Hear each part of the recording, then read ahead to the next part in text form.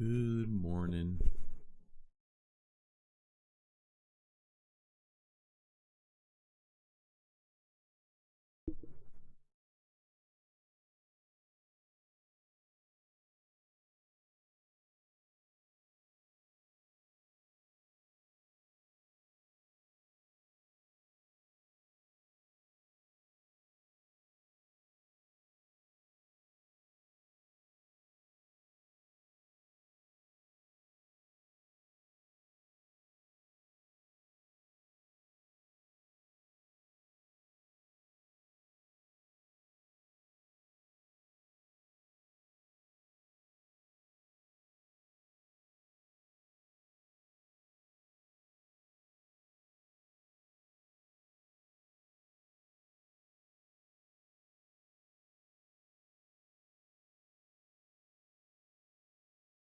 Money on fire's fitting, right?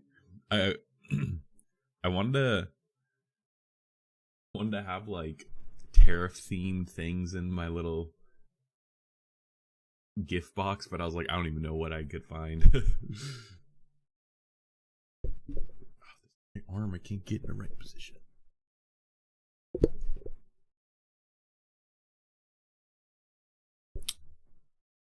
But tariff day, liberation or start of a new war.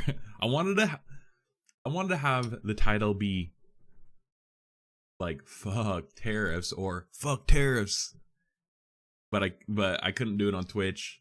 And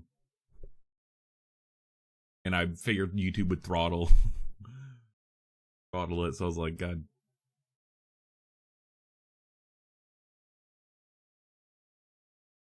We'll see. I actually stole that joke from Veep. They're like trying to count votes. It was like a super close vote count, and someone wrote on their ballot like fuck Selena Meyer, and then they needed votes, and so they're like, no, right there, that's a comma. He's like, fuck Selena Meyer. and he's like, okay, I'll give it to you. He's like, yes. But Tariff Day, I got a lot of opinion survey, some like opinion, just analysis, and some articles just about Trump's tariffs within that either today or the past like day or two. And then also have on stream we looked at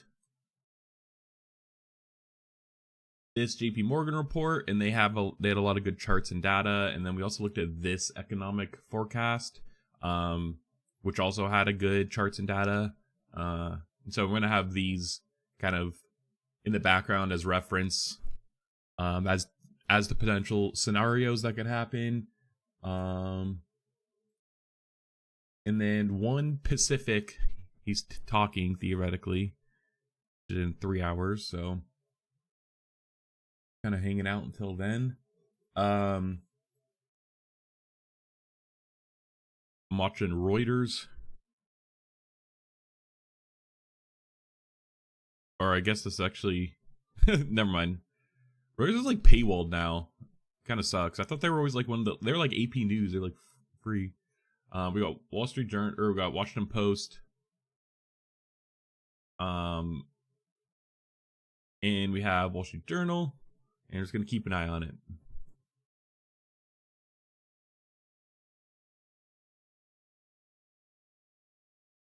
And then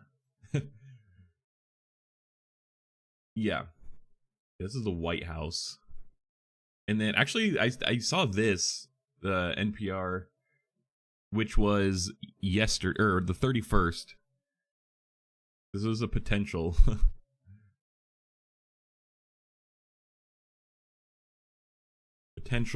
tariffs. American cheese, American butter. Wait, what? Oh, are these tariffs that they put on us? Okay, this is like not what I thought it was. Yeah, showing tariffs on American goods as you speak. Yeah. It's funny.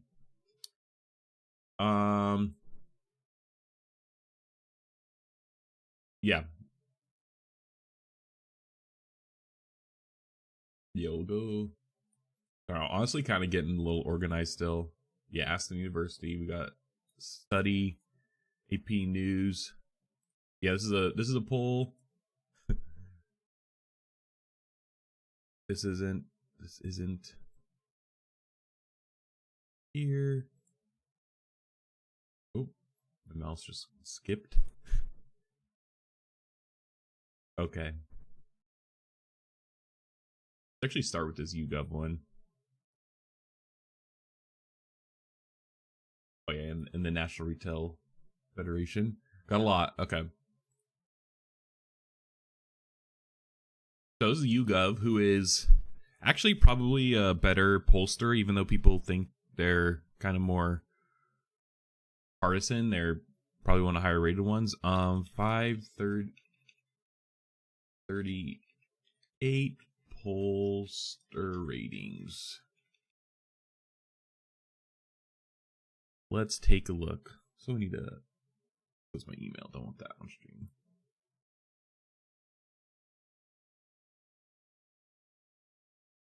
God damn it, bro. It just forwards the ABC News now. What? Did they just shut down the entire website? Bro, what the hell?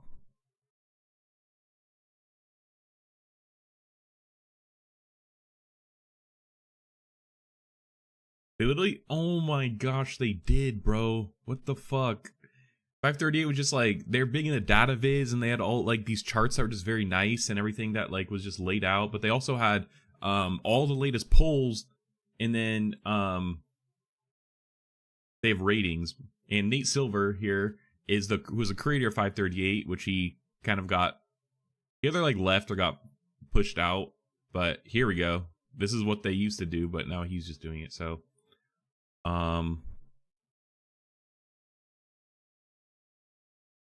YouGov's B. There we go. It does have a bias.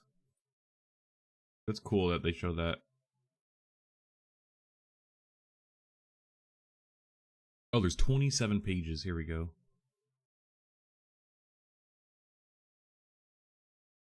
Anyways, YouGov's a higher rated pollster, so yeah, I used Ground News for a while, but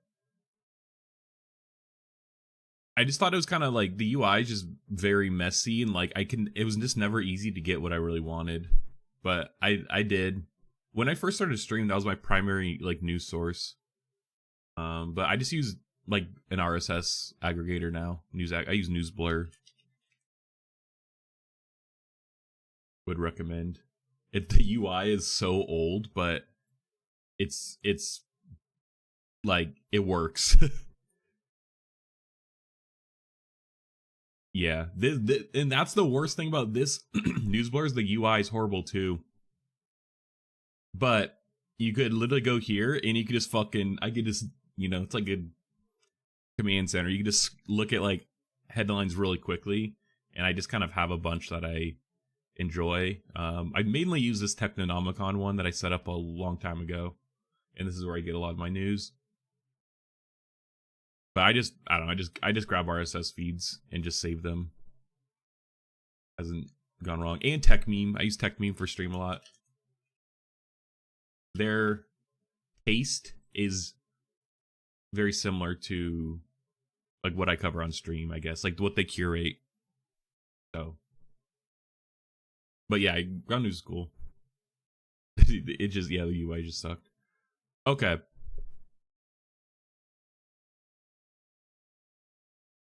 Tariffs. Trump speech. So, yeah, this is from March 1 to 4. Economist YouGov poll. I think it was primarily from the State of the Union or whatever Trump called it. Concluded fielding just before Donald Trump's address. Okay, so this is before. A joint session of Congress on March 4 found that 38% of Americans plan to watch the speech. Okay.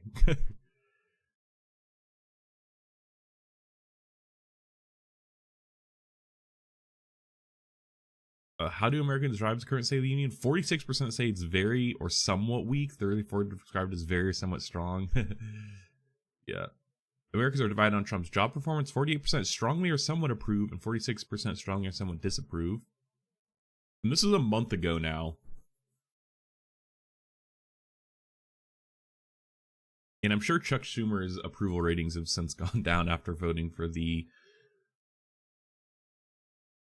Senate, or the budget bill. Okay, here we go. So it's about even. Like, literally, jobs in the economy is 44-44. Inflation and prices is slightly worse. And then pretty much down from there. More Americans think the country's standing in the world has worsened since Trump became president than it has improved, 43-38. Compared to the start of Trump's first term on April 2017, more Americans now say the country's standing has improved following the start of his second term. That's good. I mean, that's people admitting Biden did something right. Just kidding. The share of Republicans who believe America's standing improved since the start of Trump's second term is 15 percentage points higher than the share who said so after the start of his first term. At the start of Biden's term, April 2020, were more positive. 39% said standing had improved since he took office, while 32% said he had worsened. Yeah, but I'm sure by the end of Biden's term, it was way worse. More Americans now say the economy has worsened since Trump took office in his second term than said so in April 2017 about his first term up to that point.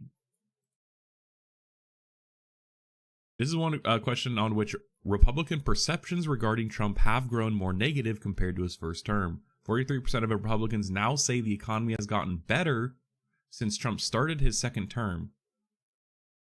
That's kind of where I was talking about yesterday, where it's like sometimes the political parties, like whenever your political party's president is elected, like you just perceive that, you know, the economy is doing better or whatever just because you have someone who you agree with or voted for in office, even though like conditions might just be the same, not even necessarily better or worse. Like nothing has changed. They're like, yeah, I'm doing way better. It's like, this kind of seems like that's what they're saying. 43% of Republicans now say the economy's gotten better since Trump. In April 2017, 62% of Republicans believe the economy had improved after Trump took office. Well, it has gone down though. 73% of Democrats now say the economy has gotten worse compared to 39% who said so in 2017.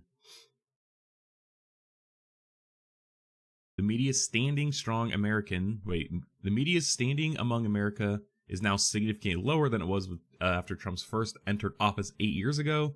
48% of Americans consider the media as an enemy or unfriendly to the American people. 29% describe it as an ally or friendly. Wow, and 37-45 respectively. Republicans really did a number on the media trust. The largest drop was among Democrats. Wow, maybe not. 52% described the media as an ally or friend compared to 76% who did 8 years ago. Yeah, fuck CNN, bro. I hate CNN now, honestly. I'm part of this group a little bit. I guess I just hate like video news, because I feel like a video, like getting your news, like watching your news is like something like completely different than like reading. Like, I feel like there's different incentives for like writing and like sharing news when on video versus potentially writing. Always hated it. Yeah. Which is interesting because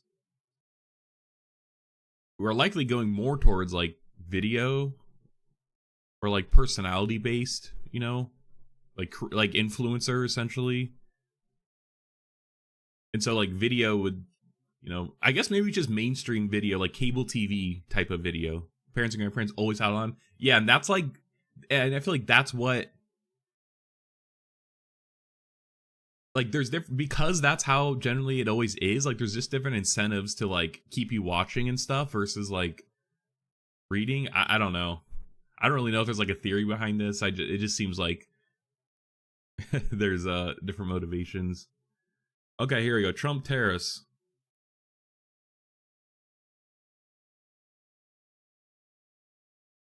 Americans are more likely to oppose than support most of Trump's recent tariffs and tariff proposals, including a 25% tariff good imported on Mexico, 38% support, 47% oppose.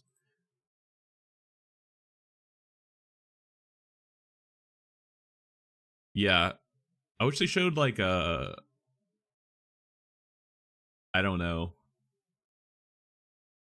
25% tariff goods on imported from Canada, or 52% opposed, 32% support. Tariff 25% tariff on steel and aluminum imports in the U.S. 35% versus 46. 25% tariff goods on import from Europe. 33 versus 49. People are much more partial to Canada. Support is higher than opposition for opposing a 10% tariff on goods imported from China. Wow. This, and arguably this is the one that would probably hit us the most, because that's where like most people's buying all their shit from. Most Amazon shit is probably like straight from China, like the Temu stuff, like all the like trippy crap, like. And now that they don't qualify for that, like under $800, like you're exempt from tariffs or whatever, like. Oh, they actually have it by political party.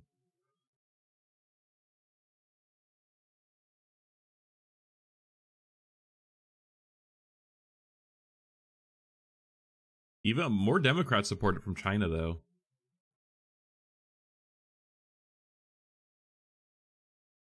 Okay, they do say I'm not sure.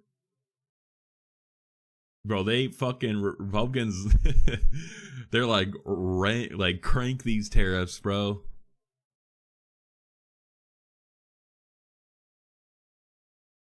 It's interesting because, yeah, like Democrats are just bringing the numbers down. Like, I would say Republicans like not overwhelmingly support, but like they definitely seem to support it. Who ultimately bears costs of tariffs on foreign imports? Far more Americans believe costs are mostly borne by the companies and people in the U.S. than companies and people in countries exporting products. Because that's, I think, generally what it is. Most Democrats expect the U.S. to bear most costs. Republicans are divided. 39% the U.S. will, and 40% think exporting countries will. Wow. Straight down the middle.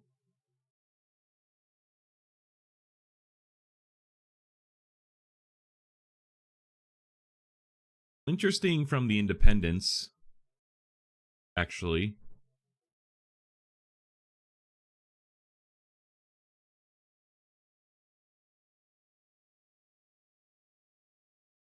Which is fitting, actually.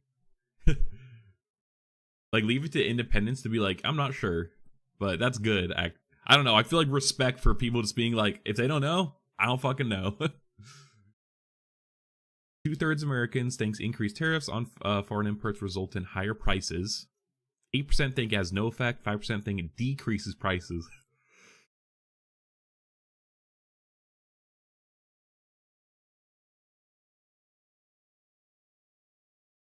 Wait, how does this logic play out? So if you think that the prices are going to be higher,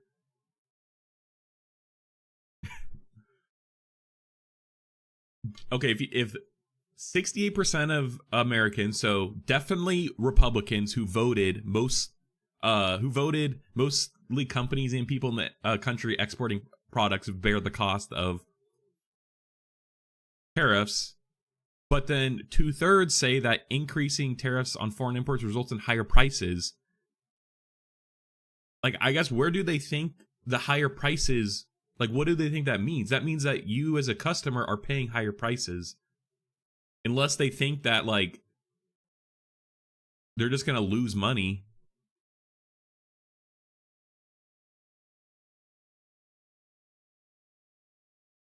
1 in 5 Americans say they have or plan to make purchases because they expect prices will increase as a result of recent tariffs. 27% Democrats, 60% Republicans.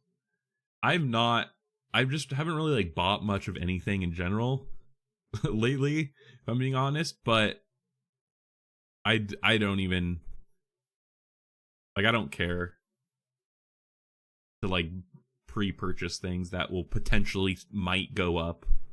I don't know.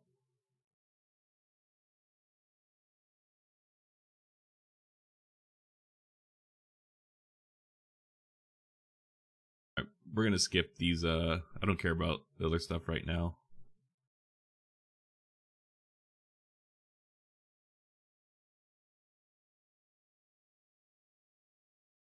Yeah, the fucking anti-vax one is kind of spooky because like that has like direct effects on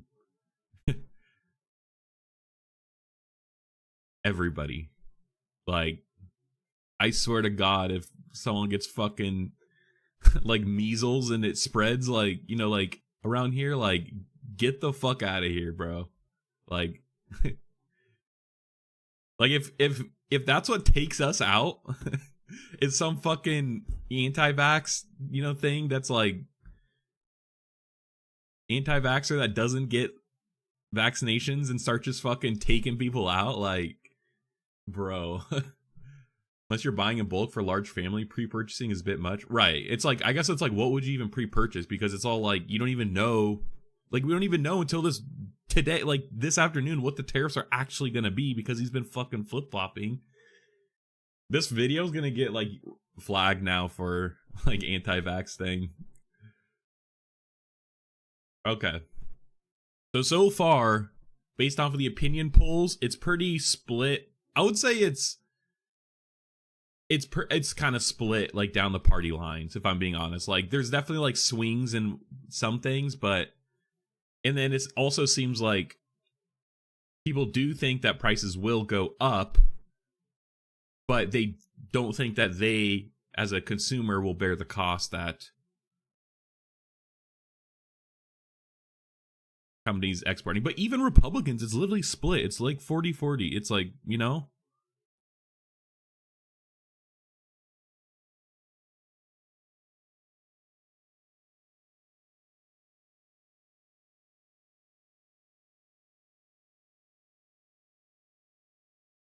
oh, I honestly, I also totally misinterpreted this because I think if we're looking at this, then yeah.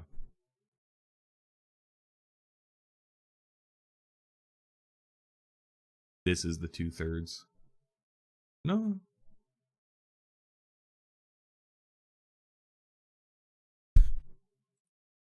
Okay, you could download the data. It's cool. Called denial. Yeah. Okay, here's the National Retail Federation.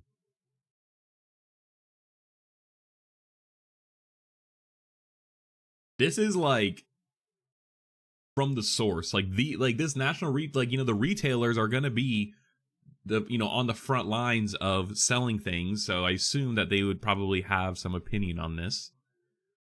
This was also 3 days ago. This is Monday. How voters really feel about the 2025 tariffs. Top line findings, executive summary.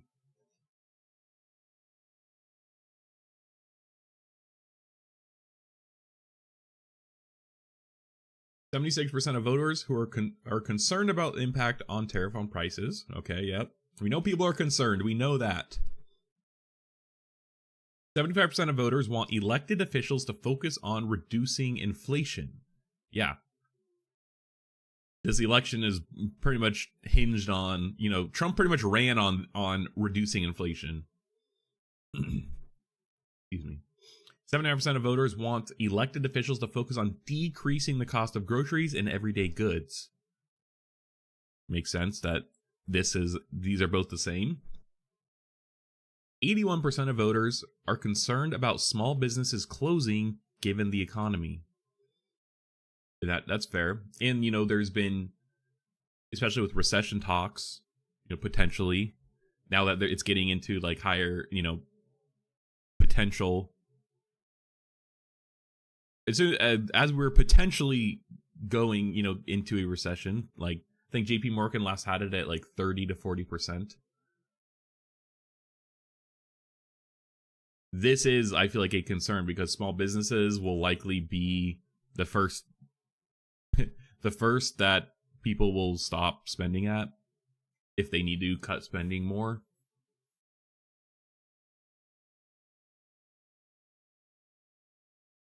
Majority of voters say that small businesses are critical to the economy and the US should not implement tariffs if they raise the cost of running a small business.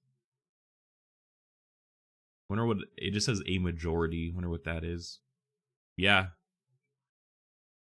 I think that's also a very American thing, like having a business, running a small business. Like, I mean, I think that, it's probably in the government's best interest to protect at least some of them. Voters are more concerned about the impact on prices from imposing tariffs on U.S. neighbors and allies such as Canada, Mexico, and Europe. It's interesting seeing opinion on, like, in the last survey, the YouGov one, people clearly favored Canada over Mexico and Europe. So this is like the ranking. It's interesting about Europe. I would want Europe to be our partner more than, I mean, like Canada and Mexico we share a border with, so like obviously, but realistically, like Europe just has more like to bring to the table. It's like we're better allies. Like they're across, on a different land mass. Like I feel like that's important, even though it's far away. Voters feel most strongly about tariffs on Canada. Half, 40% of voters oppose tariffs on Canada, compared with just 39% who support. A wider margin compared to other countries.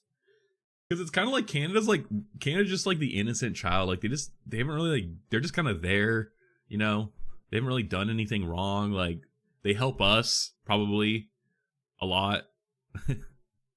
I don't know. Yeah, 39% support it. Yeah, I mean, those are probably just the hardcore, like, Republican. Like, they're this. Like, it's actually, it's probably this group right here. They're like, yeah, let's make Canada pay for it. Also, I'm wearing my Live Free or Die shirt today. My New Hampshire shirt, because fuck taxes. Tariffs just another tax.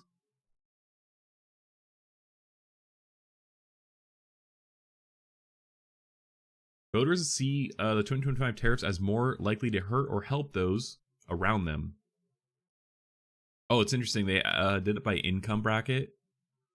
Negative, no impact, positive impact. Yeah.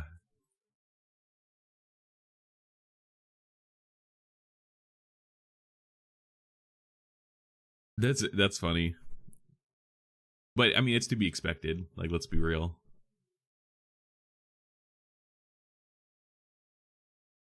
This positive impact is so crazy. It's like weirdly consistent.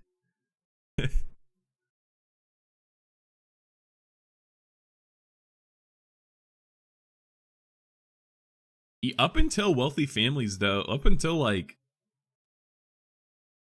here, it's honestly like kind of the same too. This is actually interesting.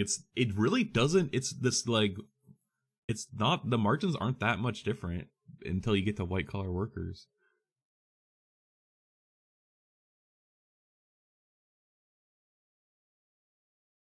Percent of registered voters who say tariffs. Yeah, okay.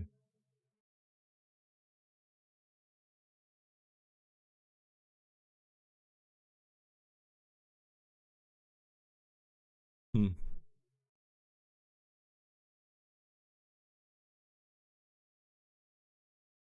Yeah, in addition to the cost of higher prices on critical items needed for themselves and their families, more than half, 56% of voters, also believe the 2025 tariffs will raise the cost of goods and services for small businesses. Small businesses act as the lifeblood of local communities. 88% of registered voters say that small businesses play an important role in their local community. More than those that say the same for regional, national, or international businesses. That's interesting, and I guess it's kind of like in line. It's like the larger they are, the larger they serve, like the less impact they have locally. Yeah, that makes sense. 4 and 5, 81% of U.S. voters are very or somewhat concerned about small businesses in their community. Closing, given the current economy, industries like retail, makes sense. National Retail Federation, where 99% of businesses have fewer than 50 employees. That's crazy. Yeah. Think about like your local gift shop or like clothing store, like boutique. Like it's just a few people. And like likely they, are importing their stuff, or they get it from a wholesaler who imports it, and like those costs will probably go up, especially like clothes. Assuming that they're from China.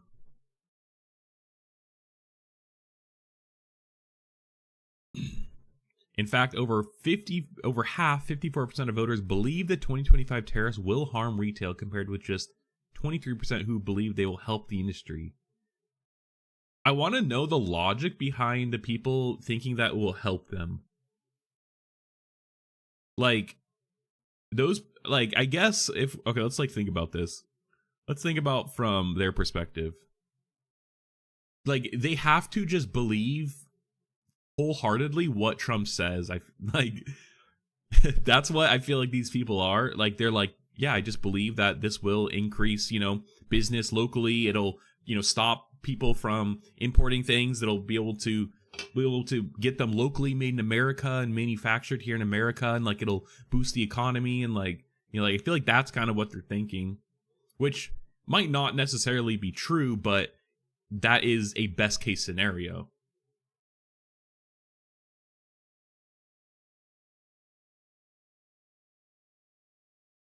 I actually feel like these are just more so odds of it going forward. Okay, actually, wait, let's look at the fucking betting markets. What are we doing?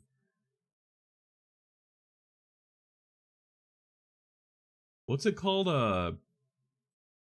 Poly market? There's like one other one. People who support don't understand the economic ramification of tariffs. Tariffs support it. Yeah, I mean, but then we should just say I don't know. That's why I have respect for people who like are just like I don't know. Like I don't know if it will. It's like, they admitted that they're not sure. Okay, here we go. We got two tariffs. We got two tariff bets. What will Trump say? Billion 10 times, 67% chance. Can we bet, or like, are Americans allowed on these, or?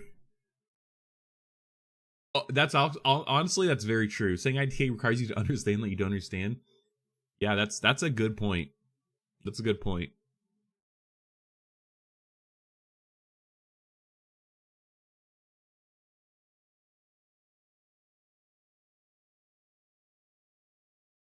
What's the highest?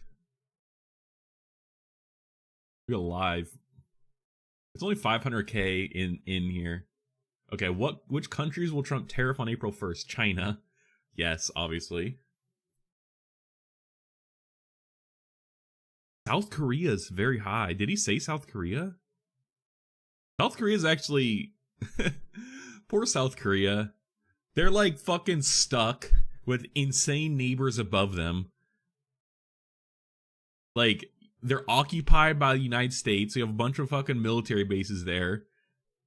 Their politics are like, their politicians that they elect are somehow, every next one is crazier than the last. They're getting fucking tariffs out the, wahoo. Oh, it just went up. It just went up 1%. They're getting tariffed now. They're like, bro, we just want a break. It's interesting that India has the highest volume outside of Germany.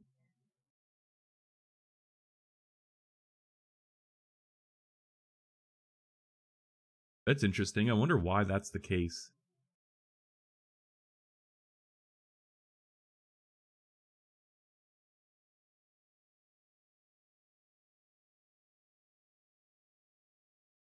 Powered by perplexity. It's kind of cool. Okay, I don't actually care that much. What's that like? Kalshi? Kalshi? Yeah. This one. This is one where like the CEO's like house got raided or something, right? Trump tariffs. He also requires fucking humility. Yeah. We're lacking that though in America now.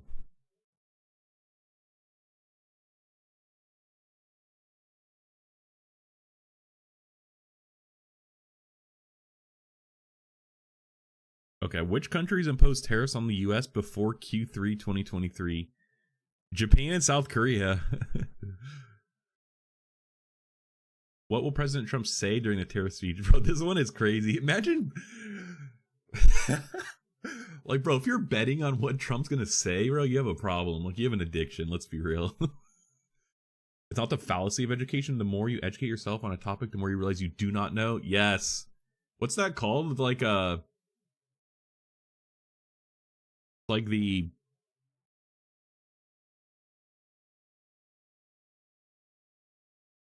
yeah, cocky motherfuckers when it has his GED. Yeah.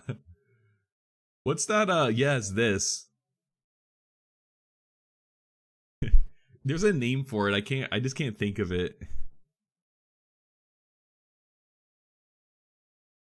It's like Dunning-Kruger effect. Yes, thank you. But yeah, this is like how this is how it plays out. It's like I can't even think of it how with tariffs, but yeah, it's like I don't know what tariffs are. It's like I don't know what tariffs are, or like what tariffs, something like that.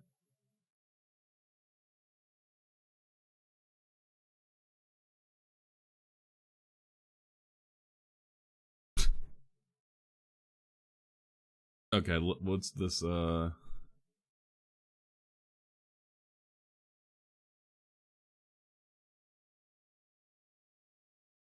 Okay, wait. Let's compare the betting markets.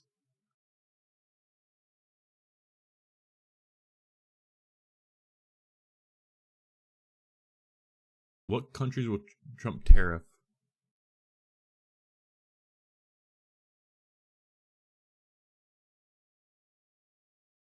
I wish you could sort by chance. India's up there again. Has he been talking about tariff in India? Bro, poor Japan too. Like Japan and South Korea are like loyal American uh especially Japan. Japan holds like the most American debt, I'm pretty sure. Like they're just loyal American allies and they're just getting fucked. Okay. Keep an eye on this. Keep an eye on these two right here. Which countries will tariff? 91%. It's only 80% on Kalshi. What's the volume though? This is only 53,000 total. This is like 500k. Polymarket's way has more data, so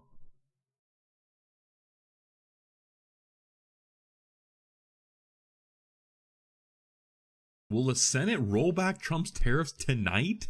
Can they even do that?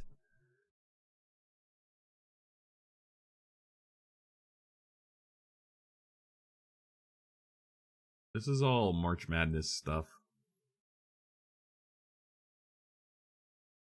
Oh, here's this one. Tesla. Okay. Alright, let's just continue. The fiscal, economic, and distributional effects of 20% tariffs on China and 25% tariffs on Canada and Mexico.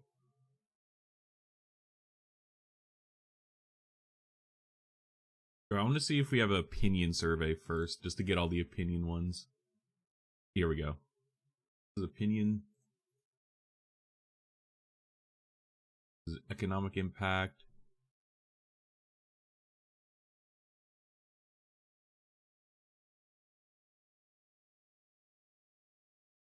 Check the updates. Oh, Zuckerberg. Oh boy, there's a bet. I swear there's a bet about a CEO being there, wasn't there? Maybe I just read that somewhere. Maybe I read that. Dang it. Got all excited. Isn't Congress technically a body responsible for tariffs, but it's been handed over to executive for decades? I don't know, actually.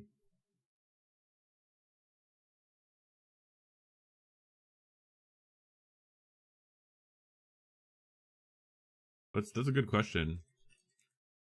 Let's find out. Here we go. I don't, Brookings Institute, I've heard both good and bad things about. They're like left leaning in general. Like I think the dude who heads it's like ex Bill Clinton. So like I don't know. Their data seems good, but sometimes I'm like, I don't know which of these places to trust. In recent years, President Trump and Biden exercised an aggressive level of executive authority to raise tariffs on imported goods. Most of these tariffs have been implemented under broad authority delegated by Congress to combat unfair practices or national security. As a result, tariff revenue share of total tax receipts peaked in 2019 over the last 80 years, surpassing levels not seen since the mid-1970s. President-elect Trump has proposed to push his authority even further by imposing broad-based tariffs on imported goods. Okay. That like briefly answered it.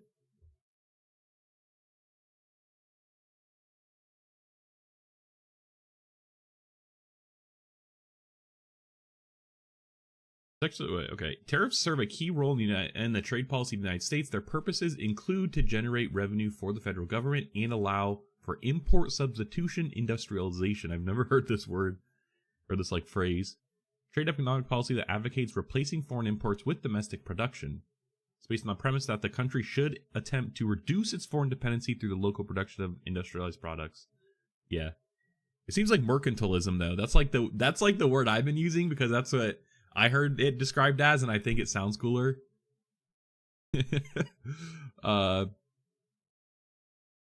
It sounds more ominous. The term primarily refers to 20th century development economic policies that has been advocated since the 18th century by economists Frederick List and Alexander Hamilton. Bro, we're getting back to the OGs.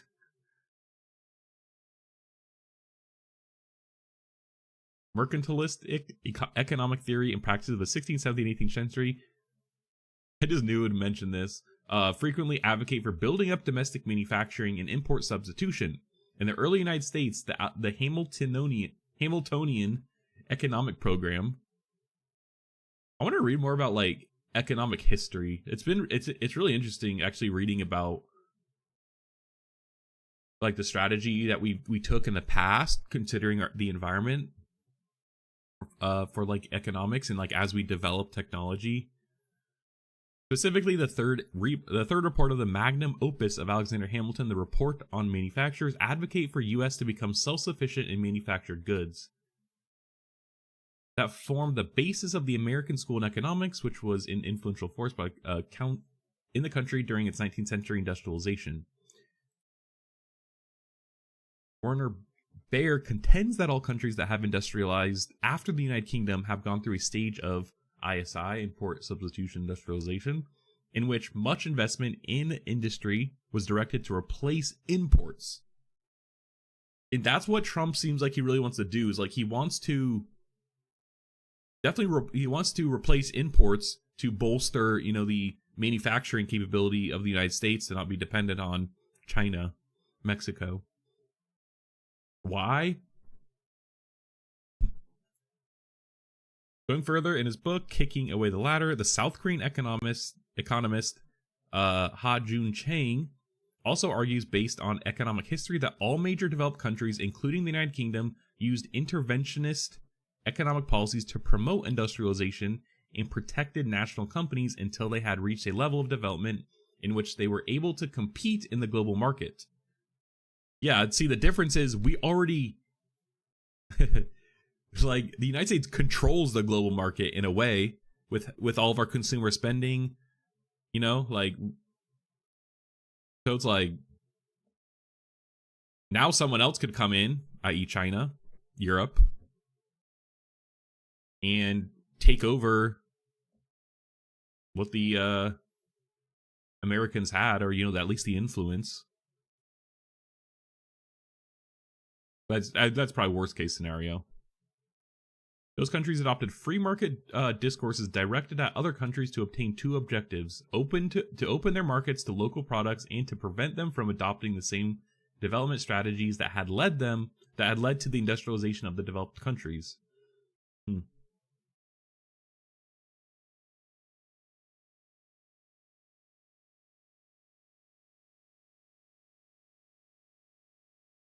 Wait, this seems relevant too here, and then we'll jump back.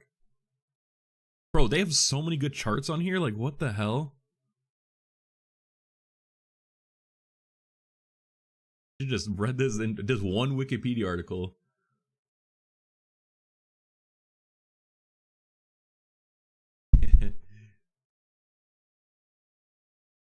Yeah. This only goes up to 2015, but it did say that it peaked in 2019 with Joe Biden.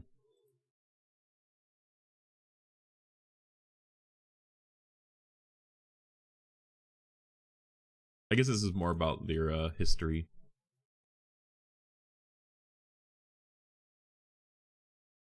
But like, bro, we're going back to the early 1900s. Okay, wait, we were talking about who controls tariffs. I mean, he's just he's a pathological liar. He just does what he wants. He pretty much just wants favors for himself. That's what I take him as. Yeah, he typical like out of touch billionaire who, you know, people somehow he's somehow convinced, you know, these people to vote for. I don't know. Pretty much like what Europe says is probably true. Like, whatever Europeans think is probably true. I'll just say that, you know. So, I don't know.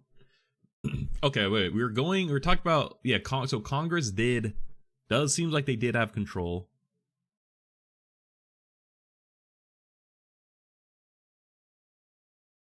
Tariffs were one of the pillars of the American system that allowed the rapid development of the industrialization of the United States. Yeah, that's what we kind of just covered, how we used tariffs as protectionist until we could compete, so we could build up our industrial base, and then we could compete on a global scale. The United States pursued a protectionist policy from the beginning of the 19th century to the middle of the 20th century. Between 1861 and 1933, they had one of the highest average tariffs on manufactured imports in the world. After 1942, the U.S. began to promote worldwide free trade. Yeah, bro, like the people who are just like, I hate free trade. It's like, bro, what? Come on. After the 2016 presidential election, the United States increased trade protectionism. Yeah, and this is the first Trump term. According to Dartmouth economist Douglas Irwin, tariffs have served three primary purposes: to raise revenue for the government, restrict imports, and protect domestic producers from foreign competition, and to reach reciprocity agreements that reduce trade barriers. I mean, the nice thing is that because of Trump, we Europeans are unknitting again, which is or uniting again, which is awesome. Yeah, right. I know. It was like a week or so ago, we covered a story on how Europe is bolstering their tech industry because they don't want to be reliant on American big tech, because you don't really trust American big tech, as you probably shouldn't. And so it's like, yeah, like, you know, that is, you know, that is probably one of the downsides of these tariffs that Trump and Trump's administration didn't really expect, is one, to people to retaliate much more, and two, that it's also going to make countries not want to be reliant on the United States, and so they're going to find either other alternatives to the United States for what they need, or they're just gonna build their own manufacturing base or base for what America is cutting them off of, which is what America's doing. So it's like, yeah, so I think, you know, like I'm happy that, like, you know, these countries are like, yeah, like, let's build up our own base, but sucks for American economy, but this is what people voted for. I keep saying, people vote for Trump. He's doing what he said he would do. World War III is going to be crazy. 3 different sides: USA, Europe, and Asia triangle. Russia, China, North Korea. Yeah. Yeah.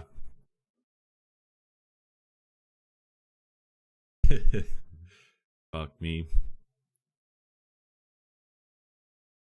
Well, arguably, I did hear something where it's like, we are arguably already at war. We have a trade war going on. We have, yeah, obviously, let's hope it doesn't happen. We have trade war. We have cyber war. You know, they're literally like, North Korea's fucking doing all kinds of shit. China's on the offensive. They're doing stuff. We just don't have like a gun, you know, boots on the ground, like a shooting war necessarily. Like we do drone strikes and shit in like the Middle East and all that kind of stuff. You know, we do have a shooting war with Ukraine and Russia, which is in a way kind of a proxy war for like the two sides, but yeah. As in Austria, I'm chilling because we're neutral. Like, so it's like, yeah, oh, you're in Austria? Yeah, Austria? Yeah, bro. Yeah, you guys are you're chilling.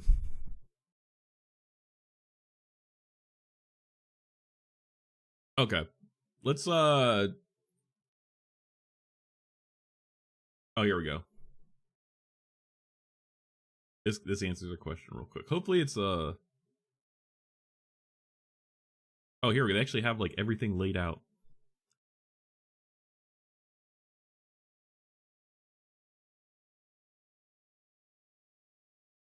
Which they had dates though. So U.S. Reciprocal Trade Act, House Resolution 765. President can unilaterally impose tariffs and negotiate trade.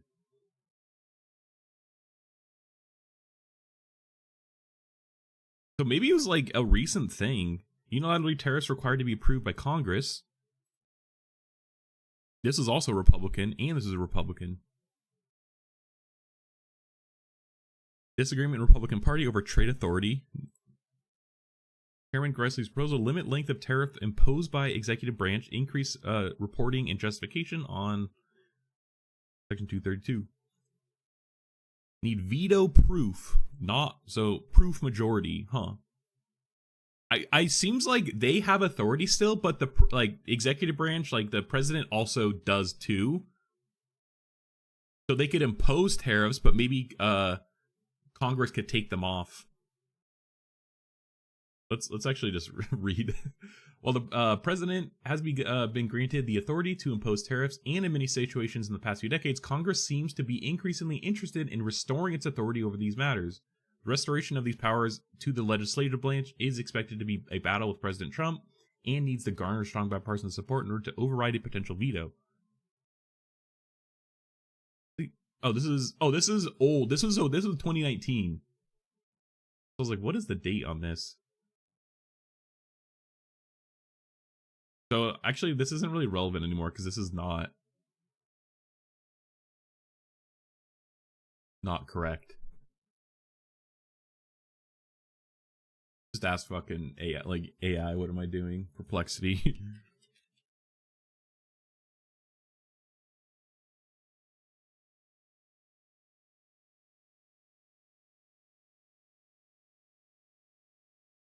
Let's say who controls imposing and also removing tariffs. All right, let that run. Here we go. Okay, Reuters has one. All right.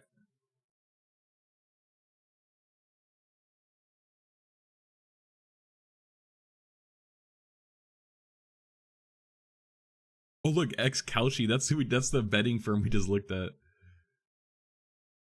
It doesn't really go into detail.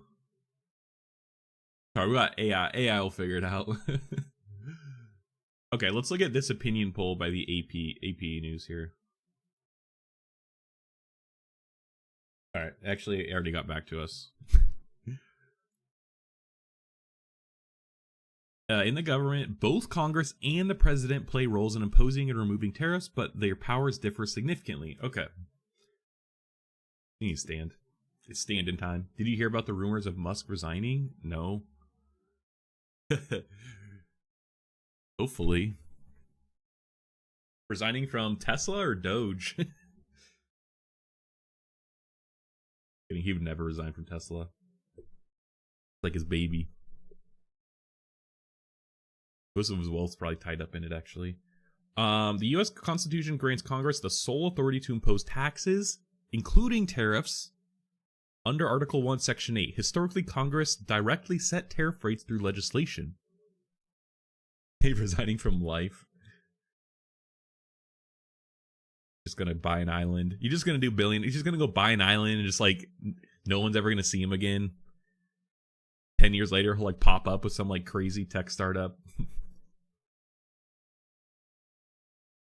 Okay, so Congress through the legislation, over time, Congress has delegated some of its tariff-setting powers to the executive branch through various laws, such as Reciprocal Trade Agreement Act of 1934 and the Trade Expansion Act of 1962. These allow the president to adjust tariffs under specific conditions, such as threats to national security and unfair trade practices. The president has significant discretion to impose tariffs under delegated powers. Section 232 of the Trade Expansion Act allows the president to impose tariffs if imports threaten national security. Section 301 of the Trade Act of 1974 enables tariffs in response to foreign practices that harm U.S. commerce. Like, these are easy to argue, though. Like, yeah, national security, like, that's already what Trump's arguing.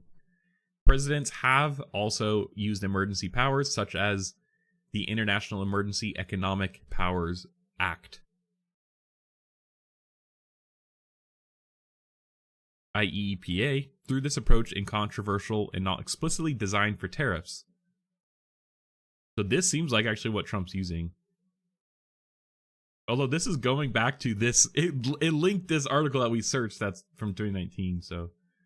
Once imposed by the executive branch, tariffs can remain in place unless Congress act to revoke them or are challenged successfully in court. Alright, so this answers the question. Bro, we actually went to this, but maybe we should just... Bro, it's so long, though. That's why I'm like... While Congress retains ultimate constitutional authority over tariffs, it has found it difficult to reclaim power due to political polarization and presidential vetoes. Recent legislative efforts aim to require congressional approval for certain executive-imposed tariffs, but these proposals have not yet succeeded. Judicial review provides a potential check for on executive tariffs. Okay, but courts have often upheld presidential authority under existing laws.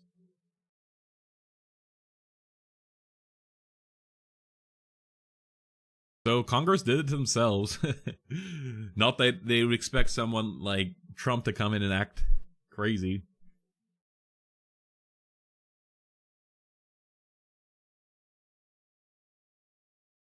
Okay, so it seems like Congress could remove them, but likely Trump will probably challenge it in court. But ultimately, it's still up to the president.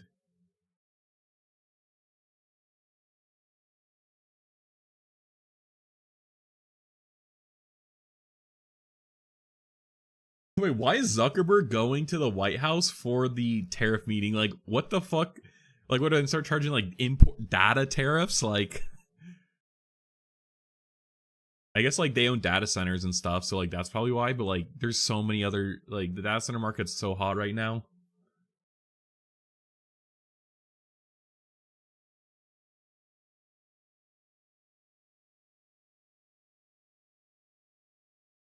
Okay. Trump is stronger on immigration and weaker on trade. AP Nork poll founds. Half of U.S. adults approve of Trump's approach to immigration. Ooh, excuse me. It's actually interesting that like immigration is one thing that both like Democrats and Republicans like actually support.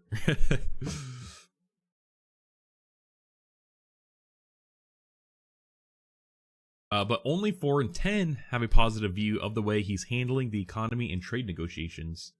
Poll indicates that many Americans are still on board with Trump's efforts to ramp up deportations and restrict immigrations, but it also suggests that Republican presidents' threats to impose tariffs, which have been accompanied by tumbling consumer confidence and wild stock market swings, might erase his advantage on other issues that he made central to winning his 2024 campaign. This was Monday. Yeah. The economy was a drag on then President Joe Biden, who saw shares of Americans who approved of his handling of the economy fall to a low of roughly 3 in 10 in 2023. Trump drew considerable strength in November from voters who prioritized the economy just before he took off in January. Poll found that few Americans had high confidence that he'd make progress on lowering prices in his first year. Yeah, but like, okay, literally giving Trump the benefit of the doubt, like to lower prices like this in 1 year is pretty aggressive. Immigration is easy pill for the population to swallow, so that makes sense. Where their bipartisan support only affects marginalized populations, tariffs affect everyone. Yeah, no, true. True. I mean, but that's kind of the strategy that Republicans take is they use social issues like immigration to fire people up because it's like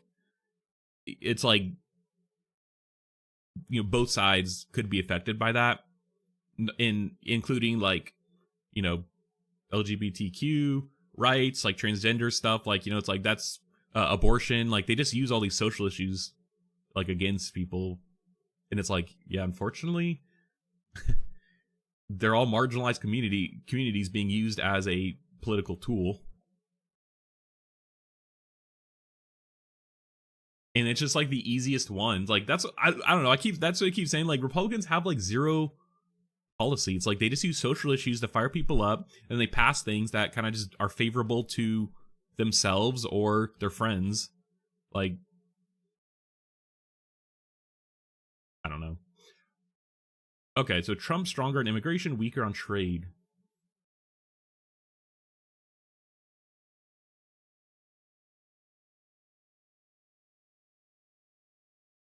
Yeah, trade negotiations with other countries. That's interesting because this is also from 2024. A 4% margin of error seems high, though.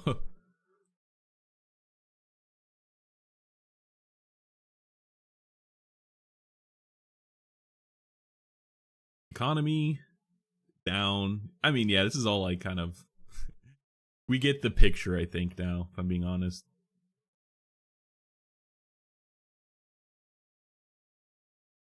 Okay, see now we can get into like economic models and forecasts. Because this is where we could see potential outcomes based off of what Trump could do.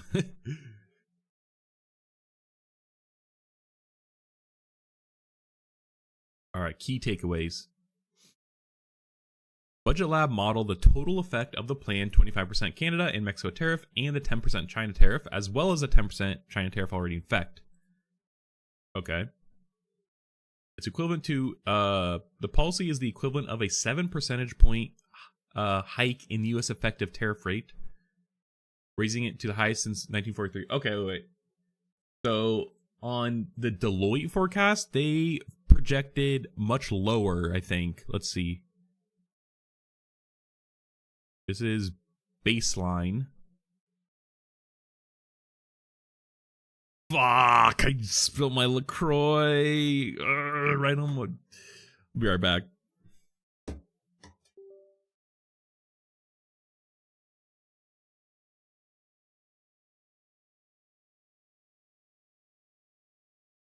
God damn it.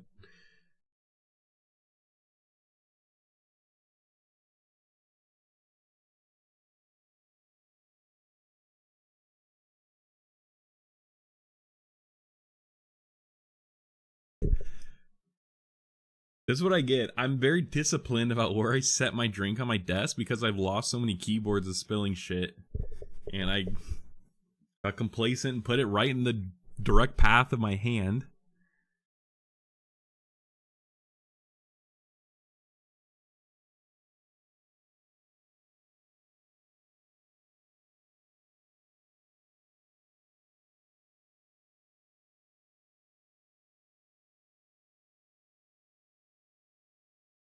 Gonna get.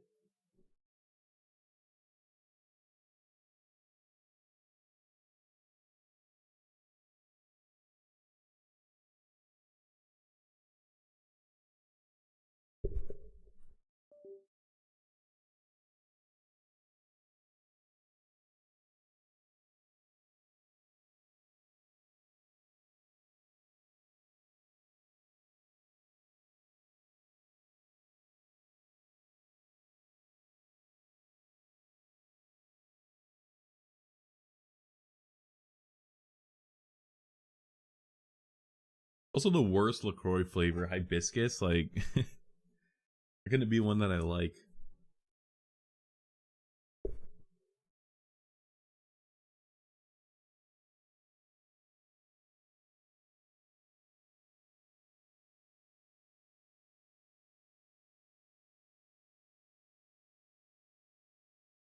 Alright, we're back.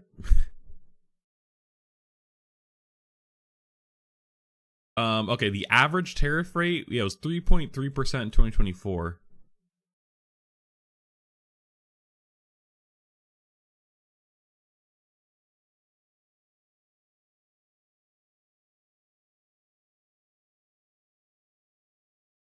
Yeah, and like, okay.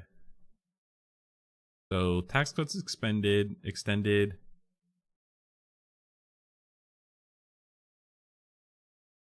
Okay, so theirs is 10 percentage points. So it's actually higher than theirs, but this is on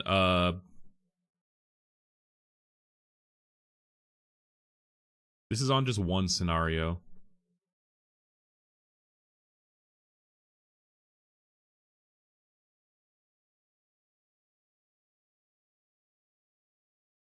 Price of level increase by 1 to 1.2%, the equivalent of an average household income of loss of $1,600 to $2,224. I read something else that said about $1,200 on the like lower end. Real GDP growth is 0.6% lower in 2025. In the long run, the U.S. economy is persistently 0.3 to 0.4% smaller. $80 to $110 billion annually. That's like not that much, if I'm being honest. But it's also like not growing, so I guess. Tariff to date raise 1.4 to 1.5 trillion over 2026 to 2035. Conventionally scored, and 300 to 360 billion less if dynamic revenue effects are taken into account. And that compares to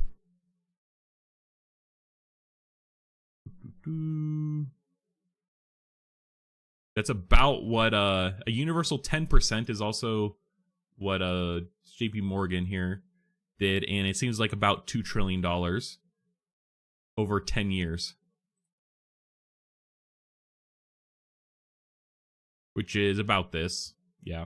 This is a little lower, seems like. But they have 7 percentage point forecast, whereas this was 10, so that makes sense. Tariffs are regressive taxes. Losses for households at the bottom of the income distribution would range between $900 and $1,100.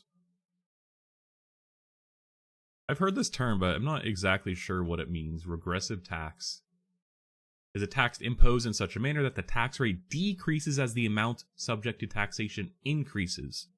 Regressive describes a distribution effect on income or expenditure, referring to the way the rate of progress from high to low, so that the average tax rate exceeds the marginal tax rate.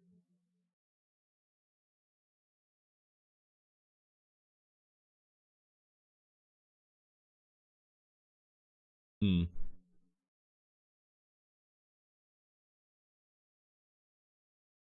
need to see an example. I mean, I guess tariffs, but Tariffs are imposed on imported goods from another country. Their main purpose, besides increasing revenue, is to protect domestic industries. Since governments can use tariffs to benefit particular industries, often doing so to protect companies and jobs. For example, a tariff might be imposed on an imported good that competes with domestically produced good, making the imported good expensive and thus less attractive to consumers. Some examples include tariffs imposed on steel imported in the United States and all countries except for Canada and Mexico in April 2018 by Donald Trump. Tariffs are often considered regressive as they disproportionately burden those with lower incomes. I see. So I think it's like as tariffs go up, they disproportionately affect those who make less money. Tax rate decrease as the amount subject to taxation increases.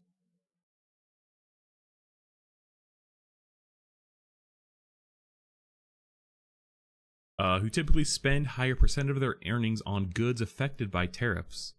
The difference of change in tax income between the lowest and top quintile is 0.2%. Oh, okay. This was written in 2024. Bro, the fuck? Bro, this website is weird. It makes it look like it's like at an angle.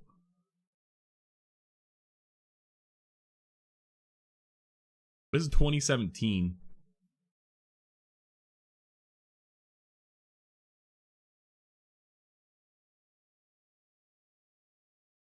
Dang. Okay. Wish I actually would have found this earlier. So it sucks, I guess, for those who are lower income or disproportionately affected, seems like.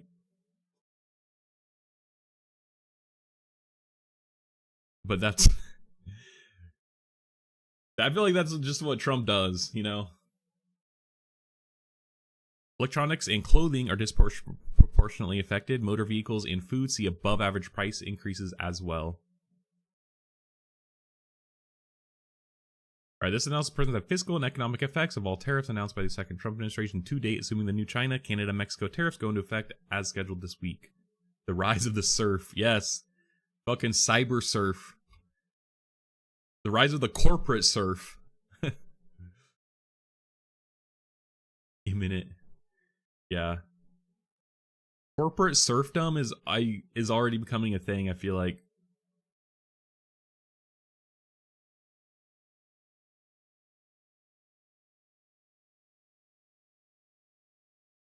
Like you know, they give you health insurance, they give you your salary, they give you food, they give you housing potentially, you know. Communes will start popping up. Corporate communes, I'm just kidding. What, like kind of people just like wanting to like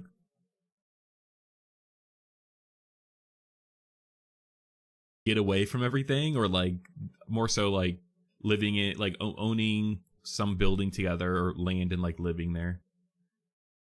I'm ready when you guys are. We'll buy the land. All right. We need a place that we need a place that is protected from fire. That's like the only thing that I could see like destroying that. It's like, okay, earthquake, sure, we could fucking survive. Maybe a tornado.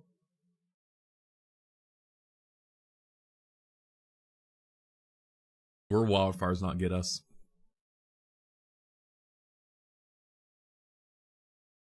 We just need to like buy some old like farmland somewhere that's like in the middle of nowhere. Yeah, yeah, Pacific Northwest. True. Too wet for fires, yeah. And the weather's way better. It's cold though.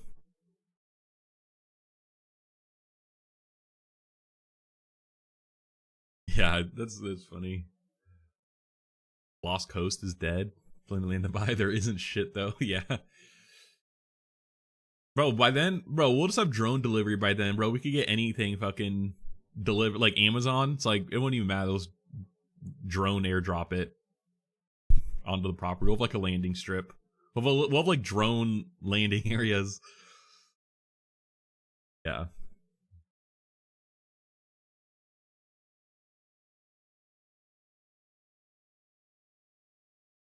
Yeah, we could use like golf carts, bro. We don't even need real cars. It defeats the purpose, though. Too risky to live off the land. Is Amazon still profiting? True. We could get a local drone. We could still get drone delivery just from local businesses. That zip line we covered on stream, they could do that. Because you could deliver packages in the drone network. That's what they actually released. So you could use a drone just to send shit, just like you would a post office. Yeah, yeah. We need a. It's like we're making a consumer refuge. Like we just get people who are just like tired of being a consumer, dealing with that shit, dealing with corporate bullshit.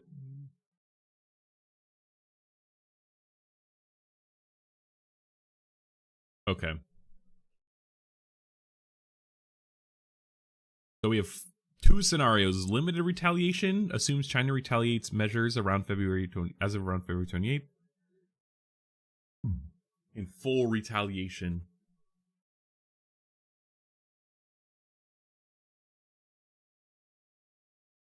Not like it's actually pretty marginal. Like 50 billion, like $60 billion in the grand scheme of things is like nothing. OpenAI just raised $40 billion, you know, like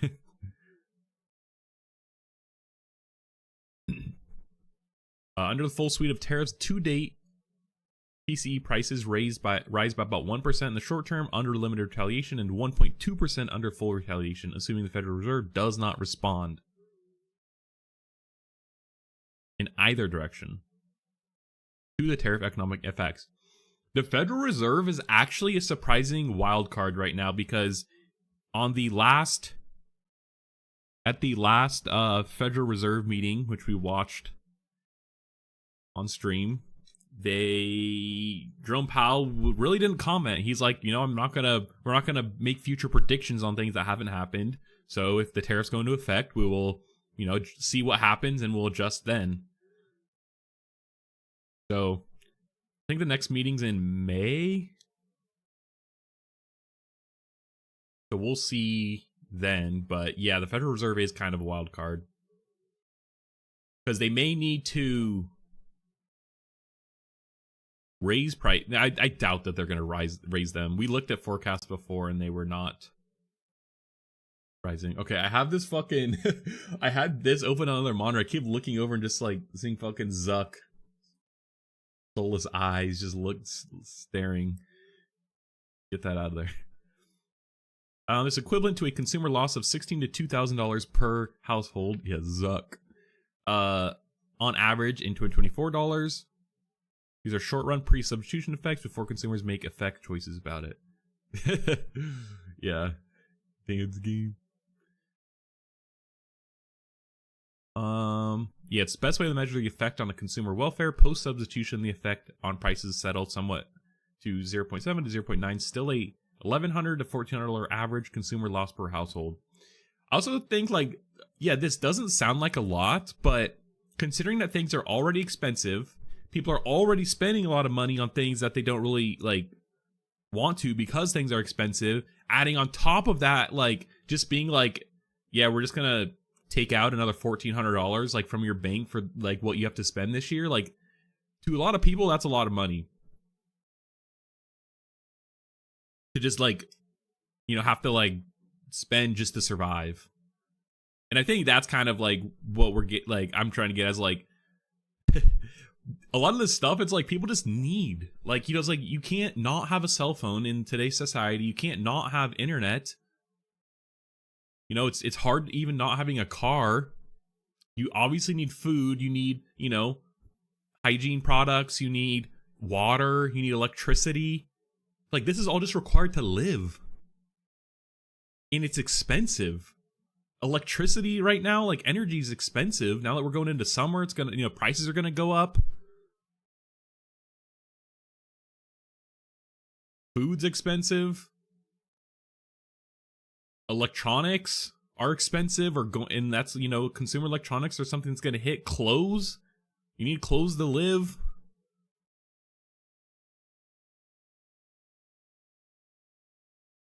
You know, it's like the standards for society are keep going up, but wages and inflation is also going up, at least staying the same. I don't know, things that it's just not making it easier, you know? Education is just, you know, we're getting into this like meritocracy, which the Republicans want because they want everything to be off of merit. But when you have things based off of merit, it becomes who could get the best merit, and it just becomes who has the most money, and like it just doesn't accomplish anything. Can't even offset with a victory garden these days.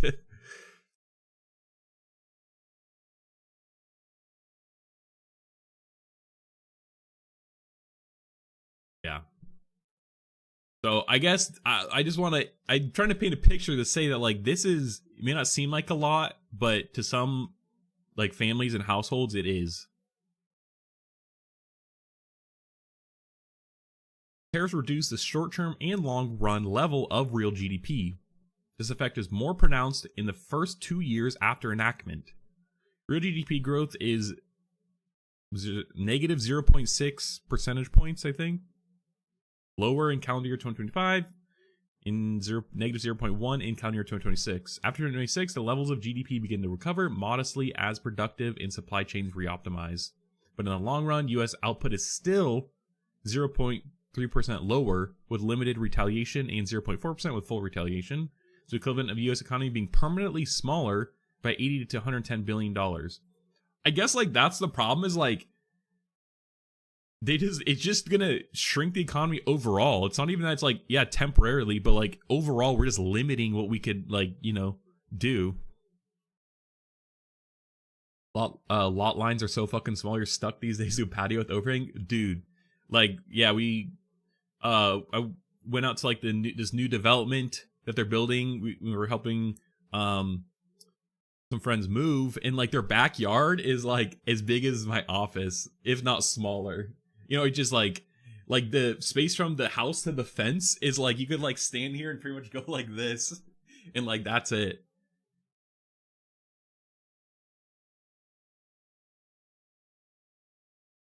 Like literally, they had a patio with an overhang, and that's it. But it's, I mean, they just want to pack in as many houses as they can.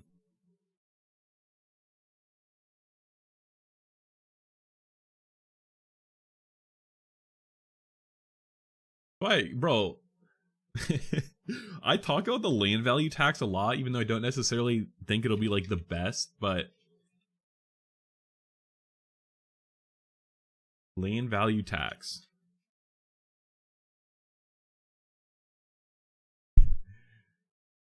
A levy on the value of land without regard to building personal property and improvements upon it. Argue that it does not cause economic efficiency, help reduce economic quality. Yeah. The tax burden falls on the landowners because the land ownership is correlated with wealth and income. The land value tax has been referred to as the perfect tax, in the economic efficiency of land value tax, and has it been accepted since the 18th century. It's more so, it's a joke. I love medium density and high density housing, but also make some single family homes that aren't 900K. Well, that's the problem is like these homes are still 900K, and you know it's like all you get is a fucking patio.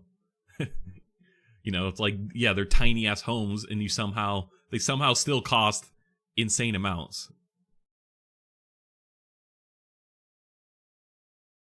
I like high density housing, but if I'm buying like a house in a suburb, I would probably not want like that. If I'm buying in the city, that's different. You're buying different experiences. Melrose tax? Oh, Melrose?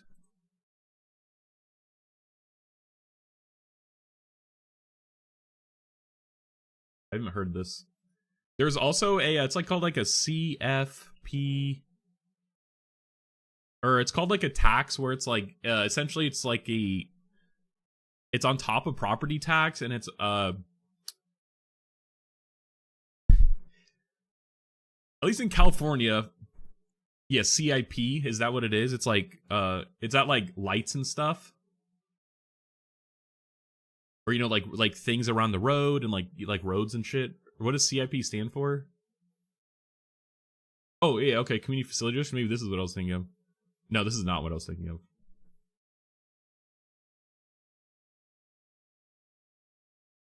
Capital improve. Oh, okay. No, this is different. I think this is it because it was relation to Prop 13 because you know, with all the boomers bought houses, their property tax is so low that now that, you know, other generations are coming in, we have to pay a higher property tax to make up for the boomers paying a low property tax, because it's not like what they pay now doesn't bring enough income in, especially for a smaller city, to like pay for stuff. And so yeah, I think it's like, yeah, they have these like CFDs, which is like a tax to pay for, like, to keep the lights on and shit. But I talked to the city manager of Galt and at some fundraiser event, and I was just like asking about like taxes and like how it works, like how they get money, and like, you know, just, I don't know, the dynamic, I guess. And he was like, he kind of just like spilled it all. It seems like that's what this is. I've never heard it. I've never actually like read about it though. Special district established by local governments in California as means of obtaining additional public funding. Counties, cities, and special districts, joint power authorities, and school districts in California use these financing districts to pay for public works and some public services. Okay, yeah. No, well, I guess land value is just based off of the land's value. So it's like, yeah, if you want to build something in the middle of nowhere, like, that land is just not that valuable because, like, of its location. Cities will get funding through other fees as well, but this is a big tool used. Yeah, dang. So like, this is like, if Bill Gates wants to build a single family home in downtown LA, go ahead. But because you're not using the land as efficient as you can in a place where, you know, there's skyscrapers that are using it much more efficient, you're going to pay a shit ton of tax to make up for not using the land as efficient as you can. Water service fees, construction fees.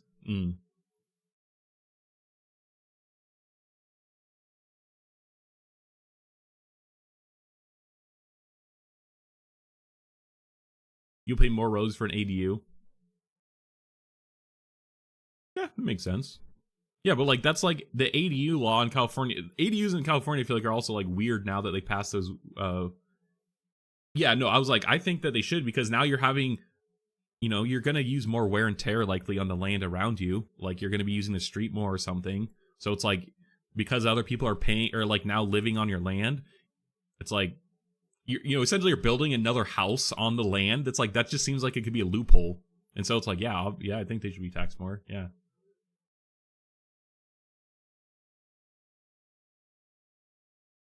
Actually, in this case, they would actually probably be taxed less because they're using the land more efficiently.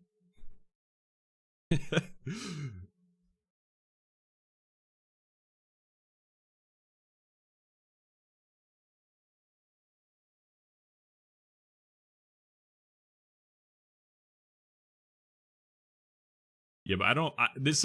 We talked about regressive tax. I think progressive tax now is the opposite. I don't know taxes. Also, like, I'm just like, yeah, no, no, yeah, I'm just talking about this land value tax here.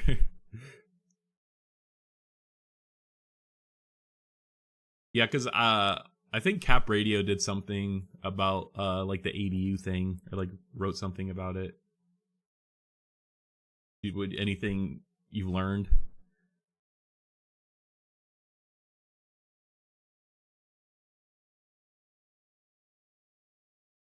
11:18, bro. We still got 2 hours until the tag or until the thing. I'm honestly might cover some tech news because I'm kind of getting like a little tariff overload. Basically, it isn't worth it. Like, all right, that's funny. Is it not worth it just because of the higher tax rate and stuff, or is it just because of like all the other shit that you have to do? Expensive as fuck to build, and you pay more tax unless you're in a rural setting.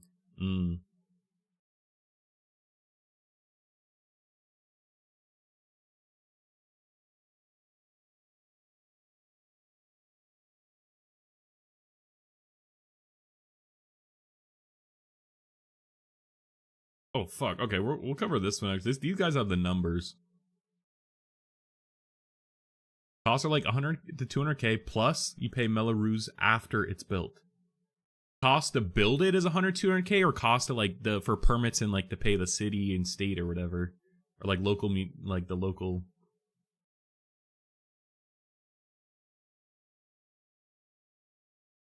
Cost to build it. Yeah, I mean at that point it's just like that's a down payment on a house. Or if you're gonna get a loan, like you get 200k more, you could just buy a full house. Like, granted, not probably the best, but permits vary wildly. Dang.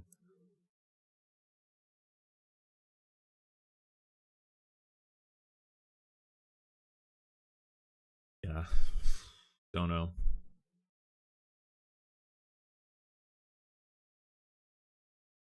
Yeah, I don't. The housing right now is insane.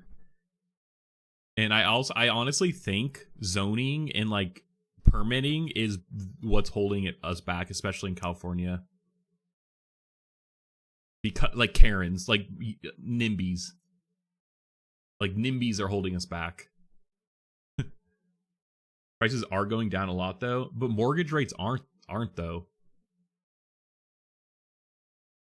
I feel like the mortgage rate is just like more of a like factor. Price is around 20-30k. That's good, but I still feel like that's still like not like it's still high.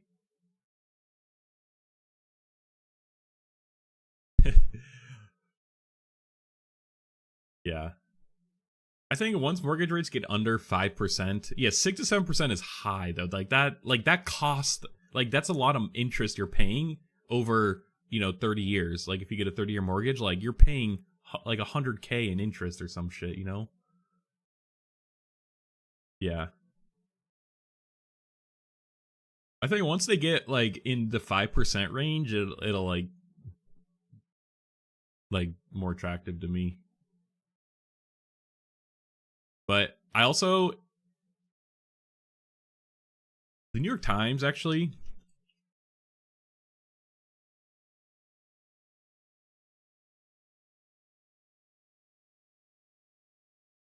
at least it's not an arm. Yeah, maybe if you go lower with your, yeah. I would never do an adjustable rate though. Oh, here we go. Yeah, they had this calculator, and it was interesting because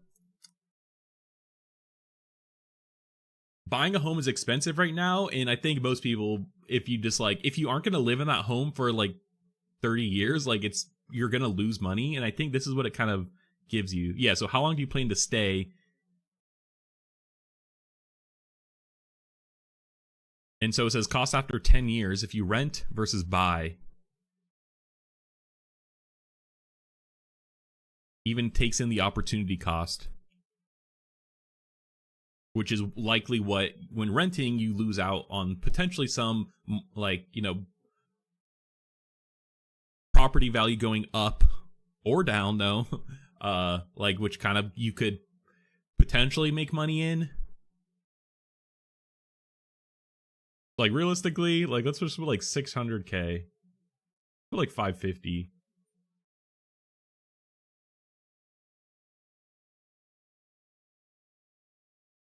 So like it only like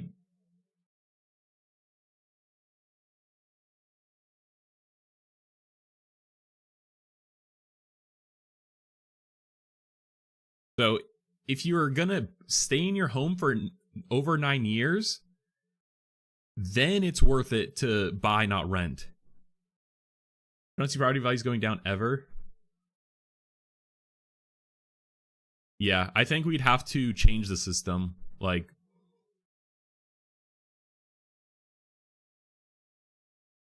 we need to, people just need to stop treating a home like an investment, and like it would pretty much solve a lot of problems, I think, because the fact that banks, like the economic system is built in a way that to treat like your home like some sort of investment, it makes it so people think like, some sort of financial bro, when it's like bro, this is like my home. Like, you know, it's like I need this to survive, to put roof over our heads for like our kids to come home and like, you know, do shit. Like, this isn't like a numbers game. It's like, you know, it's my home with, you know, it's like this is where I live. It's my livelihood.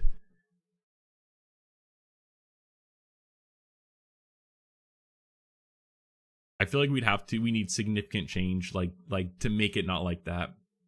Yeah, exactly. Property management should be illegal for single homes. Yeah.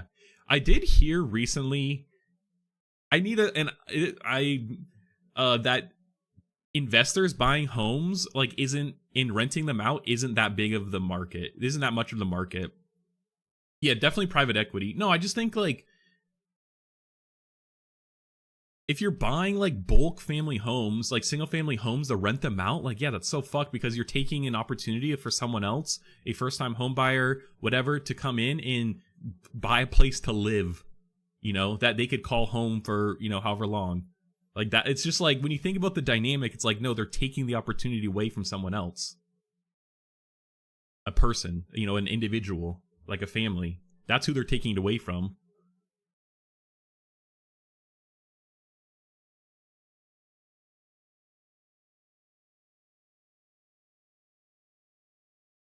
Yeah, and like even like it is okay. Like now the calculator, if you go down here, like most people are not putting $100,000 down. Let's be real. Like first time home buyer, like you're putting like 5%, you know, or some shit. And with the 7.2%, let's even lower this, like 6.7. 30 years, typical. PMI, most people need PMI too. Yeah, if your down payment's less than 20%, but like let's be real, people don't have $100,000 in the bank right now. So like PMI is gonna be high.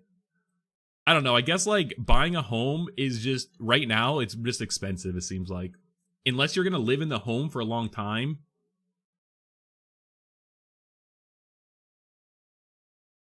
Like unless you're living in the home like past like 5 years, like it's just yeah. I don't know. It's expensive. Even with 100K down, your options aren't incredible. Yeah. Look, you can actually, this assumes a 3% home price. That's probably good. Rent growth, 3%. Investment return rate. Oh, yeah, see, this is the opportunity cost of buying a home. 4.5% investment return rate?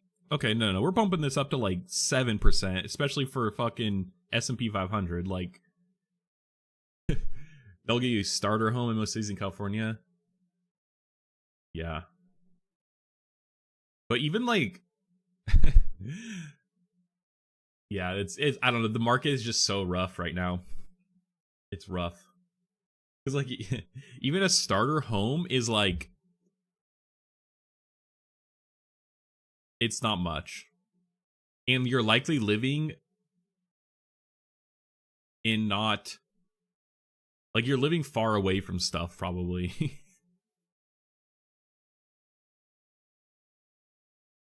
Oh, this actually assumes that it'll expire. No, actually, we should assume that it's actually will be renewed. I don't know. Yeah, so fucking I blame boomers. Let's be real. They fucking engineered the government. Sup, mom? My mom's watching YouTube chat. You crack me up. I'm looking at the numbers, alright? Boomers have the most wealth right now. They're old. You know, they've garnered the wealth. They have all the good mortgage rates. They have all the good homes. The only way to afford to buy a home is to inherit a home or inherit the money to buy one. Let's be real.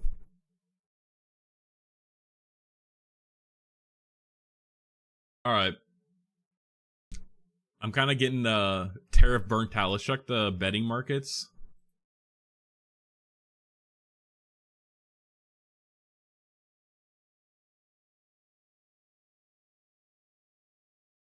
Oh, this is just a speech. I don't care. But I want to see who's going to do it on.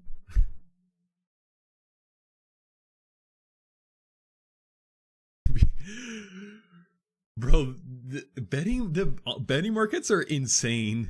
Like imagine people are spending $1 million betting on whether the Minecraft movie Rotten Tomato score will be above or below 40 or 35.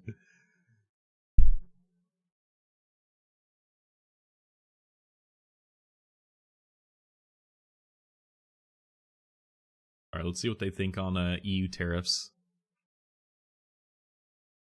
10 to 20%.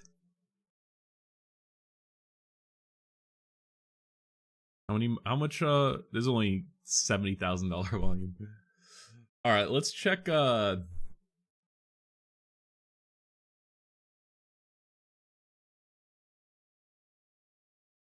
Nintendo Switch 2.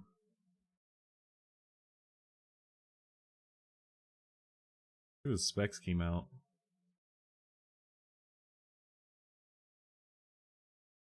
Yeah, what? Oh yeah, I wanted to cover the TikTok. This is that someone in YouTube chat mentioned if about the rumors of Elon Musk stepping down. I don't really want to cover that. Oh, stablecoin news. We've been covering stablecoins a lot. FDUSD stablecoin depeg 9% after Justin Sun raised concerns over Hong Kong-based First Digital Trust solvency. In Binance alone holds $2.2 billion worth. Wow.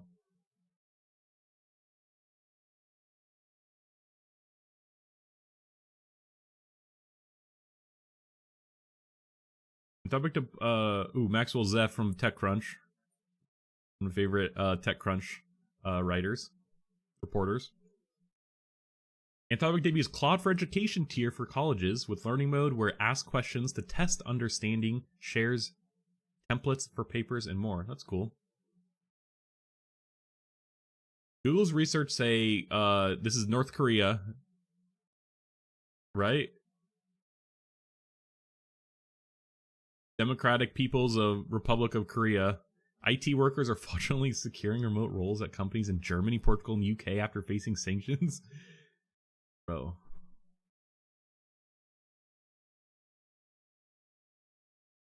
UFC signs a multi-million-dollar multi-year sponsorship deal with Meta, spanning Meta AI, Meta Glasses, Meta Quest, Facebook, Instagram, WhatsApp, and Threads.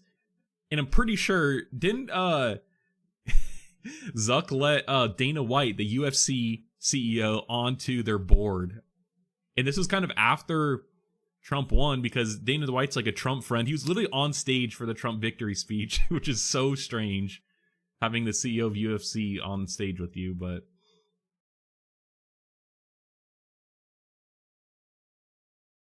Oh, yeah, okay, actually, we're going to cover this one. I talked about this briefly on stream, but Elon Musk bought X Twitter from himself with using his XAI company. And he kind of did some weird financial engineering around behind the scenes to get that.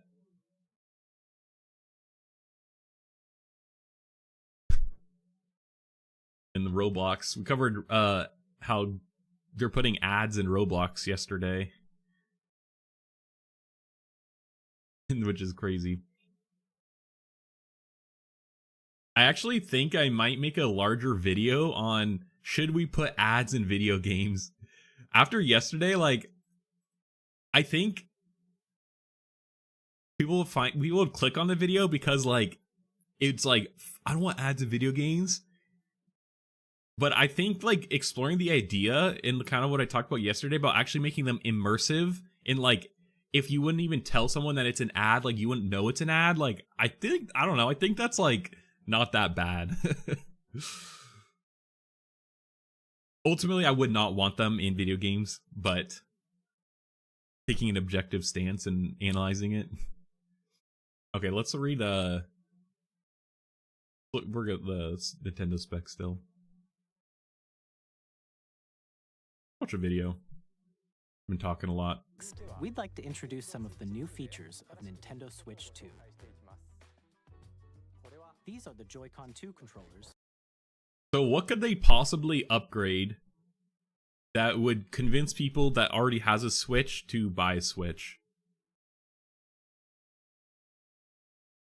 I feel like that's mainly who they're targeting, is existing Switch owners. I feel like there's not many people. Nintendo's like very unique in that, like, I don't know, I feel like they just have a unique, like, loyal customer base. It's like, you know, maybe they like casual games more, or, you know, just like sitting on the couch and playing a game, you know, kind of style, versus hardcore PC or even like traditional console. You know, it's like they don't have like the Call of Duties on there or anything. I mean, actually, they might. I remember actually way back, I watched this dude.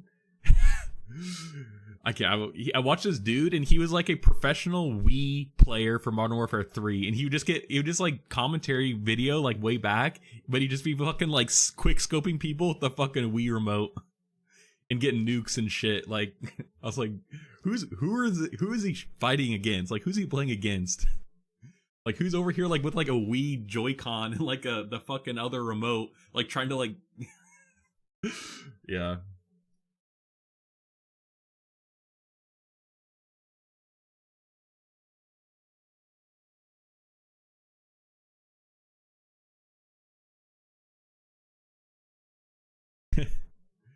Wii nuke.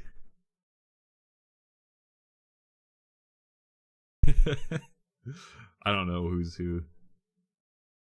Like, hey, what's going on, guys? It's Combo here again, bringing you guys another Modern Warfare 3 week. Bro, the sensitivity for this thing, because I imagine you probably control it with the little thing like this, like the like connector thing.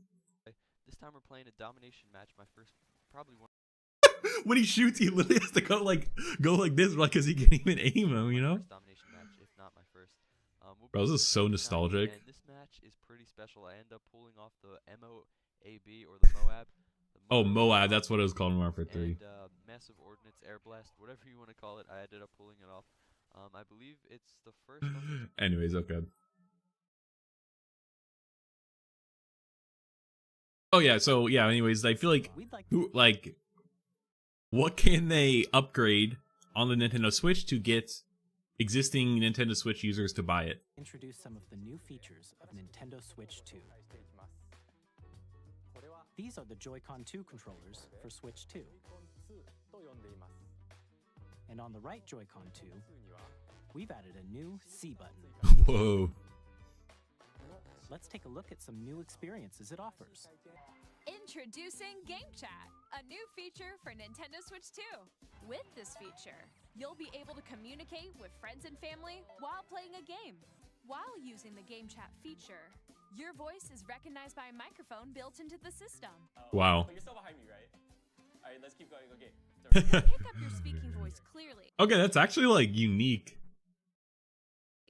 even from a distance. You can chat to your heart's content, even while playing different games. You can adjust the size of your game screen. On the right Joy-Con 2 Wait, controller. what? I mean, like, I guess if you compare it, like, bro, fucking, this has existed since like the PS2. You know?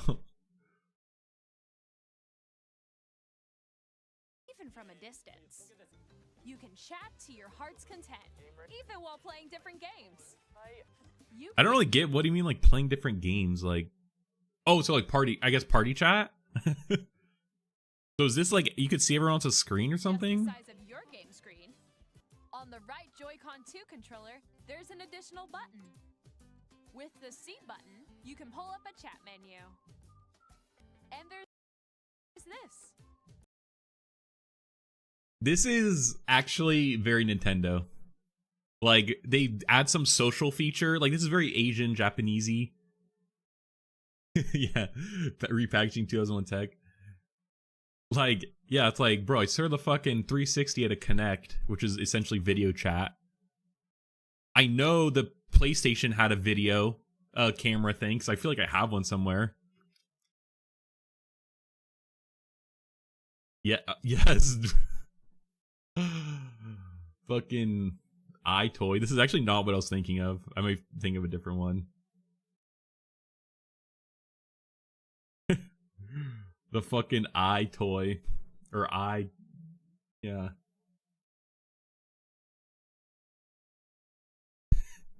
Where were we? Yeah, 360 By literally did connecting this. this camera to the system, you can appear on screen and video chat while playing a game. I All see. together, It's definitely like anytime. it just seems very like Japanesey. It's like just bringing social, like making it like about social, like socially doing things. I don't know.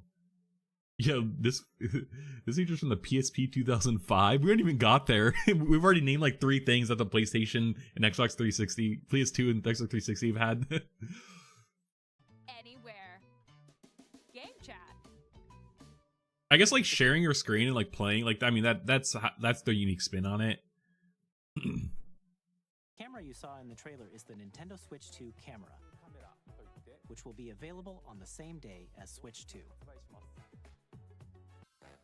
We'd like to introduce another new experience you can share with family and friends.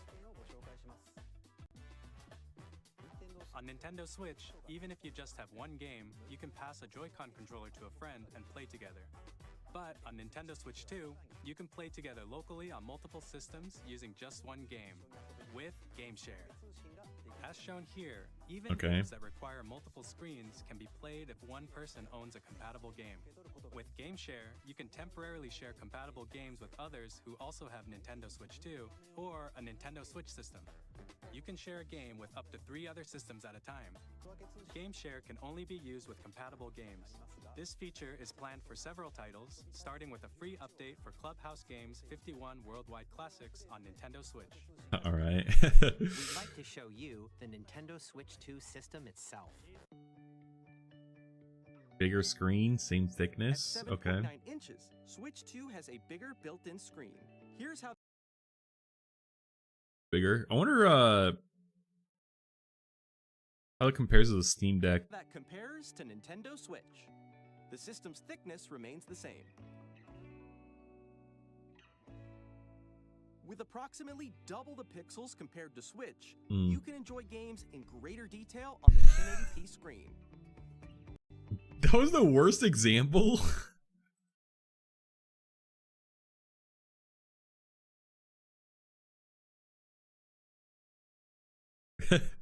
Oh, I guess it's showing that it has more pixels. I thought this one looks worse. So I was like, bro, it's like they're like, are they showing the quality? 1080p screen.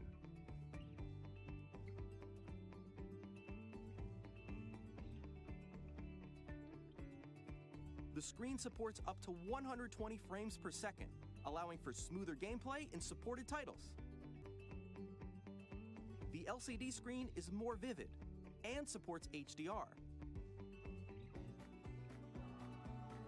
The all-new Joy-Con 2 controllers connect magnetically. Strong magnets keep the controllers firmly attached to the system. Detach a controller easily by pressing the release button on the back.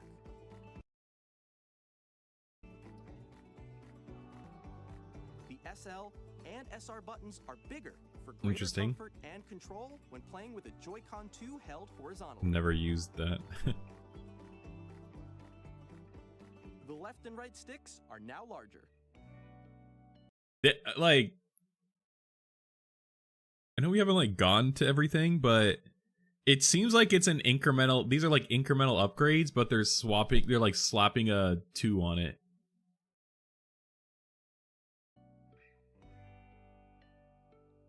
Each Joy-Con 2 controller can be used as a mouse. What the heck? With compatible games. Both the left and right Joy-Con 2 support mouse controls. Interesting.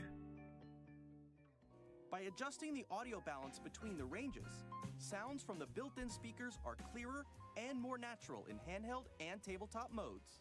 Okay. It has a built-in we're 2 times in microphone, this. so you can voice chat with friends We're like- anytime via game chat.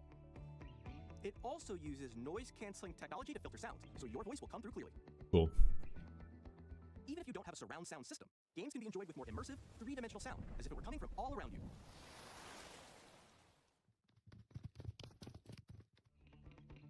Cool. Place your Nintendo Switch 2 however you like with a large, sturdy stand. You can move it freely, like this. In addition to the USB-C port found on the bottom of the system, there's one on top as well. It's handy for connecting a USB-C camera or charging in tabletop mode.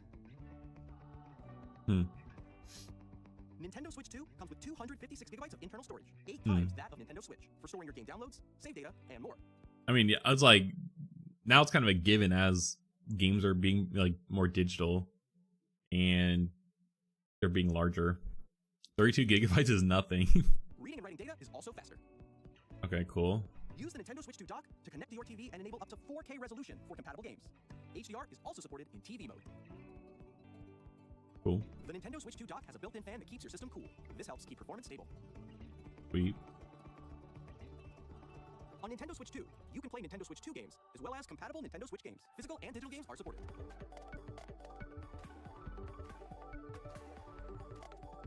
This is the game card for Nintendo Switch 2 titles. It's the same shape as Nintendo Switch game cards. Please note, the regular micro SD cards used for Nintendo Switch will not be compatible. What the fuck? No.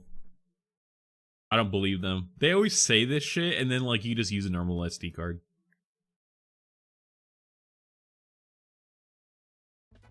Additionally, to transfer data from Switch to Switch 2, you can log into your Nintendo account to use the system transfer feature. With this feature, you can transfer save data, digital games, and more. We're also releasing a new Pro Controller. It has a C button, which launches Game Chat, and on the back, there are new GL and GR buttons, which you can use to assign existing button controls. In addition, an audio jack has been added. Nintendo Switch 2 launches on June 5th. June 5th. All right.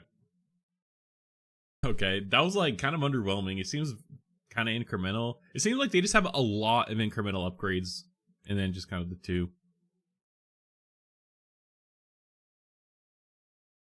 Who cares is my reaction? Yeah.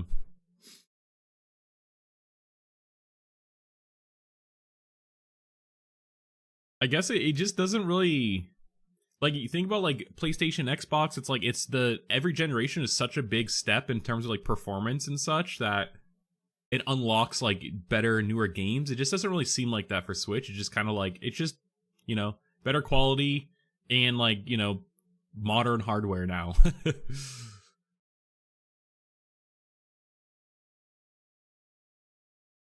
Custom processor made by NVIDIA.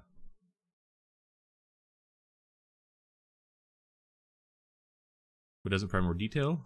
Has Wi-Fi 6. Yeah. See what comments have to say. I love the Verge comments. Steam Deck 2 or whatever. Or you can't see it. Handheld will eliminate this, no problem. Other than that, this is a pretty lame announcement. Yep. $80 on games, that's pretty rough, especially since clearly the cost to make games, these games can't be more than the top end PC or console game that already out there. Do they sell Nintendo games $80? Prices article doesn't mention the fun highlights of includes variable refresh rate and low latency auto mode. Okay.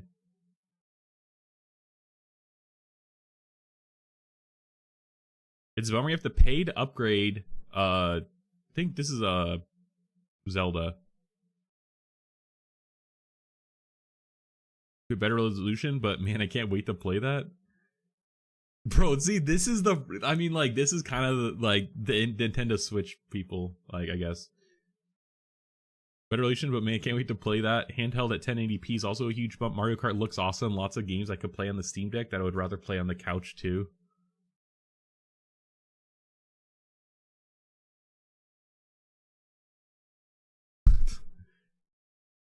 His name is Pierogi Prince.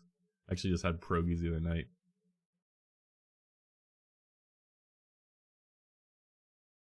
It's high time. It's Nintendo started making PS5 standard games and move away from the era of cartoons and Super Mario. Yeah. Yeah, can't go on Prince. All right.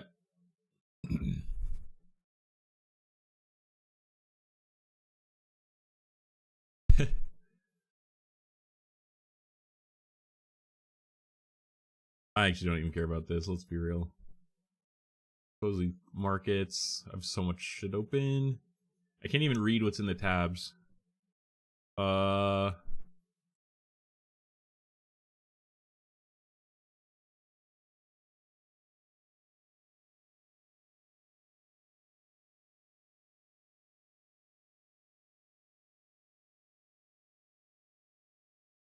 of already saw by how much. These are all a lot redundant now. Oh, this is live. April 2nd.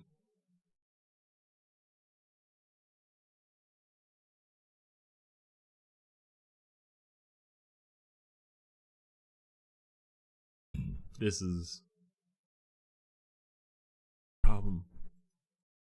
If tariffs have negative, uneven credit impact on global automakers.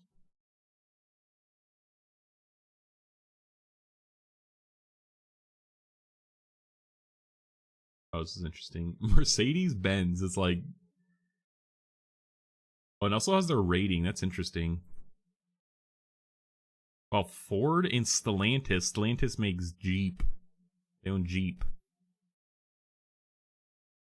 Like, all the American manufacturers are fucking... have low ratings. Like Honda, Mercedes-Benz, Toyota, like all the...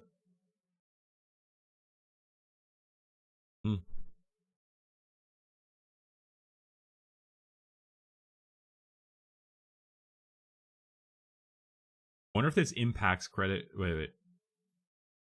Yeah, I wonder if like if this like made them change it.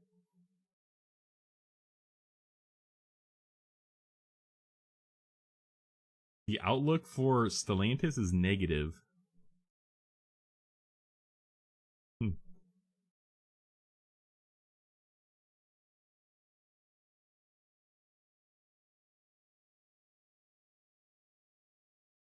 And here's the tariff. Bro, this fucking website.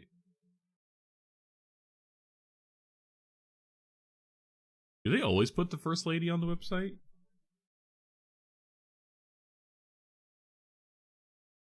Yeah, this is JP Morgan, kind of a timeline.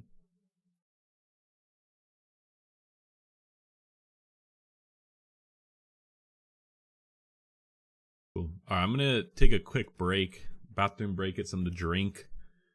And then probably gonna find some videos to watch. I'm kind of tired of reading. I'll be right back.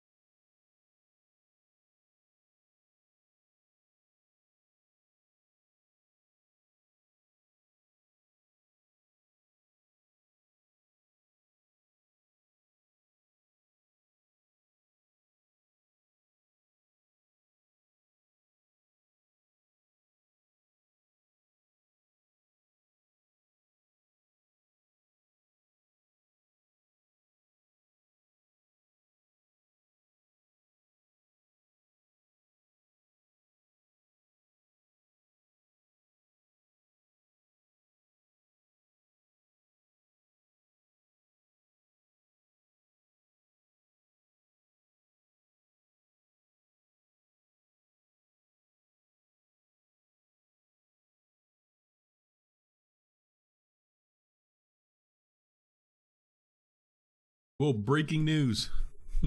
Ba-na-na-na-na-na. Bro, they're making the developers of Astroneer are making a new game.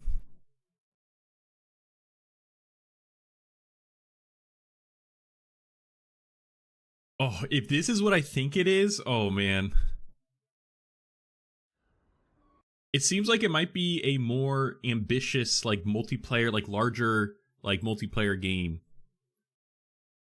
Like a open world, more open world like than it was before, I guess.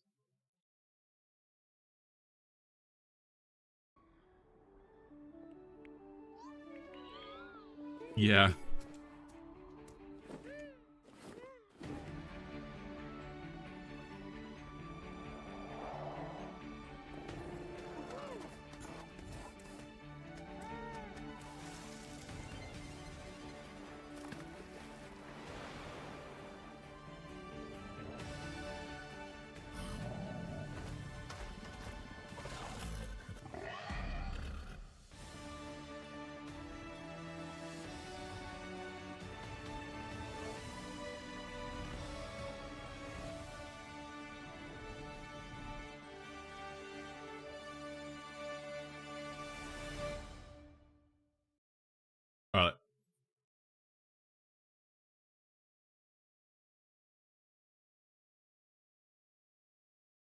There's so little information. It's a new game set with the Astroneer within the Astroneer universe with focus on discovery, cooperative expeditions, and camaraderie. Maybe it's like a looter shooter?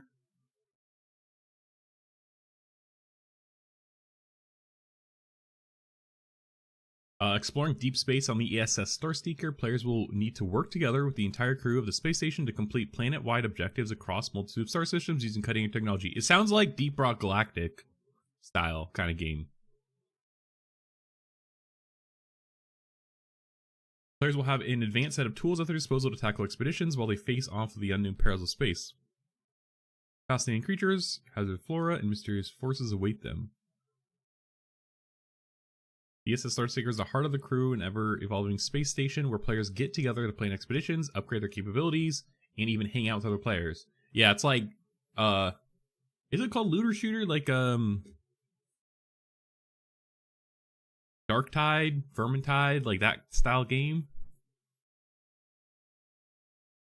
Starseeker is a brand new game set within the Astroneer universe, but is not Astroneer's sequel or Astroneer 2. Astroneer will continue to live on with more updates and content for years to come. We cannot wait to share some more details. Okay, cool. Yeah, I mean, it's not really...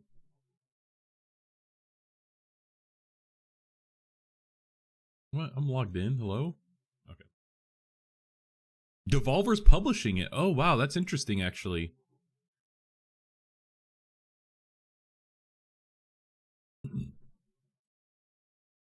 Yeah, they self-published before.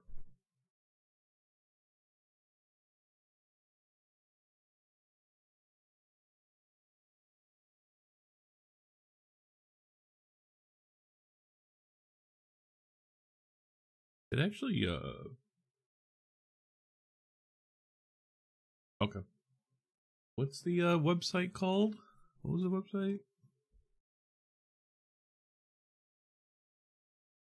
Starseeker game.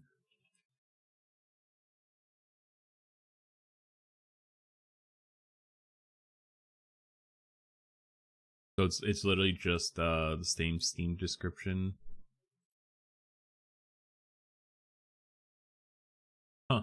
Seems interesting. I'm excited for it. Like, I'll follow it.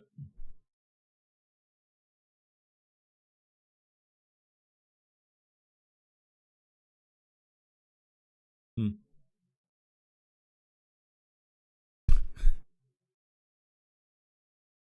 Oh, cool. It looks neat. Yeah, okay, Devolver. Interesting.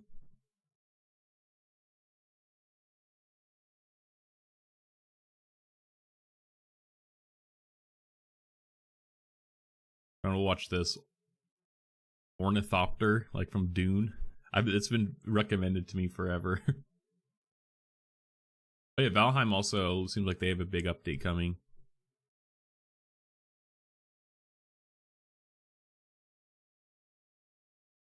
We'll watch some CNBC. Bro, yeah, liberal judge won in Wisconsin. That's crazy.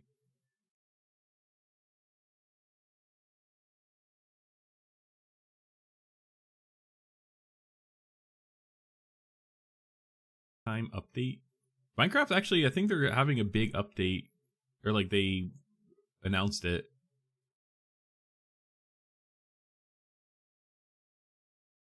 Oh, more Battlefield leaks too? Shit. Okay, let's watch this thing. Remember the early quadcopters? Fun, but super hard to control? We've come a long way since then, with modern drones that practically fly themselves.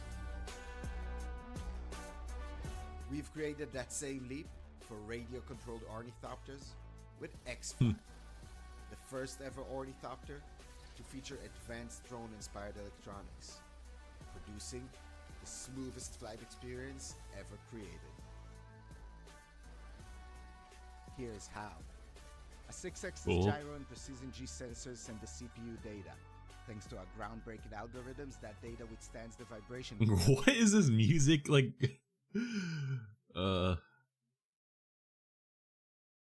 What's going on here? This looks cool.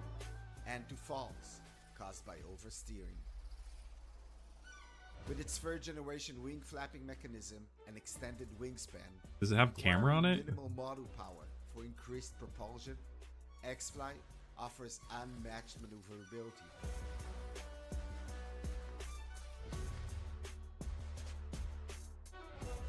Both indoors and outdoors. This seemed like it was like way cooler in the thumbnail. Like it was like some like technological breakthrough. Well as incomparable gliding capabilities and a flight distance of 150 meters.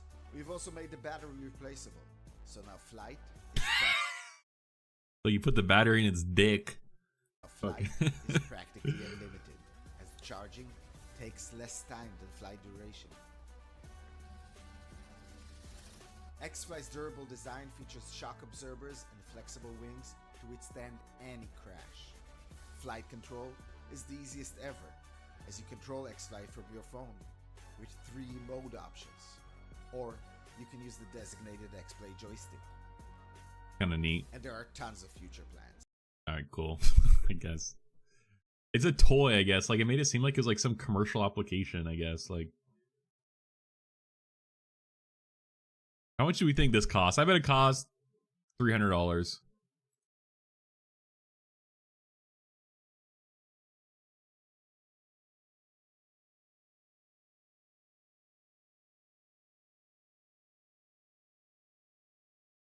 Wow, it's actually like kind of reasonably priced. I guess it's like an RC car essentially.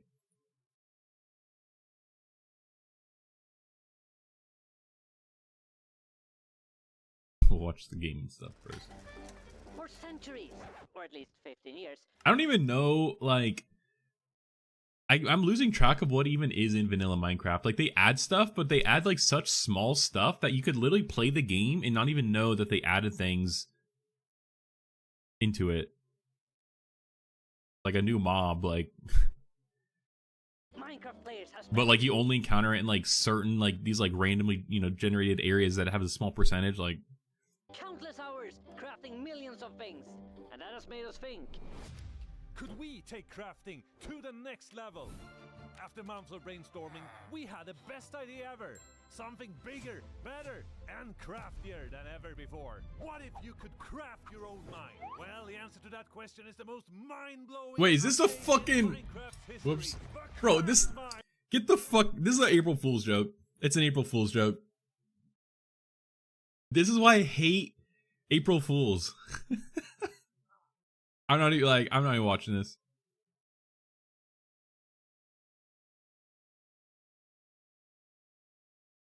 And look, it literally has 3 million views because people like come in here expecting, and then it's like, ah ha ha.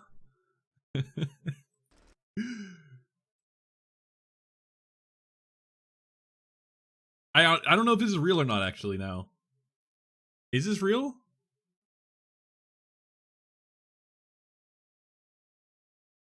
You seem to follow MC YouTuber that covers them. Yeah, I do.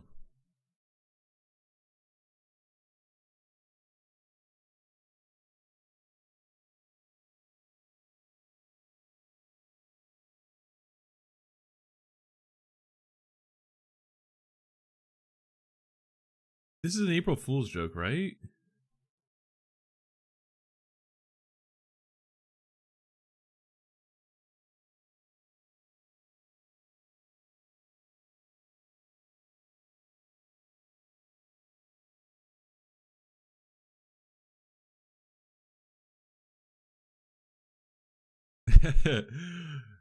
Bro, like now it's like, do I like, bro, fuck these April Fool's jokes.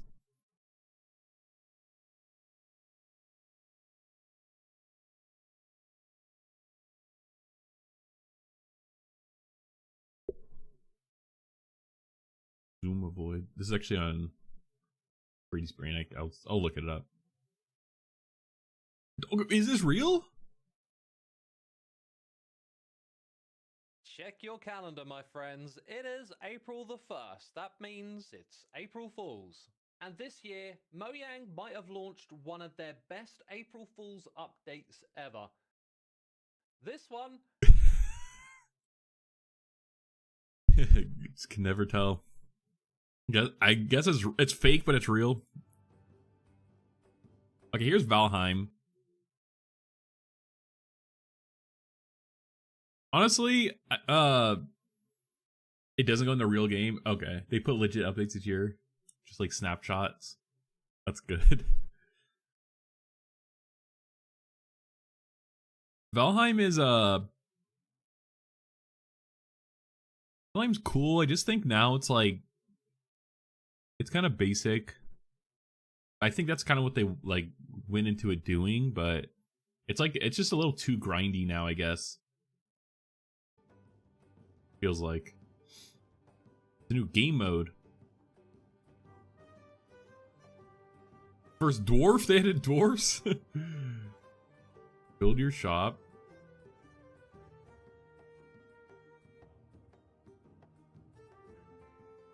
They made it a bit better. Less grindy. Wait. I didn't even see this says April Fool's in the title. I'm falling for like fucking every April Fool's joke. God damn it. Oh yeah, the New Star Citizen update. Okay, it was 5 days ago. It's not April Fool's. Yeah, got him, literally.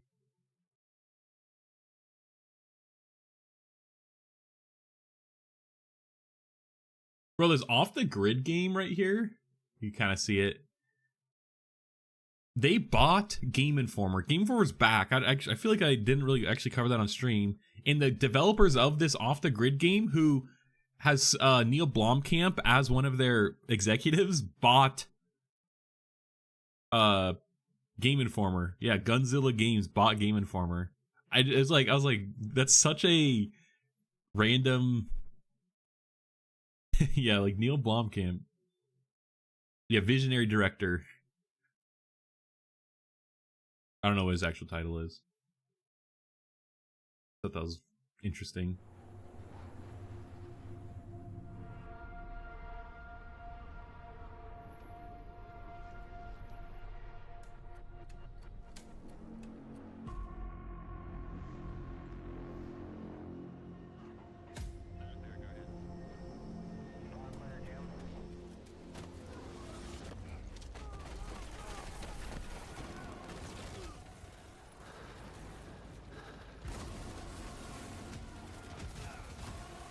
This looks neat.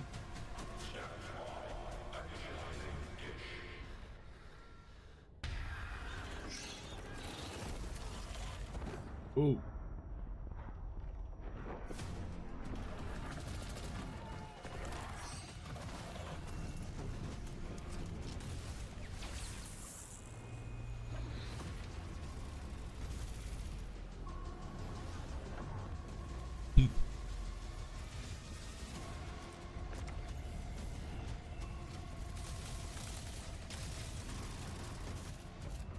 This is honestly sick. Like, I just watched a movie like this.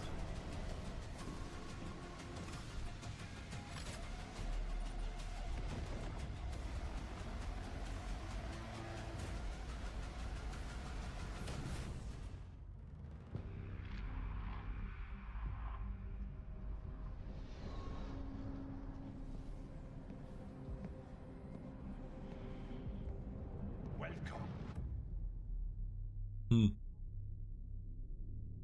That looks really cool.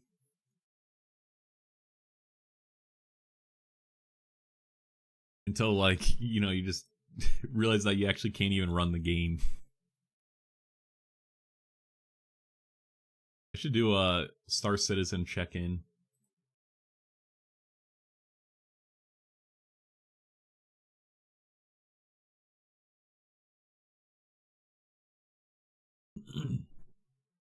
Where's there? Do they have the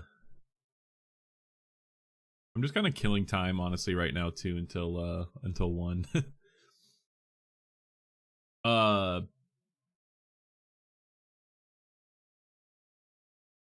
Yeah, roadmap.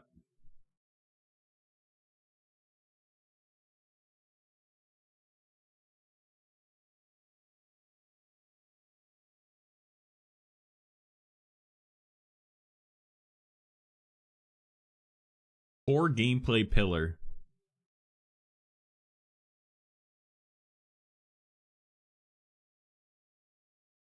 You know, one thing about Star Citizen I feel like is that they had an ambitious idea, and not only did they raise the money for it, that they're still going at it. You know, like they may be developing this game forever, but at least they're never giving up. At least they're just fucking, you know, your money is still going towards developing the game. You know, like you could still play the game. It's still, you know, it's still being developed, even though it's still in fucking alpha. How many years later and how much money raised? Like they're still making it. You know, like I don't know. Base building. Duration 88 weeks. All work encompassing the ability for players to construct and maintain bases, including resource generation, commerce, and customization. When they delivered this, like this is enough for me to, I feel like, make the game cool, like for play it. I see ya. See ya.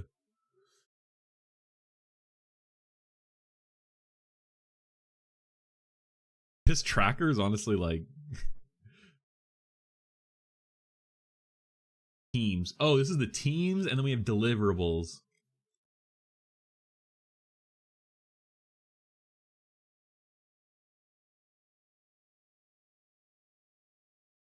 Janitor AI.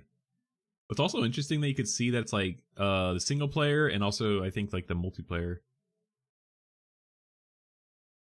9 weeks to implement the janitor AI. Bro, being a fucking like product manager or like something in like for this game must just be miserable. Any sort of like business in between from like development and the business, this must be. I need to see their Jira boards. I guess this is just one big Jira board if I'm being real.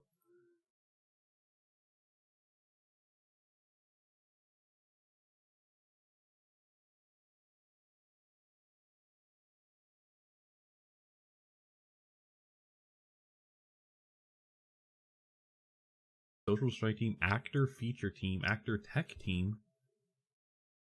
Like, oh, like, are they hiring?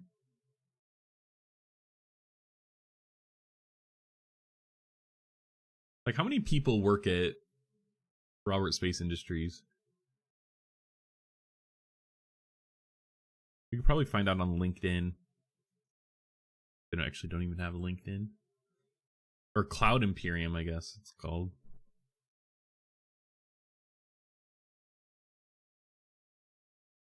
Oh, they have so many. 0 open positions. Oh, Manchester. I'm hearing a lot in the UK.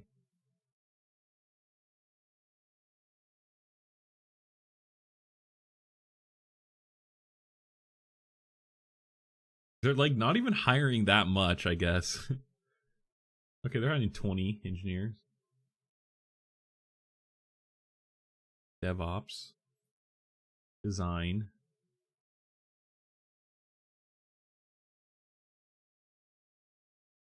Manchester. That looked cool though. Looks cool. I just don't figuring out how to play the game is like half the game itself.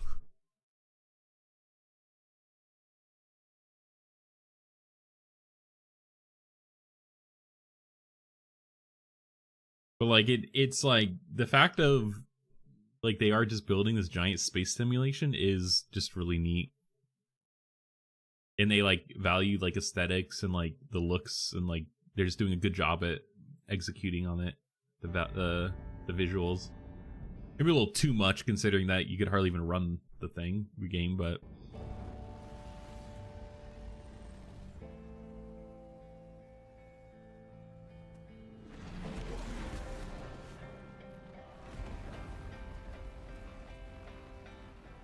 They say these worlds weren't built for us. So, they'll just watch you tear them down. And smile as we mine the damned rubble. Cool.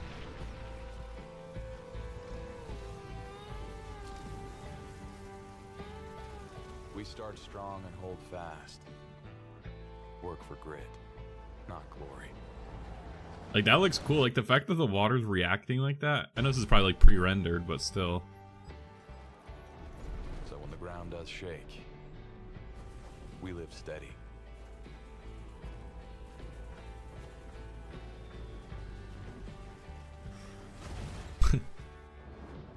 Drake's a family, old as dirt. First to take you in, and will never leave you behind. They weren't wrong, by the way. These worlds aren't built for us.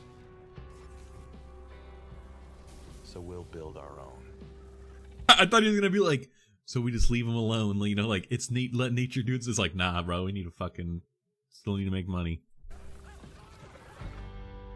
Drake Golem. For the workers. I actually think it's cool how like it's like a commercial too. Like that's essentially what they just made right here, is like an in-game commercial.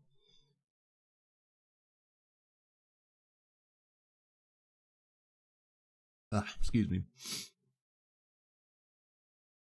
In the corrupt conglomerate monopoly on mining and join the legions of Drake workers, the foundation of industry.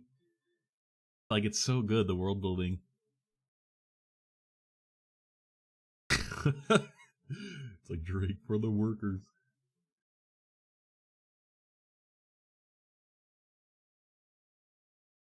Okay, let's just check out game trailers.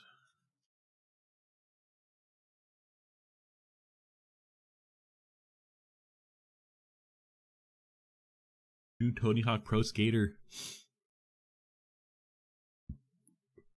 Bunch of Nintendo Switch stuff. Enter the Gungeon 2? Kirby Air Riders? Bro, I love that game. Oh my gosh, bro. Fuck. The game was so good.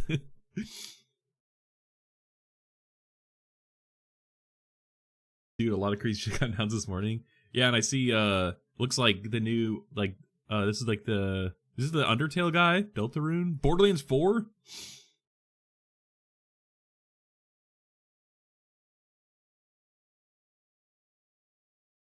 Project 007.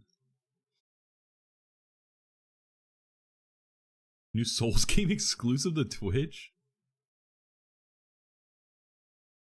Carnage edition? Bro, like, what is this, like, 4K label? It's like Wild Morning. Yeah, they got Nintendo Hogwarts Legacy.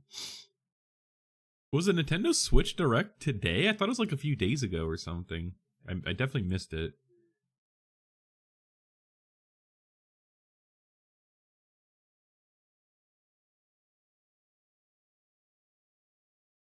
Heat Fringe?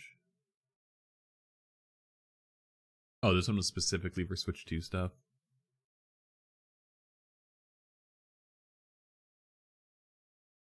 For Honor? Do people still play For Honor?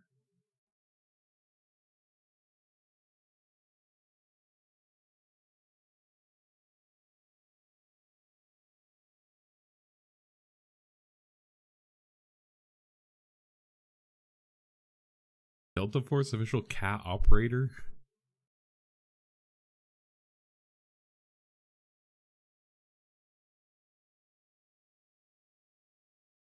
Monster Train?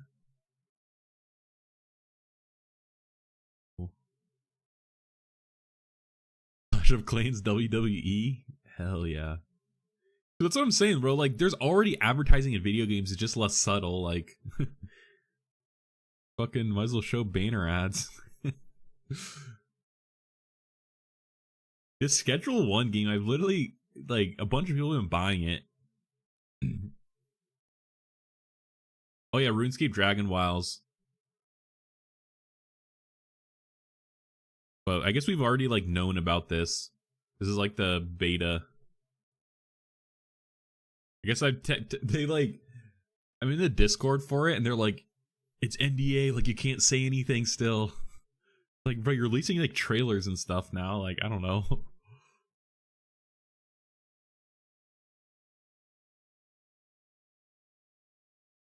From the looks of it, though, it still looks just kind of basic, like a basic survival. Okay, let's think of a Gungeon 2.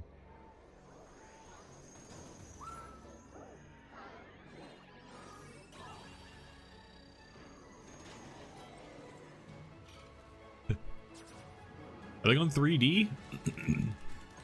Looks like it.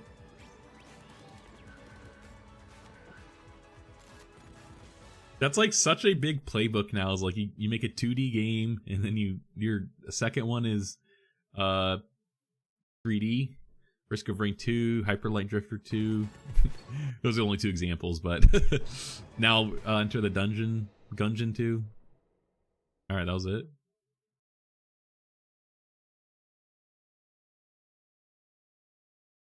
Kirby Air Riders. Fuck, man, this game is so fun. So nostalgic.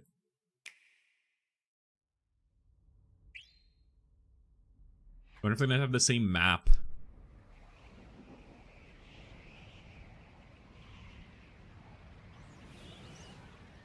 Just like boot this up with like friends and just like fuck around and like ride around.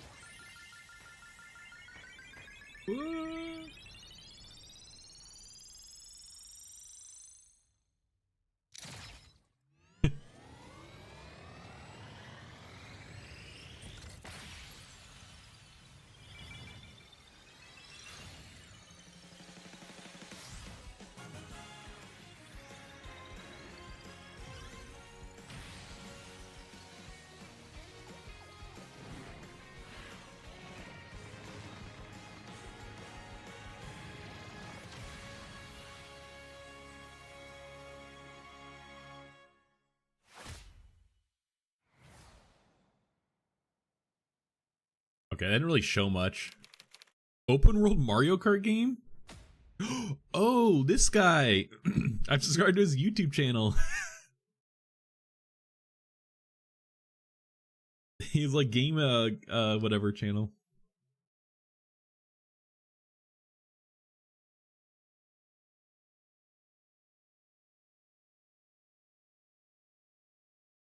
Mario Kart World.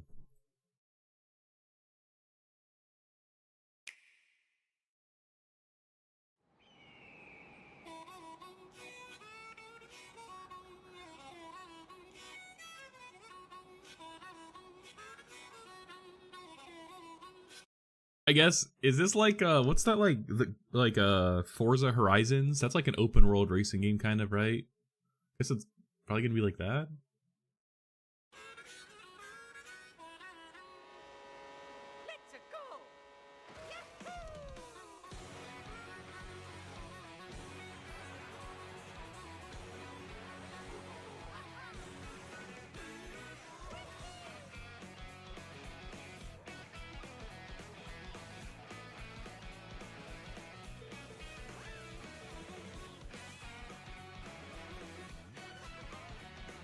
Cool new like carts.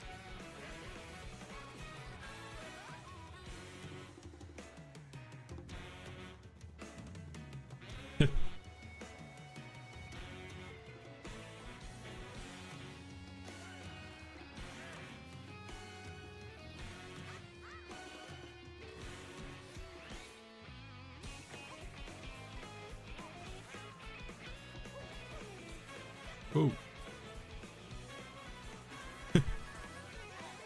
plays a cow.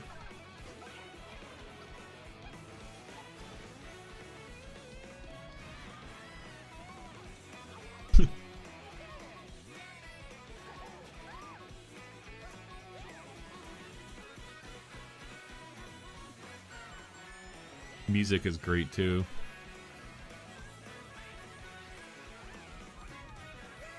Looking like a Pokemon whale.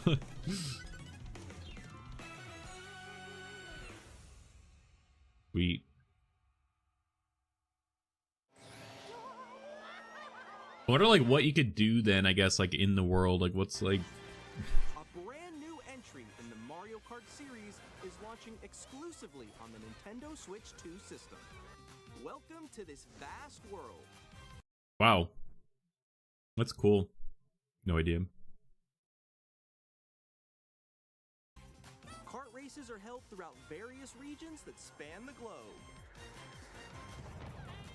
globe. Depending on the time of day and weather conditions, the atmosphere will change.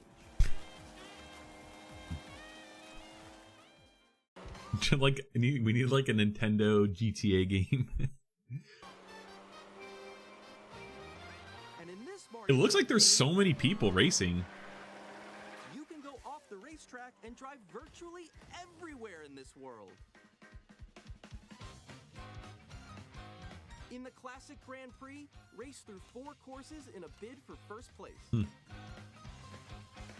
But don't sleep at the wheel. You'll also drive to the next course as part of the competition. Oh, that's cool actually. That's like rally racing. Rally racing, you have to like physically drive the car to the next race. With 24 drivers in each race, the most in series history, the competition Okay, yeah, 24 they say. series history, the competition Oh. is gearing up. More chaos. Introducing Knockout Tour. Race non-stop from one corner of the world to another. It's like just a giant race. There are multiple checkpoints along the way. If you're below the placement shown when you hit a Bro, I want Mario Kart, but I want like old Gran Turismo races that take like 6 hours. I want like a 6-hour Mario Kart race, just a marathon. You need to like pit stop, take a break, go take a pee. I had like a cousin who was like super into those races, like Gran Turismo races, and would literally like have like 8-hour races like on his Xbox with his friends. Yeah, that'd be sick. Yeah.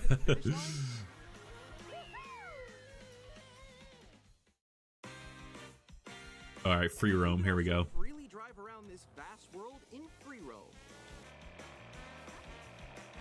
Free roam shit is actually kind of fun. Like I played a lot of free roam like driving games on like the PlayStation and like just when I was a kid, like growing up.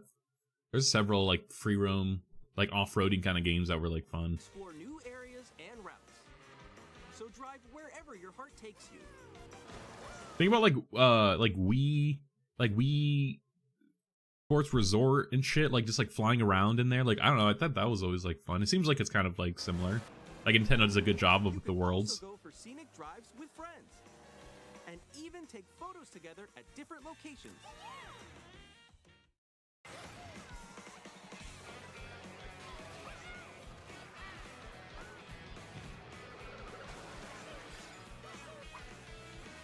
A brand new race across the entire world starts here. Mario Kart World! I wonder how much it costs. The game launches on the same day as Nintendo Switch 2. More details about this title will be shared in an upcoming Oh, Mario okay. Kart World Direct. 6 a.m. Pacific? Fuck. Don't be on the lookout for more Alright. information in the future. Add this to the list. April 17th. Mario Kart Direct. 6 a.m. BST.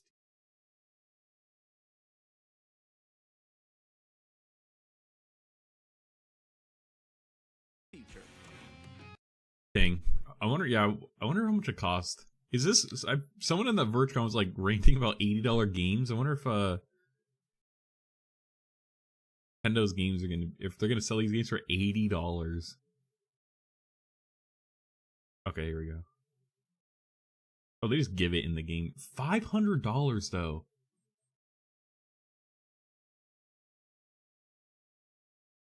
Is a Switch really $500? How much are consoles? That's where consoles were like $200 to $300. The fucking camera. 700? Holy shit.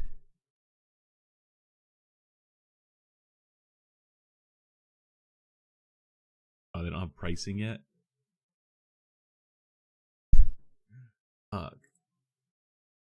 Okay, Deltarune. Is this the Undertale, what's his name? Toby something?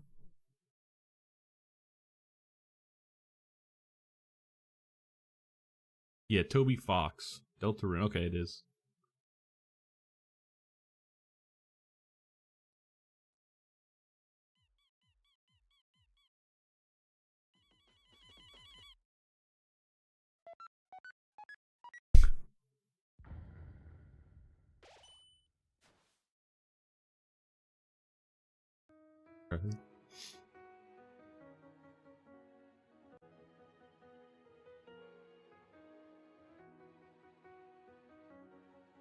Like the art got an upgrade. Maybe not. I didn't play the other one, so.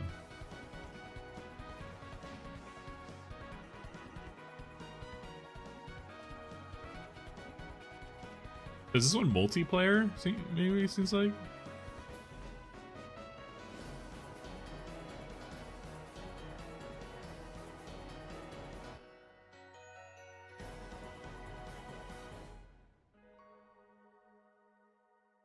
Cool launch day. That's cool. Sweet.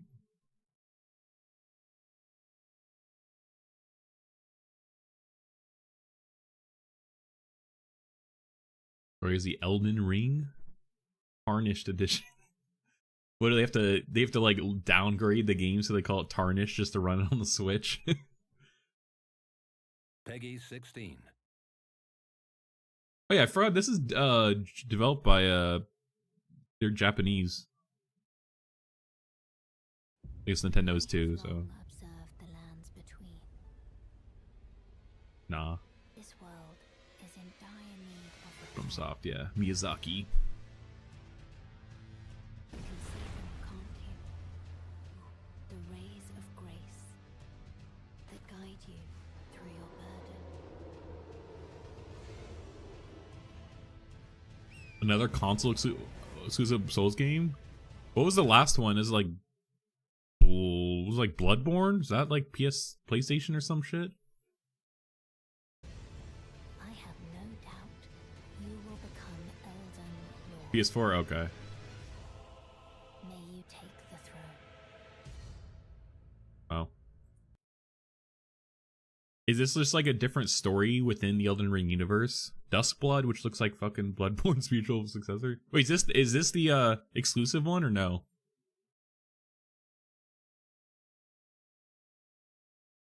Duckblood. No, I did not want Duckblood. Dusk. Okay, that's what I was wondering. Okay.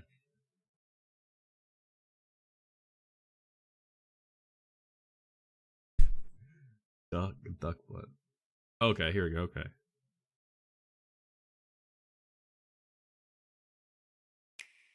The Dusk Bloods. Bloodborne spiritual successor.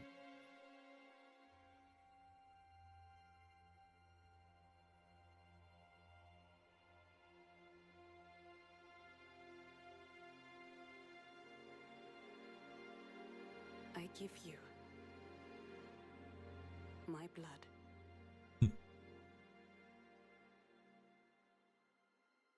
I give you my life. Turn, O wheel, and transport him to a night of moonlight. Music, Folks on the Moon, Blood, Victorian-ish era. Bloodborne as fuck.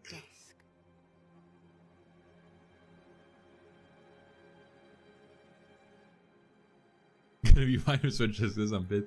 Yeah, it's like I'm asking earlier. It's like, how do they get people to buy the Nintendo Switch 2? It's like, this is how fucking Mario Kart, World, these exclusives. But yeah.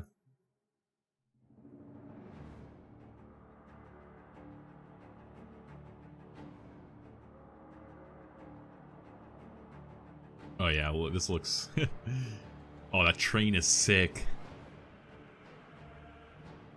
Dang.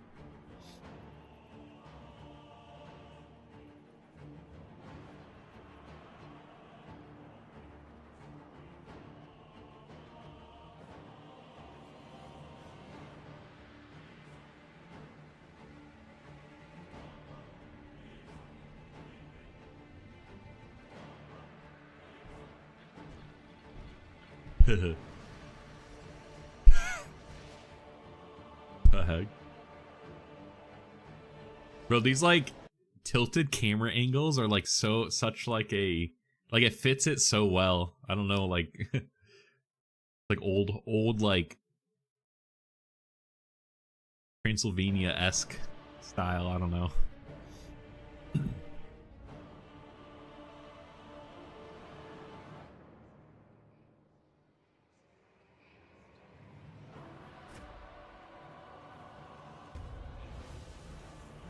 He's like a gun.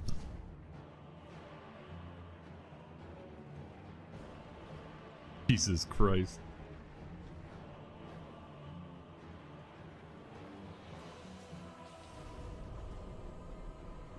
Close your eyes and contemplate now the moon, as befits the soon to depart.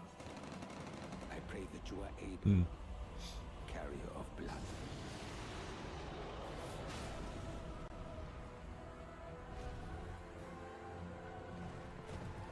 What is I think he's writing?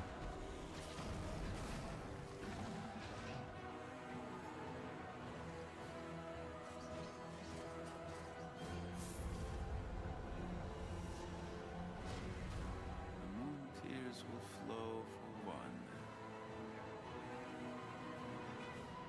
and one alone. Dang. That was an intense trailer. That was 3 minutes. It actually went by really quick.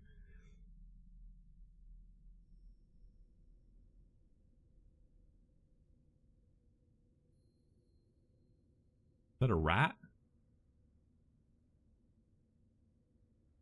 Or is it a bird? 2026. Dang. Rat bird.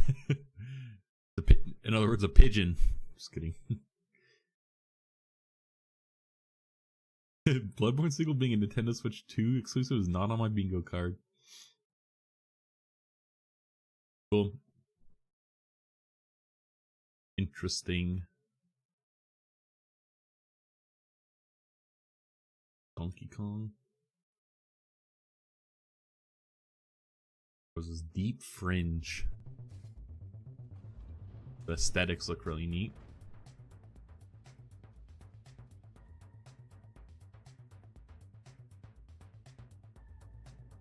Oh, the graphics look awesome. It's like diesel punky.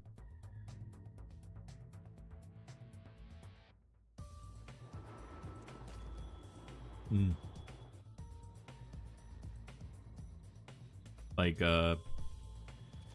XCOM-esque.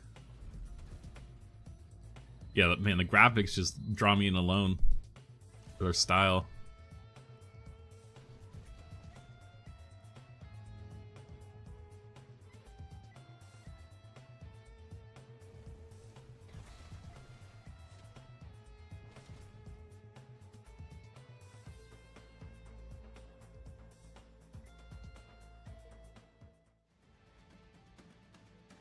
This is a demo. Deep Fringe. Let's look it up. Deep.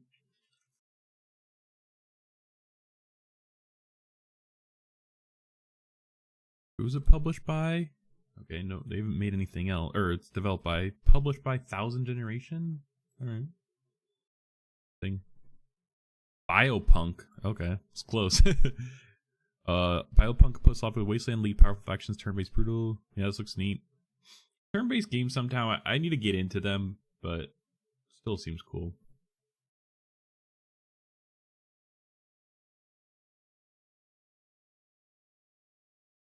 Alright. Behold Conductor.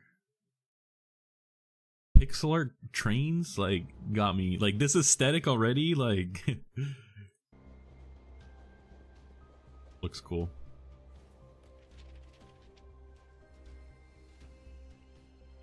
Oh.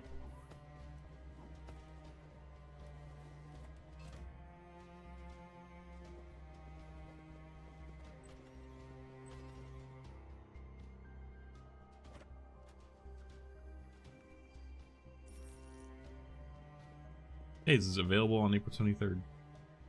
A birthday.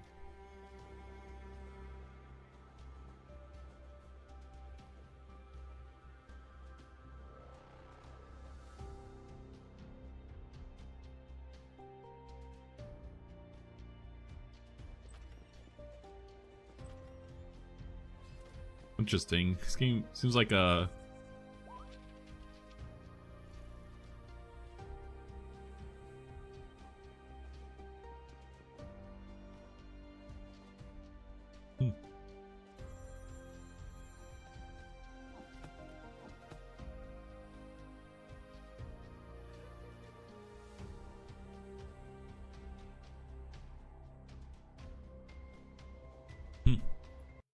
interesting. Look it up on Steam. Halo War. Beholder. Oh, they made Wall World. Are they published this? Or they developed these?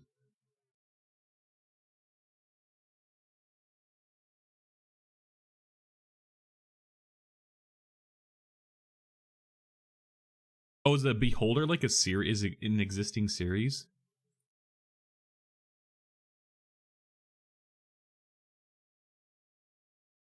Oh, I see. Okay, Beholder.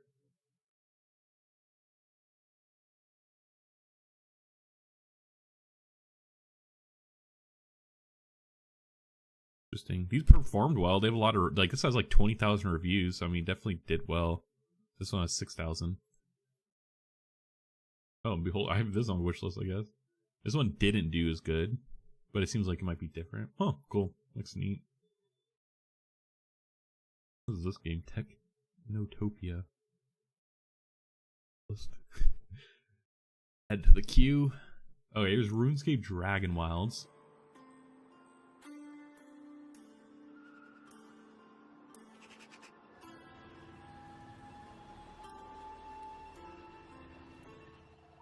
This game seems like it's like more like Conan Exiles and like Ark, where it's like more massive. It's like server like hosted, but it's kind of an MMO.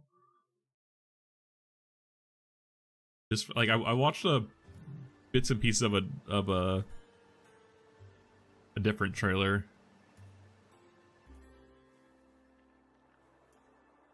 But it looks all like it looks washed out, kind of like the colors.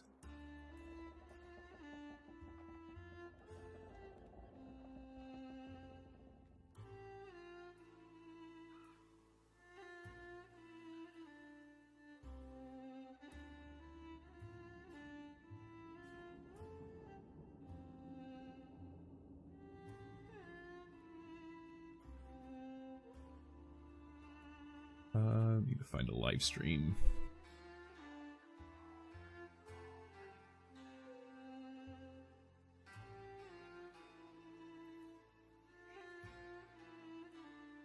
Is this just the world? Like, here we go.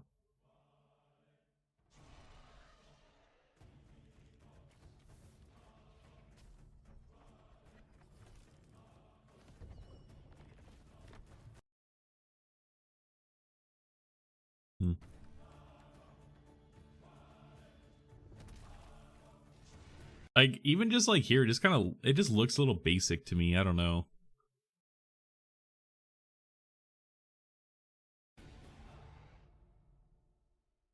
That was it. Yeah. Like, I feel like RuneScape World is good in the RuneScape setting because there's kind of the NPCs that you could talk to, the quests that give it all this like depth and like age. And like when you kind of just like I now throw it onto here with like no context, it's just kind of basic medieval world. It seems like, I don't know. We'll see. I guess it's still in like alpha or whatever, but I don't know if they're teasing gameplay. Like they have to be like somewhat along. Like it's actually releasing on Steam. Oh, interesting. I don't know why I just didn't think they would release it on Steam.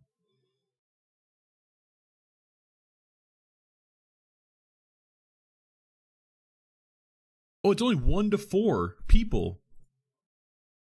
Oh, that changes like a lot.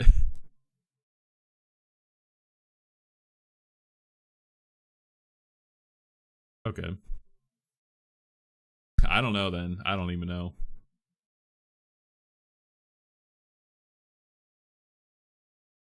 They have like all these like trademark. I've never seen this before, like listing all these trademarks. Made with the Unreal Engine, I guess. Alright. We'll see. Okay, we got this. Okay. I actually pulled while I'm waiting, while I was looking for streams. I found this. Star Wars Underworld. An animated series. Whoa, what happened? This was 3 hours ago. On May 4th, of course. It had to be May 4th. 6 all-new Star Wars original shorts. Oh, they're shorts. Actually, that's cool. I like that. That's like a Love, Death, and Robots, just like little mini movies. Is that what this is? Just do as I say. Definitely getting DMCA for this, but whatever. With strangers out here. Then again, Cool. I wonder what you're no stranger. Era. Lady Ventress. We got a problem here. Just saw him right in. Also, it looks very dramatic, which is like I appreciate. Oh. Who's this guy? What's the situation?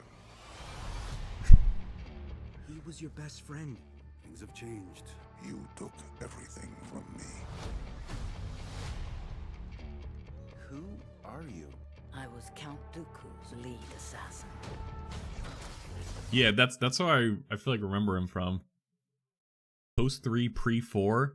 Dude, that's like, oh, that's the best. I love any Clone War era. Even though 3, I think post 3 is kind of like the end of the Clone War era. It's like the best time though. It's actually an interesting time in the world because like you're like kind of transitioning from like the different like powers, and so like I'm sure it's actually interesting like on the ground or in other contexts of besides like the Jedi and like the Republic or Galactic Empire, I guess. Post 3. That life anymore.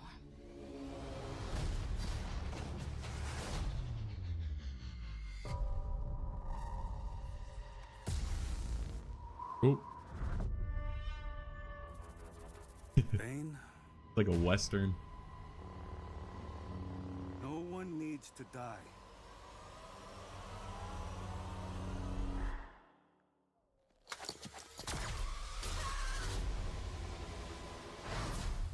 Get them.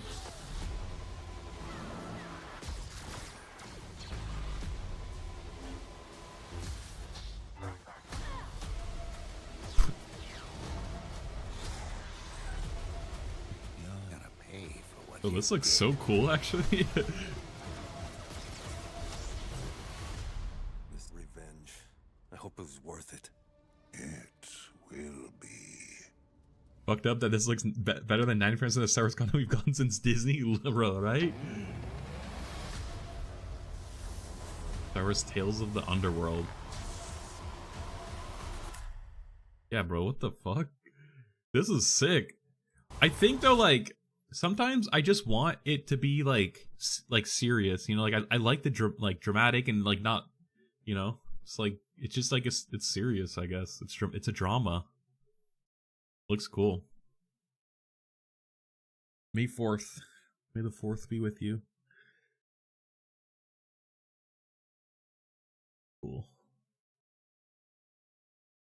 Okay. Let's see. We got. Trying to find.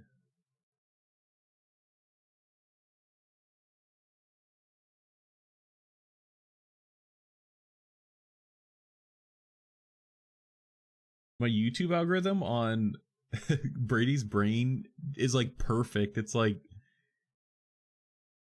it just feeds me all these like cool trailers and shit now.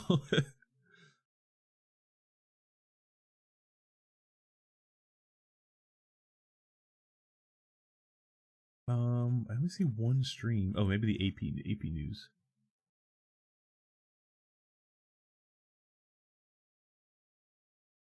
Oh, yeah, perfect.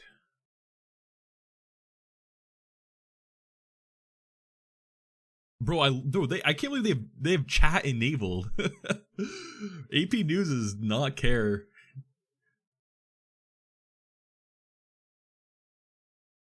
I love that. Bro, watching anything with Twitch chat just makes things more entertaining.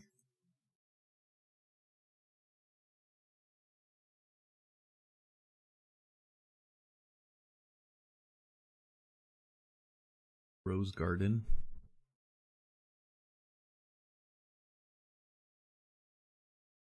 All right, let's check out CBS. Operation. Trafficking. And they're also saying this, Lindsay, that don't care.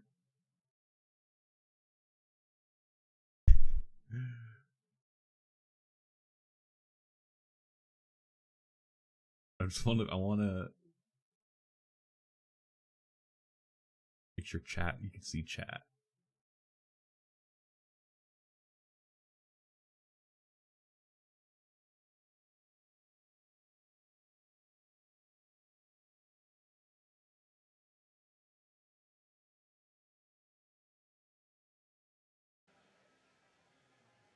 Oh, here we go.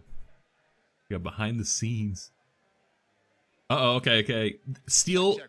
Fight against steel workers. Audio check 1 See 2. what we spot in the crowd. Main, you all good? Ron, you all good in the back? Check 1 2. Hey. We see Zuck here. Any CEOs we can spot? Cuts, Rise, you all good? We got Mike Johnson right here, head of the Speaker of the House. Check 1 2 3 4. Darren, you all good over there? Check. Okay, thank you.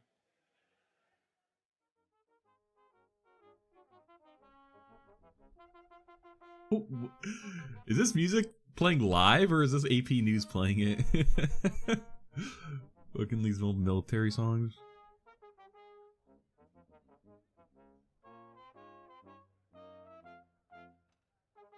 Not live. We have Rip Val Kilmer. I don't even really know what else he's been in. Was he in like Heat?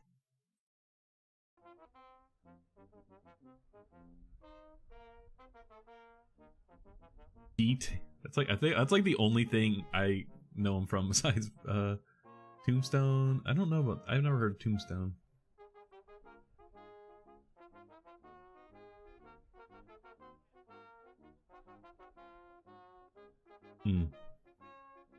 Western. It's like like hella bad.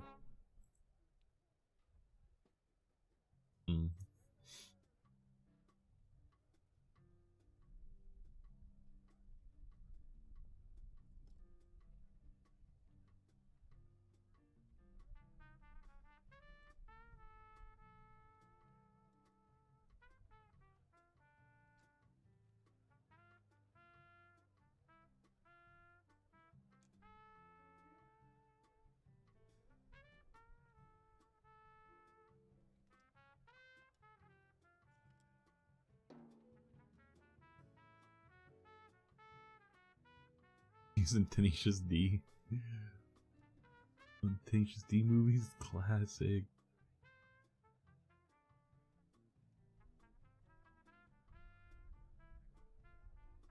Yeah, not too familiar. Oh, you played voice a kid, Knight Rider? Oh, this is him. Oh, dang, yeah. It looks like he had like. He addressed the difficulties of speaking, which was written into his return as Iceman in a cameo in Top Gun Maverick in 2022. I'm sure that's like. It's like an emotional scene to film, like come back. That's all I know. Yeah.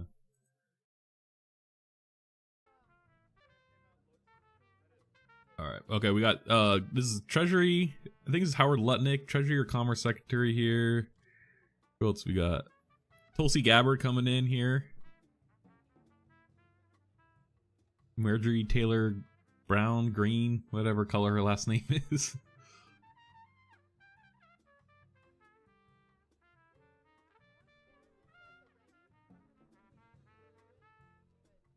Be right. Use the restroom real quick first.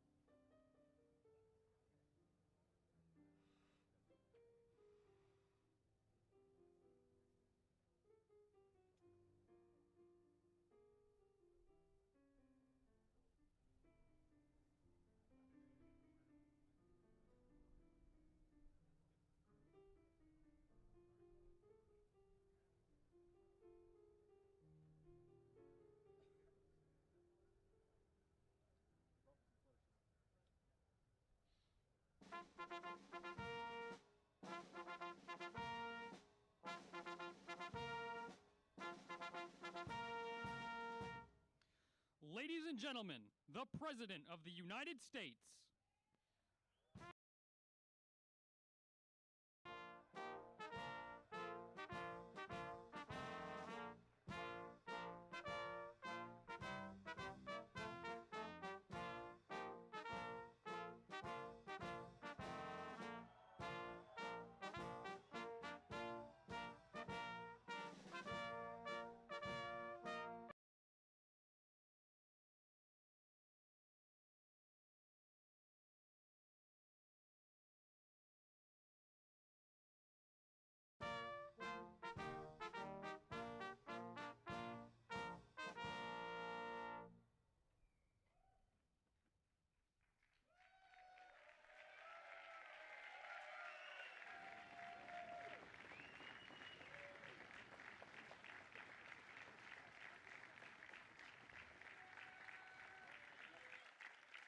Thank you very much. Thank you. Nice crowd. What a good-looking group of people. Well, we have some very, very good news today, and a lot of good things are happening for our country. Please sit down. My fellow Americans, this is Liberation Day, waiting for a long time. April 2nd, 2025 will forever be remembered as the day American industry was reborn, the day America's destiny was reclaimed, and the day that we began to make America wealthy again. We're going to make it wealthy, good and wealthy. For decades, our country has been looted, pillaged, raped, and plundered by nations near and far, both friend and foe alike. American steel workers, auto workers, farmers, and skilled craftsmen, we have a lot of them here with us today. They really suffered gravely. They watched in anguish as foreign leaders have stolen our jobs, foreign cheaters have ransacked our factories, and foreign scavengers have torn apart our once beautiful American dream. We had an American dream that you don't hear so much about. You did 4 years ago, and you are now, but you don't too often, and for many years and decades even, you didn't hear too much about. Our country and its taxpayers have been ripped off for more than 50 years, but it is not going to happen anymore. It's not going to happen.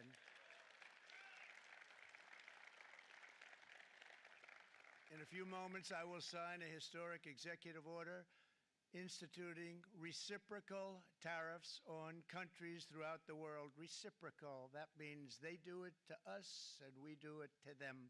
Very simple. Can't get any simpler than that. This is one of the most important days, in my opinion, in American history. It's our declaration of economic independence. For years, hardworking American citizens were forced to sit on the sidelines as other nations got rich and powerful, much of it at our expense.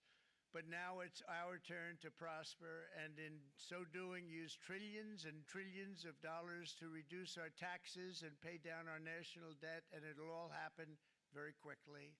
With today's action, we are finally going to be able to make America great again, greater than ever before.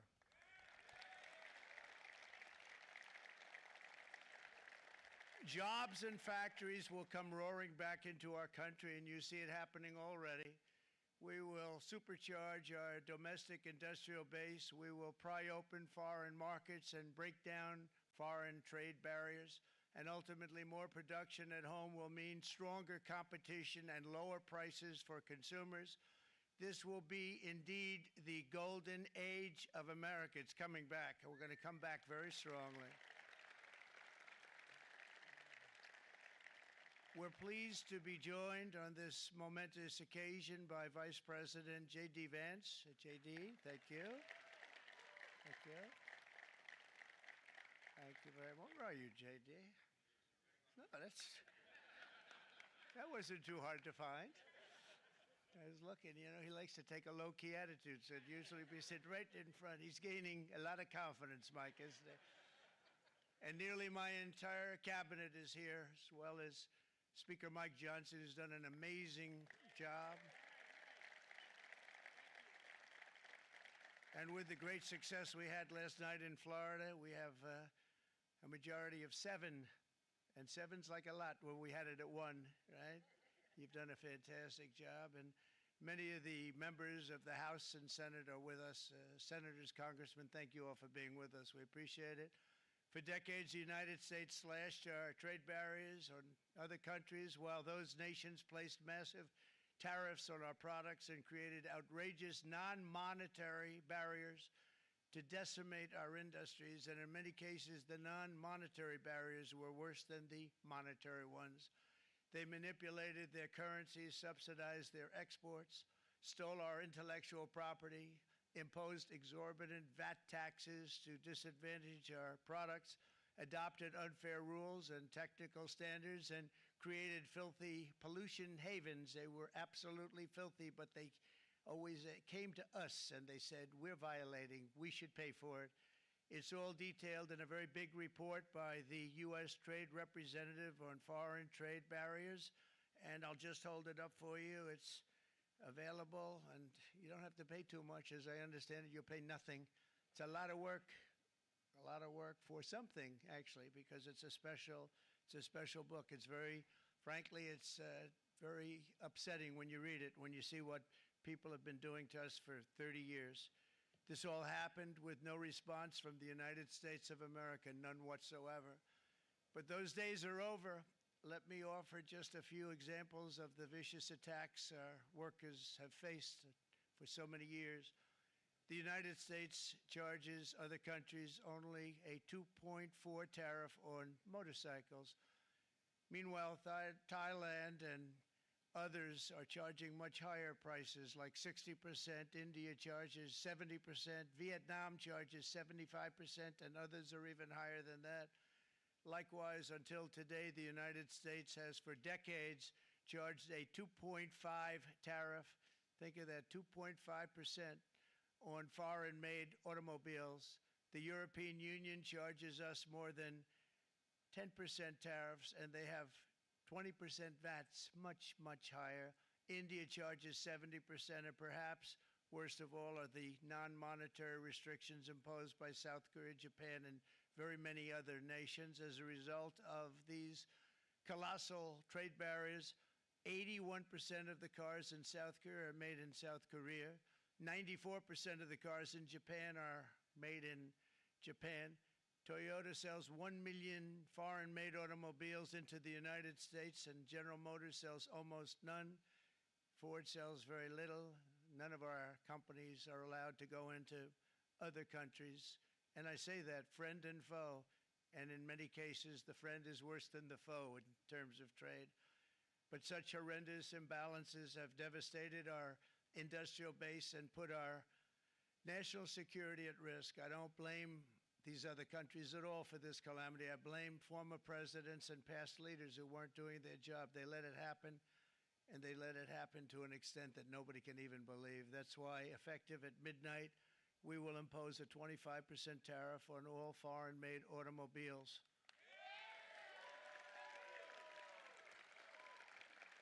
Thank you. Brian, I'd like to have you come up here for a second, okay? I just see him sitting. He's been a fan of ours, and he understands this business a lot better than the economists, a lot better than anybody. Brian, say a few words, please, would you? Thank you. It's a great honor to have you. Thanks. Thank you, Mr. President. I grew up just north of Detroit, Michigan, in Macomb County, known as the home of the Reagan Democrats. My first vote for president was for Ronald Reagan. I thought that was going to be the best president I ever saw in my lifetime until Donald J. Trump came along.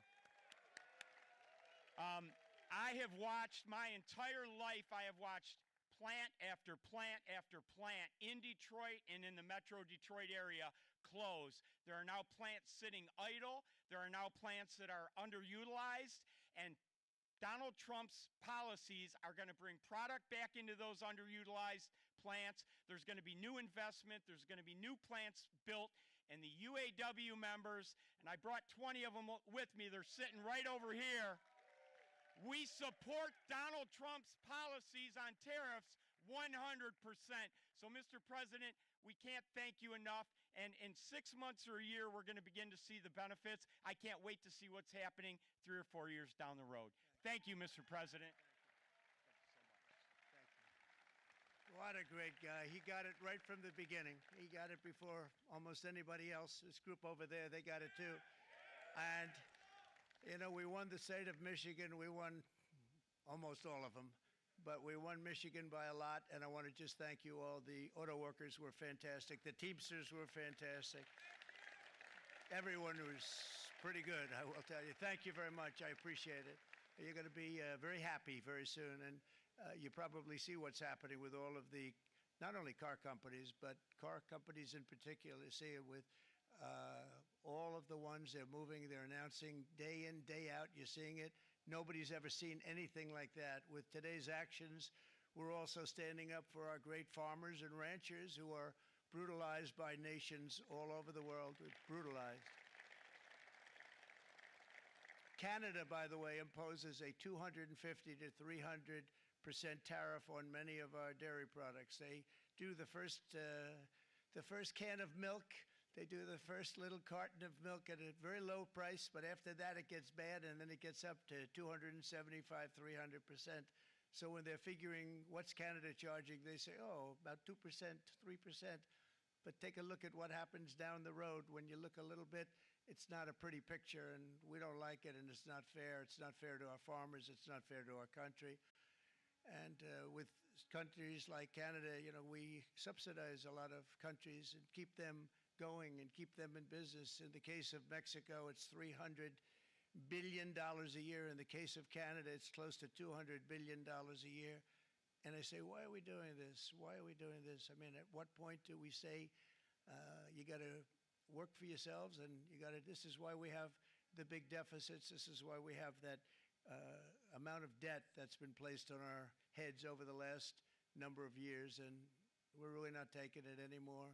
Through non-tariff barriers, the European Union bans imports of most American poultry. You understand? They say, we want to send you our cars, we want to send you everything, but we're not going to take anything that you have. Australia bans, and they're wonderful people and wonderful everything, but they ban American beef, yet we imported $3 billion of Australian beef from them just last year alone. They won't take any of our beef. They don't want it because they don't want it to affect their farmers. And you know what? I don't blame them, but we're doing the same thing right now, starting about midnight tonight, I would say.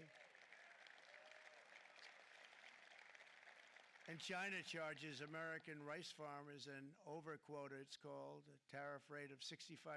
South Korea charges 50%. Actually, they charge different. Wait, how long have I been muted for? To 513%. And Japan, our friend, charges us 700%.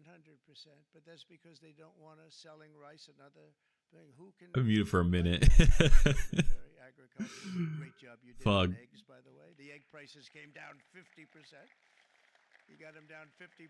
Once we got involved, they were going through the sky. The egg prices, they were going through the sky, and you did a fantastic job. Now we have lots of eggs, and they're much cheaper, down about 59% now, and they're going down. I just checked like 2 days ago, and they're like still like $8 or something. So many things that other countries are They won't take our beef. 200%, 300%, and 400% for.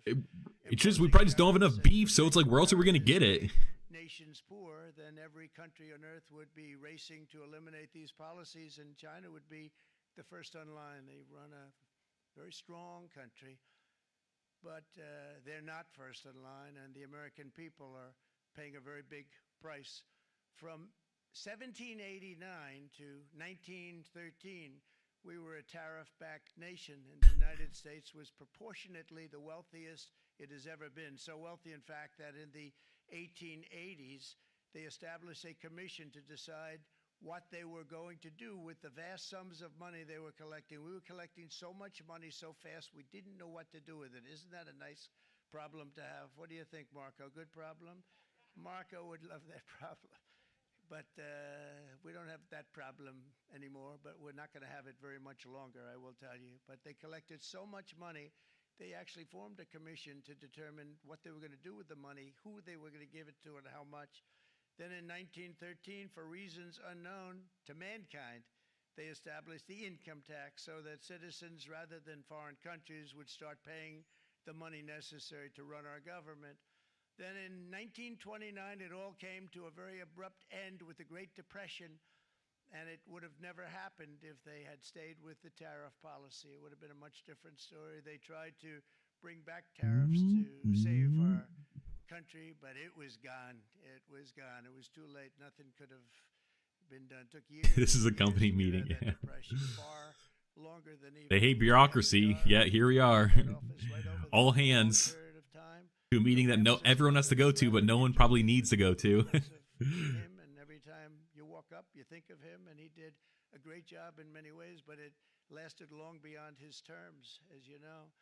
But it's not too late any longer, and we're going to start being smart, and we're going to start being very wealthy again. We're going to be wealthy as a country because they've taken so much of our wealth away from us. We're not going to let that happen. We truly can be very wealthy. We can be so much wealthier than any country. It's not even believable, but we're getting smart. Nearly a century later, in the face of unrelenting economic warfare, the United States can no longer continue with a policy of unilateral economic surrender. We cannot pay the deficits of Canada, Mexico, and so many other countries. We aren't. We used to do it. We can't do it anymore. We take care of countries all over the world. We pay for their military. We pay for everything they have to pay. And then when you want to cut back a little bit, they get upset that you're not taking care of them any longer. But we have to take care of our people. Okay, Trump should just fucking close all international businesses then. That's what he's kind of getting at. It's like, okay, bro, Trump hotels, like, today we're standing up for the American worker, and we are finally putting America first. decrease. 59% is going to decrease. Last year in office, the United States hemorrhaged 100,000 This could have been an email. manufacturing jobs, and the number was going through the roof at levels never seen before. And our trade deficit reached a record $1.2 trillion, which is unheard of.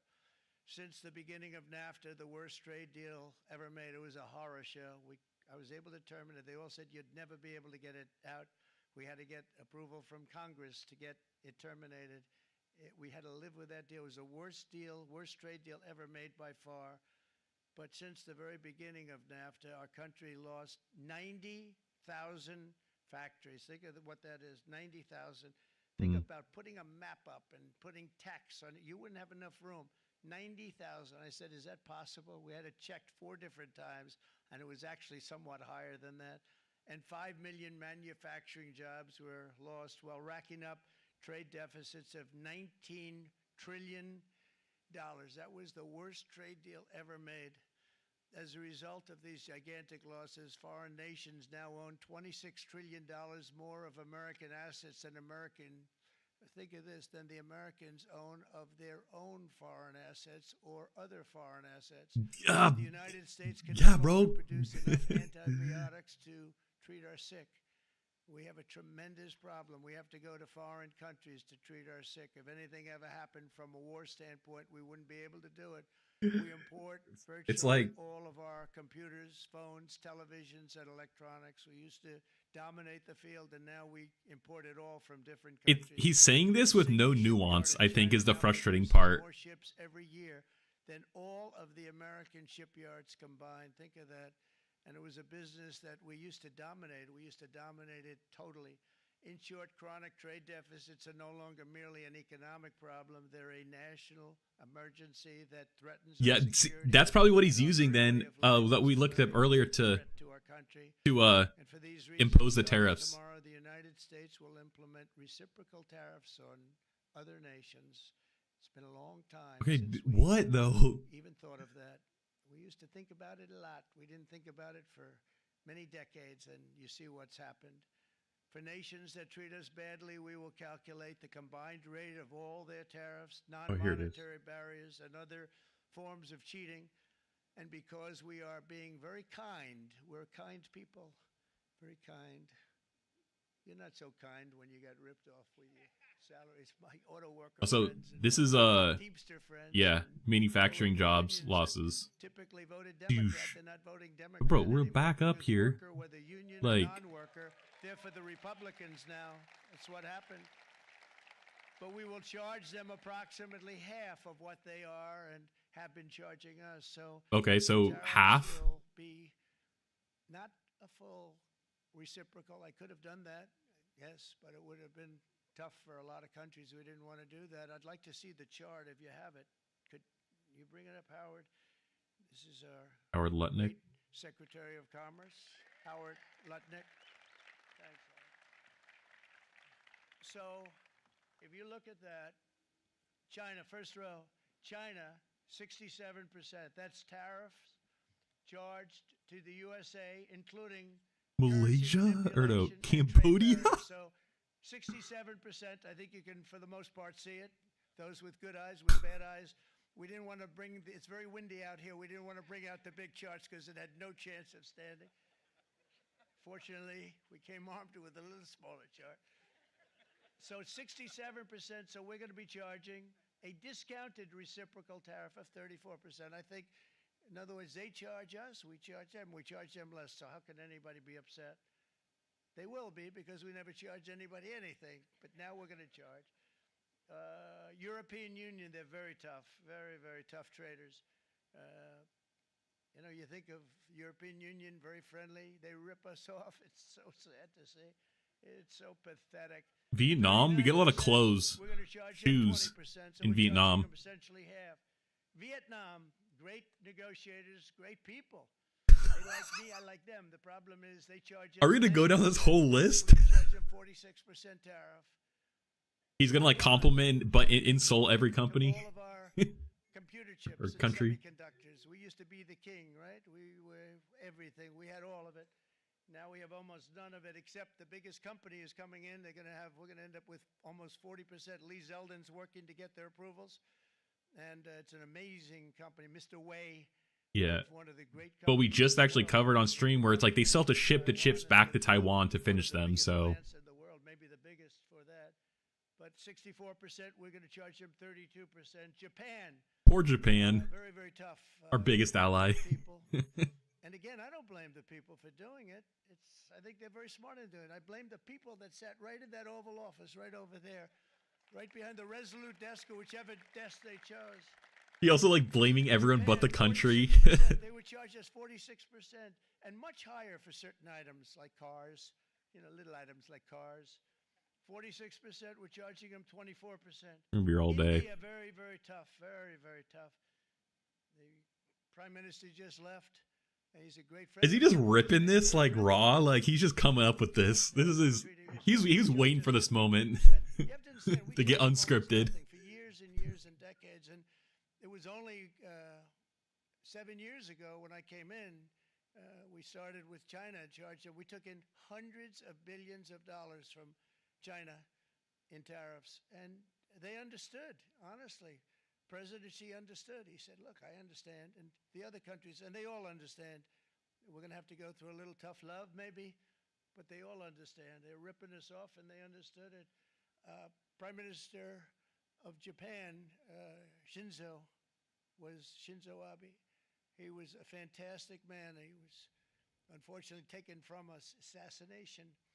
But I went to him and I said, Shinzo, we have to do something. Trade is not fair. He said, I know that. And he was a great gentleman. He was a fantastic man, but he understood immediately what I was talking about. I said, Shinzo, we have to do something. He said, I know that. And we worked out a deal, and it would have been a much better deal, but frankly, there were many years left on the deal that was made previous to my getting there, but it was something. If you look at Switzerland, 61% to 31%. Indonesia, Malaysia, Cambodia. Oh, look at Cambodia, 97%. What are we importing from Cambodia? Israel, I see down there. And we'll go 10%. So we'll do the same. Fuck, man, this is so much. It's actually way more than I thought it would be. 60%, 30%, and they've got some bad things going on in South Africa. You know, we're paying them billions of dollars, and we cut the funding because a lot of bad things are happening in South Africa. The fake news ought to be looking at it. They don't want to report it. Brazil, 10%, 10%. Bangladesh is 74%. So you see what's going on. Pakistan, 58%. Who's this down here? Sri Lanka, 88%. Oh, Sri Lanka. So what we're doing is we're taking not the full, we could take the full 88%. Thanks a lot, Howard. He's doing a very good job. How's he doing, all right? Howard Lennox just like the fucking sign boy. Like it's gonna follow you down with the wind. I brought a hat just in case it got too windy, but here, would anybody like a hat?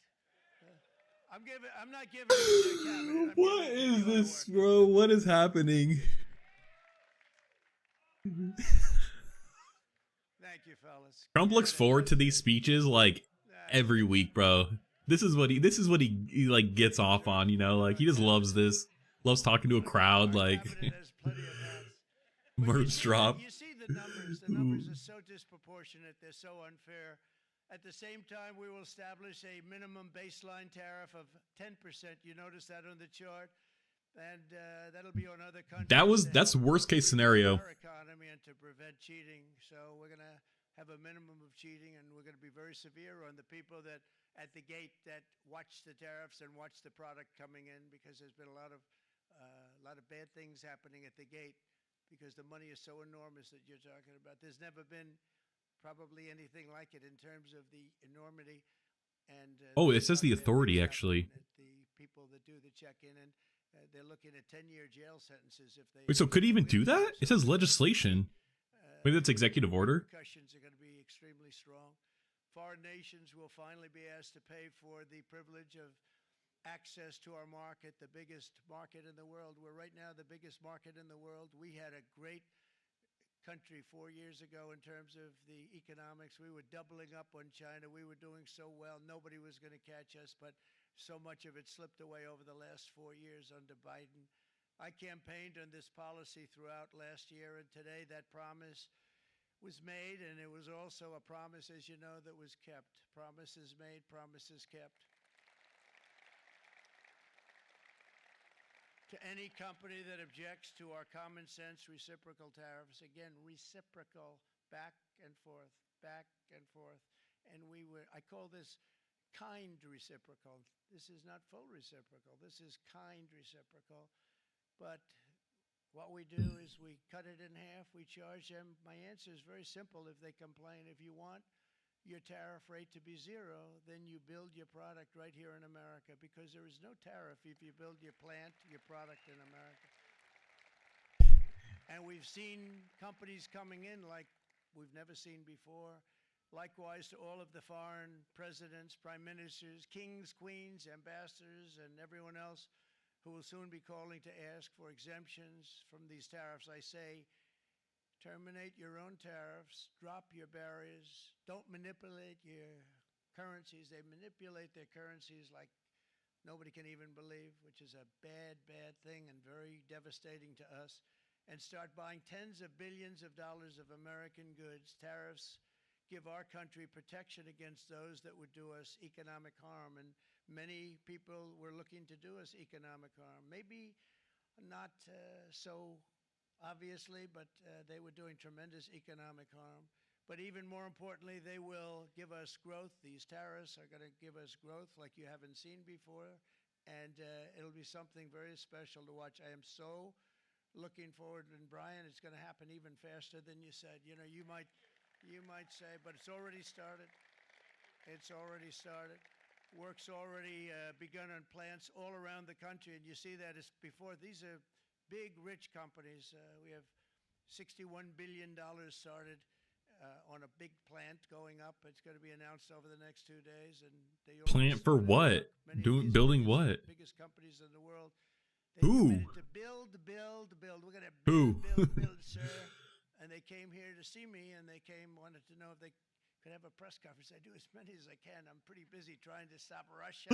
He's like, trust me, I would give one if I can. We gotta stop that. We stop the Houthis, which we're making tremendous. They like shooting ships down and out of the water, sinking ships. They get a kick out of it, but they're not getting such a kick out of it now, are they? Mr. Secretary. They're not getting such a kick out of that now. But here are just a short list of some of the companies that have Okay, here we go. announced and committed to investment. And this is a company Apple. that He's gonna say Apple. built its factories and its plants in China. Apple Knew it, bro. $500 billion.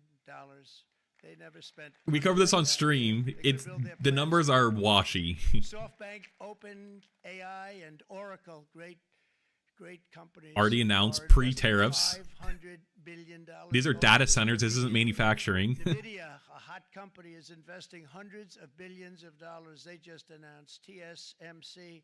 Bro, biggest, these company in the world of chips from Taiwan. Oh my, bro, it's with so no crazy, investment bro. from us, is investing $200 billion, and they These said are companies that probably don't even have tariffs affected. the tariffs. They don't want to pay the tariffs, and the way they're not paying it is to build their plant here. So we're going to go from almost no percentage. We used to have 100% of the chip market. Now it's all in Taiwan. Almost all of it's in Taiwan. A couple of other countries, but mostly in Taiwan. Bro, they still have to ship the chips to Taiwan to finish them. 100%. We lost it because of people in that office that didn't do their job. They allowed it to be stolen from us. Johnson & Johnson, great company. Bro, $55 billion. Eli Lilly, $27 billion. Johnson Meta Johnson's is struggling. investing $500 billion. Wow. Okay. Investing $20 billion. Okay, I'm pausing it. These jobs are college ed, like these are high, like these are jobs that those guys up here, no offense, talking are not going to see. These are data center jobs. They're like, these are not like manufacturing jobs like he's saying. These are like, oh geez. This is after just a short, this all took place as soon as we came out with what everybody wanted to do. I watched a gentleman today on television. He used to work with Lee Iacocca, a very respected automobile person, and he said, because they're asking people, they try and get as many negative people as they can, but they can't find them too much. It's pretty hard to find in terms of what we're doing, especially when they see all this investment. They said, so tell me, what do you think of what Trump is doing from the automobile standpoint? He said, I can't believe it. Somebody is finally, he's an older guy, real pro, really top guy, with Lee Iacocca. He said, I never thought I'd see the day when this would happen, where somebody had the courage to go and do what has to be done. This is transforming our nation. Our entire nation is going to be transformed, not only with the cars, but on every single other item that's built. We're going to become an industrial powerhouse. And he said that so beautifully today. In fact, I'm going to find out. I'm going to get a tape. And Bruce, I'm going to get that tape, and I'm going to send it to you out in Long Island, and you're going to play it for the people. I don't know. That's what I was wondering too. And your non-union workers out there. He's like just a bro. You just talking about a dude. But we have it's a random dude. So far, it looks like we're going to have about $6 trillion of investments, and you wouldn't do that in years in this country over the last number of years. $6 trillion. From where? And that's going to be much higher by the end of the year. And think of what $6 trillion is. You wouldn't have. Oh yeah. Small percentage right. That's what. It's just a random dude. We're going to be an entirely different country, and it's going to be fantastic for the workers. It's going to be fantastic for everyone. There will never have been a transformation of a country like the transformation that's already happening in the United States of America. It's an incredible thing to watch, and it's incredible to meet with the top people that you read about, very wealthy people, or people that are great managers and executives and presidents of big public companies, and to watch the enthusiasm they have now that they didn't have. They gave up on our country. They went to foreign countries and they built. Companies are pouring into our country at levels never seen before, with jobs and money to follow, and it's really beautiful. In the coming days, there will be complaints from the globalists and the outsourcers and special interests and the fake news. Always, the fake news will always complain. But never forget, every prediction our opponents made about trade for the last 30 years has been proven totally wrong. They were wrong about NAFTA. They were wrong about China. They were wrong about the Trans-Pacific Partnership, which would have been a disaster if I didn't terminate it. If I didn't terminate that, United Auto Workers, you would have had no jobs in this country. You would have had no jobs. It was all going to other countries. In my first term, they said tariffs would crash the economy. Instead, we built the greatest economy in the history of the world. And again, I have great respect for President Xi of China, great respect for China, but they were taking tremendous advantage of us, and I commend them for that. I say, hey, if you can get away with it, that's okay. But you know, they understand exactly what's happening, and they probably, most of them are saying it's about time they did something. But and they're going to fight, and they're going to fight fair. Everyone's going to fight. You know, it's like I say to the leaders, look, you got to take care of your country, but we have to start A lot of taking people care watching. of our country now. We can't do what we've been doing for the last 50 years. From the day of my election, the stock market went up in my first term 88%, with NASDAQ going up 155%, more than any president has ever had in any term in office, by far. And I think we're going to blow that away. And maybe the numbers won't show, but I think they're going to show much better than even those numbers. But what you're going to see is you're going to see activity, that empty, dead sites, factories that are falling down. Those factories will be knocked down, and they're going to have brand new factories built in their place. They're not only talking about renovating, they're talking about brand new, the best anywhere in the world, the biggest anywhere in the world. I have a friend who builds car plants, and I said, I want to see the biggest and the best. He said, I have a friend who builds car plants. I said, no, I want to see it in the United States. He said, we're not building them in there. This is a year and a half ago during the campaign. He said, we're not building it. You'd have to go to Mexico. When I was starting to decide to run, and I went to #1 in the polls very rapidly, I want to say, like, let's say in the first hour. And then shortly thereafter, it looked like I was going to win, and the fake news was saying, oh, no, don't do this. What they don't know is if I didn't win, they would have really been in trouble, because nobody wants to read them anyway. But I tell you what, when it looked like I was going to win, I announced that I was going to be doing exactly what we're talking about today. Great consistency, actually. Yeah, bro, no one believed you because of your lie. Because I saw what was happening 40 years ago. If you look at my old speeches when I was young, very handsome, my old speeches, and it, Who's cackling that hard in the crowd, bro? I'd be talking about how we were being about that by these countries. I mean, nothing changes very much. The only thing that changed were the countries, but nothing really changes. But it, you know, it's why it's such an honor. It's such an honor to be finally able to do this. If you look at China, I took in hundreds of billions of dollars in my term. Hundreds of billions. They never paid 10 cents to any other president, and yet they paid hundreds of billions, so much so that Biden couldn't do anything. They wanted to try and terminate it because he had a very special relationship with China. You know what the relationship was? He had a special relationship. What is he alluding to? So big, the numbers were so big that they couldn't do it. So they did ease it up. They did things that they shouldn't have done. They made it a lot more comfortable for them, but they couldn't do it because the numbers were hundreds of billions of dollars, and I did that. And we were on our way to doing something like incredible. And then we had a very bad election happen, a very bad election. A lot of bad things happened. So when I said we got to do it again, I said we have to make it too big to rig. And we made it too big to rig, and we won in records, and it was a monumental win. And it was such an honor to see so many of you like Brian. Are we talking about tariffs still, or here with us to celebrate, and to more importantly celebrate what we're doing, because that wouldn't be a full celebration if we didn't do this, because this will be an entirely different country in a short period of time. It'll be something the whole world will be talking about it. The critics made the very tired predictions earlier this year, but in February, core inflation dropped to the lowest rate in 4 years. And the price of eggs, as you know, just in a month and a half, we were there for 4 he really has to say like how much he's like lowered prices, and the only thing is eggs. I said, I just got here. They said eggs have gone up at like 250%, and you can't get eggs. And they were going crazy. And I said, I just got here. And then we got to work on eggs, and we got to work on everything. And our great Secretary of Agriculture, you did a fantastic job. Brooke Rollins, she did a fantastic job. And as I said before, the price of eggs dropped now 59%, and they're going down more, and the availability is fantastic. They were saying that for Easter, please don't use eggs. Could you use plastic eggs? Right, I didn't even think about Easter. And you really came I through. forgot about Easter. What even is Easter? Great. But likewise, an old-fashioned term that we use, groceries. I used it in the campaign. It's such an old-fashioned term, but a beautiful term, groceries. It sort of says a bag with different things in it. That's old-fashioned? What else do you call it? And I campaigned on that. I talked about the word groceries for a lot. And energy costs now are down. Groceries are down. Gasoline is way under $3. And people are beginning to be able to buy things and live again. We brought prices way down. We created 10,000 already in a few weeks, new manufacturing jobs.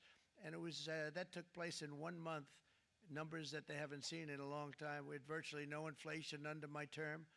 We had virtually no inflation for 4 years. But after transitioning over to Sleepy Joe, it went from almost non-existent to the highest in the history of our country. They had the highest inflation in the history of our country, brought up by energy and bad spending and bad policy, and a lot of bad things happened. How about allowing millions and millions and millions of people to pour into our country with open borders, where it's so sad to see even now. And I see our great secretary you have done. Stand up, please, Christy. Stand up. Christy Nome. And Tom Homan. These people are doing a great job, but gotten them out in records. We have problems with judges that don't want them to go out. They want Tren de Aragua, and they want MS-13, the most vicious gangs ever. Nobody's ever seen anything like it. Absolute killer gangs. They kill people. They don't even think about it. And we put them out, and we have judges now, radical left judges that they don't want them to go out. They want them to even be brought back. Let's bring them back.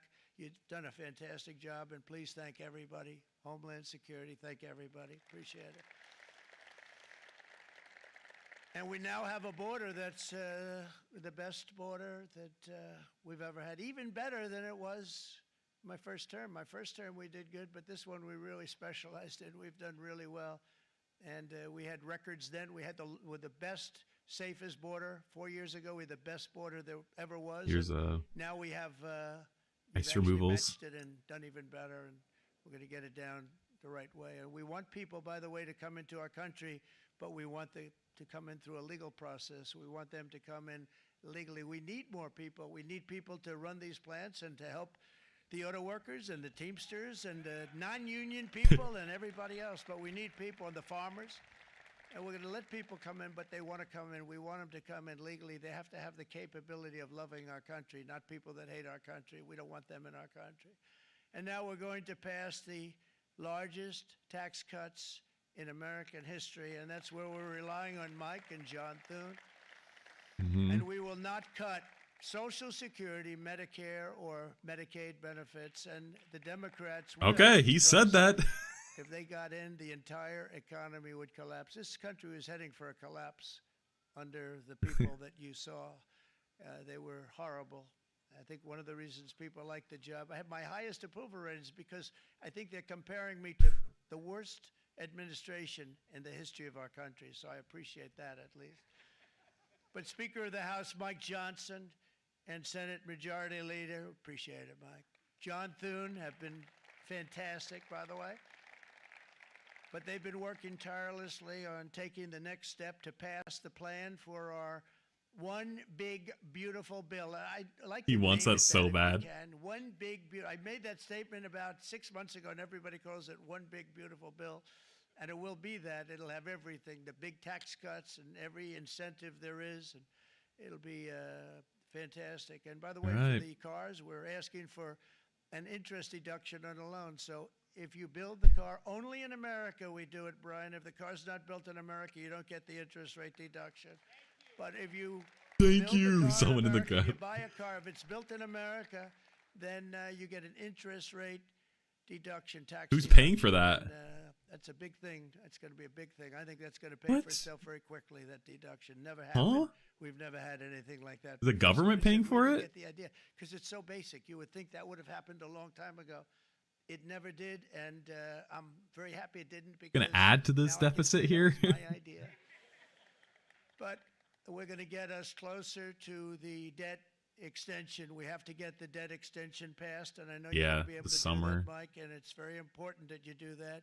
And all of the other things that the Senate budget plan gives us, along with working, because I know they're working together, John and Mike. Mike, And the we're two almost bills are going crossing. very well together. We need to get our shared priorities done, including certain permanent tax cuts. We want the tax cuts to be permanent, spending cuts, energy and historic investments in defense, border, and so much more. We're covering everything. These will be phenomenal. There'll be no bill like this going to straighten. One bill is going to straighten out our country for many, many years to come. And we said, let's just do it and let's get it done. And some guys will love it and some guys will like it a little bit less because they're not getting what they were exactly looking for, but they're getting a lot. They'll never, if we get this done, it'll be the most incredible bill ever passed in the history of our Congress and Senate and congressmen, the senators and the congressmen. Okay, can you say something of substance so we could like I really believe that. have something to talk about? Path. We're going to cut spending and right-size the budget back to where it should be. We're going to do that very strongly. How? Thank you, Rick. Thank you, John. Thank you. Oh, look at all of our senators over there. Oh boy, that's a nice group of people. But I won't like them so much if they don't get this bill done. He's serious too. Thank you very much. I appreciate it. Tremendous people. Yeah, no cuts to Medicare, Social Security. Complete and total support, and the I don't know. plan likewise That's is good. similar. They're Yeah. moving along. I just don't know if I believe him though. And as soon as you're ready, you'll show it to me, and I'm sure it'll have my support, Mike. Every Republican congressman and senator must unify. We have to unify. We can't be separated. We have to get it done. We have to get absolutely everything we can, and we have to take care of the American people. That's the only thing that matters. We have to take care of the American people first. We need to pass this bill immediately, get it done, including debt extension. From this day on, we're not going to let anyone tell us that American workers and families cannot have the future that they deserve. Who said that? We're going to produce the cars and ships, chips, airplanes, minerals, and medicines that we need right here in America. The pharmaceutical companies. Bro, what are we gonna like discover new mineral deposits? Back. They're all coming back to our country because if they don't, they got a big tax to pay. And if they do, I'll be very happy, and you're going to be very happy, and you're going to be very safe. We're going to build our future with American hands, with American heart, American steel, and we're going to build it with American pride like we used to. We're approaching our 100th day as president and have been given credit by a lot of people, actually, even some of the fake news. Can you believe it?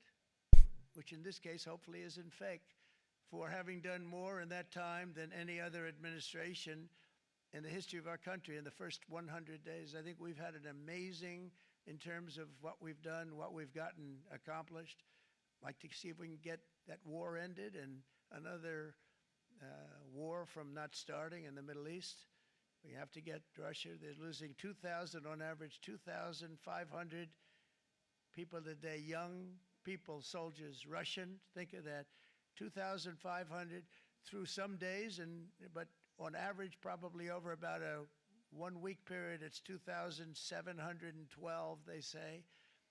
They're losing those soldiers. They're dying. That's crazy. They're being decimated, and they're not from our country, but they're from other countries, but they're human beings. They're from Russia. They're from Ukraine in this period. Most North of them. Korea. And we're going to get it stopped. It's a senseless war that would have never happened if I was president, and it shouldn't be allowed to go on. He just like every speech, he just talks about everything. I think we're being given good cooperation by Russia and by Ukraine, but we have to get it stopped. It's humanity. It's like, is this in the script or is he just riffing? This will be a very big moment. I think you're going to remember today. It's going to be It looks like he's reading. nation that we're dealing with. We're going to have a very free and beautiful nation. It's going to be Liberation Day in America, and it's going to be a day that hopefully you're going to look back in years to come and you're going to say, you know, he was right. This has turned out to be one of the most important days in the history of our country. God bless Printing the you, entire and God time. bless America. Thank you, I everyone. want to know what like the script actually looks like. Yeah, I'm sure every time they just let him loose on the mic, they're just like, like, please don't say anything crazy. press conference after? No questions? Is he gonna like sign the executive order? Like,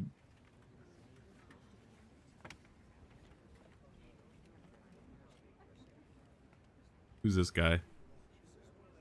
Oh, he's signing him right now.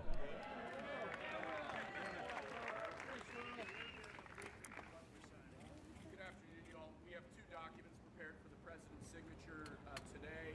One closes what's referred to as the de minimis loophole with respect to imports from the U.S. Closes the de minimis loophole. I think that's the under $800. The other is the big one, is the reciprocal tariff executive order that the president just spoke about at length. This is obviously a huge deal, and it's been an honor to be part of your team getting started. Who's this guy?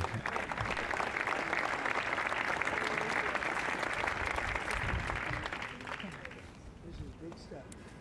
Had to get himself respect.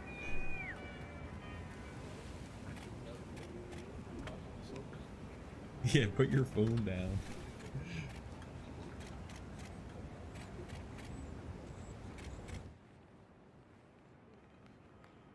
It's fucking...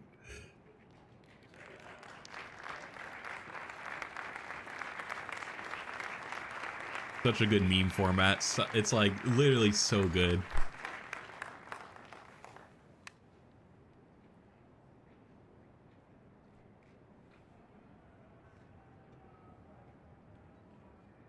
Who's gonna give the pens to? They only use 2 pens? They had like 10 there.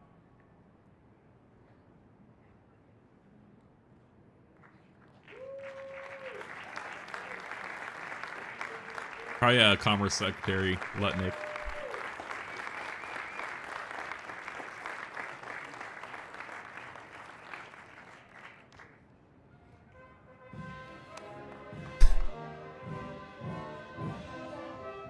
Like pocket one. Oh, there's a fucking Ron or North Carolina dude.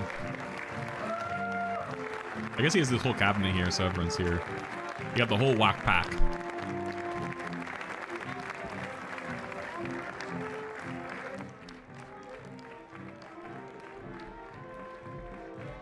That it? Please be a press briefing. Oh, here we go. What will you do if the EU or other countries retaliate? Here we go. Dang, he's just... Any news on TikTok?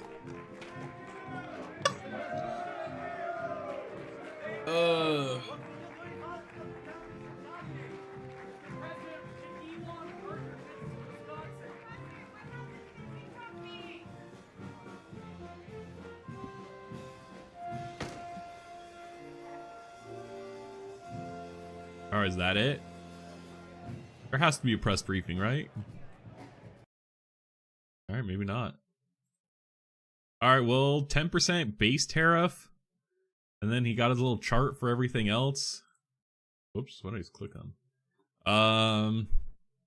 So 10% was worst case scenario in all projections. In the JP Morgan one, 10% was the highest. That was like worst case scenario.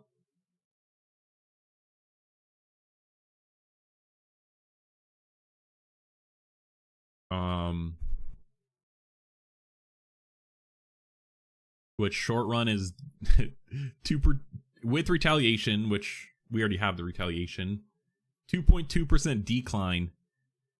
What was China's what did he actually put it as that?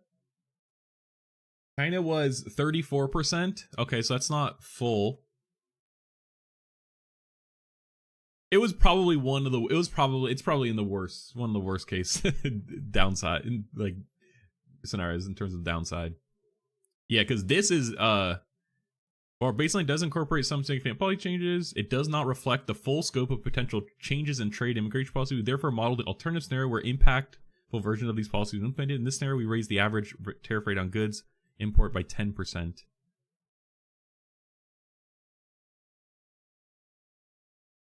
I feel like the base is probably more considering how high some are for places like China, European Union.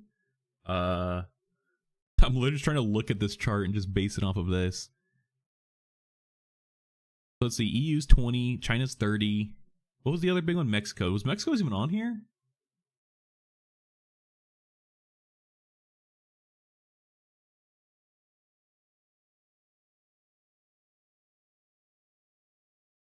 Yeah, Japan 24%.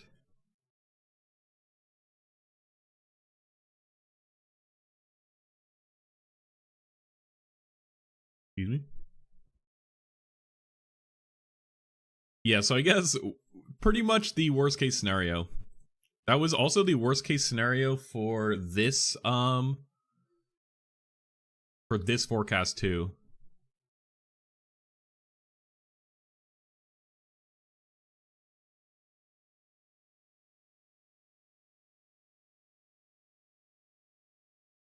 Yeah.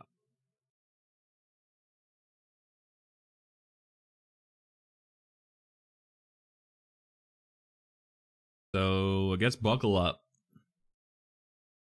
I'm actually curious when we will actually see like more like effects of the tariffs, whether it be good or bad, or like we actually see like things being built here. What Trump said though, with all the $500 billion. Okay, let's just work through it. $500 billion Apple's been, it just keeps extending how much they're going to invest in the United States, but this has gone back from like 2017. It's like literally past Trump administrations, Apple's been kept being saying like, we're going to invest 100 billion. Okay, we're going to invest 200 billion. Okay, we're going to invest 300 billion. And they just keep like stacking it. So like that, for one, like it's not like straightforward. Stargate, there's zero money right now.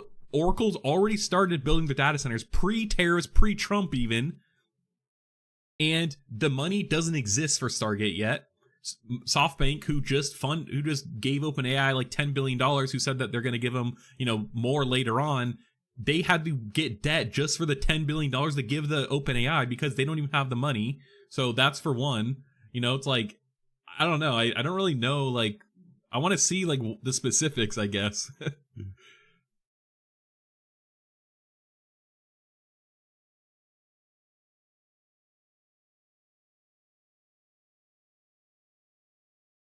But guess we'll see.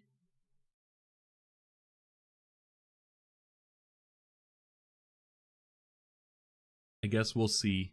I guess it just sucks that like pretty much it was the worst case scenario.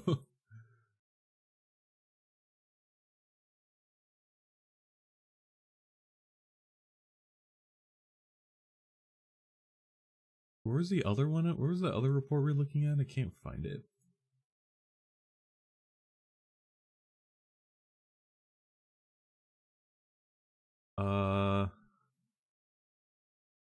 Yeah, Nike shares. Yeah, Nike makes their shoes in Vietnam. Let's check after hours stock market now. Stock market's closed, but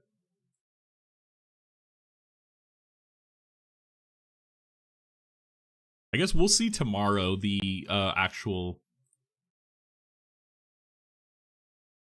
This was updated 12 minutes ago.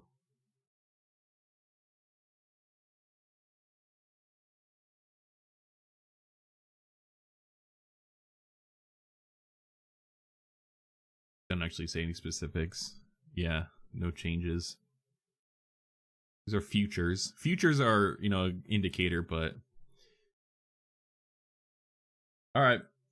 I guess tomorrow we'll see what other news comes from this. No Medicaid, no Medicare, no Social Security cuts. That's good, but we're gonna have to wait until the end of the 4 years for that to actually like fully come in, like for him to actually follow through, I guess.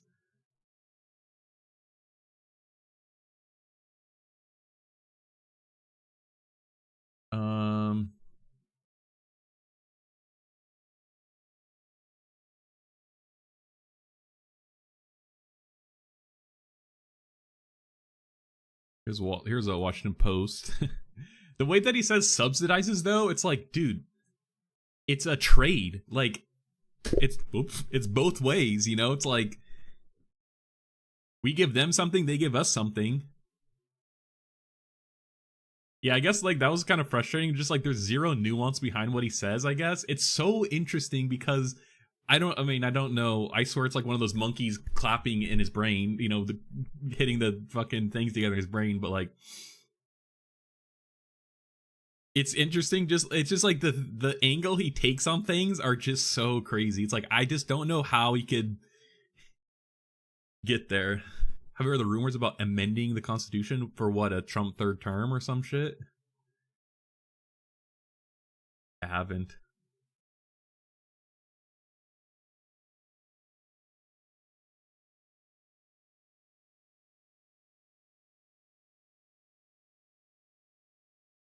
I've heard that, like I've seen the like him running for third term stuff, but I haven't seen any other like amendments.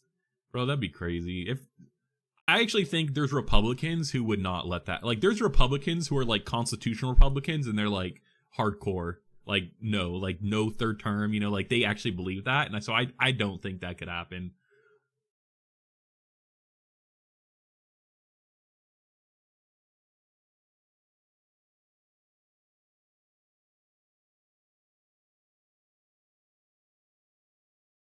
Yeah. S&P 500 futures fell 1.6%. Futures being that, you know, people are buying, like trying to kind of predict in the future what will happen. Nike shares fell 6%.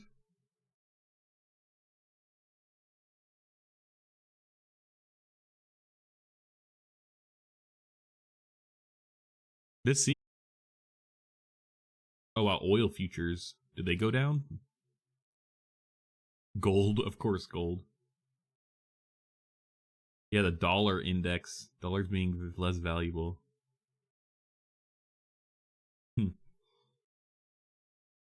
Ooh. They didn't really, I mean... Did they? Alright. This picture, like... Alright. Yeah, tariffs. We'll see. I'm probably not gonna like, unless there's actually like news, like we'll just like see, you know, what comes of it. But back to the usual tech stuff tomorrow.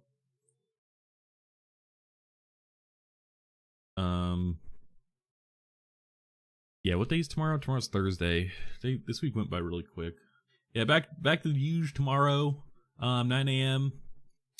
We'll get back with some tech stuff.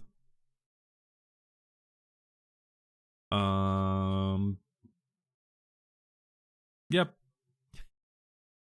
I don't know. It's kind of like it's Trump. It's Trump. Okay, we'll be back. I'll be back tomorrow, 9 a.m. For some tech news, and then we might do some game in the afternoon again. But appreciate everyone showing up, hanging out. Be back tomorrow.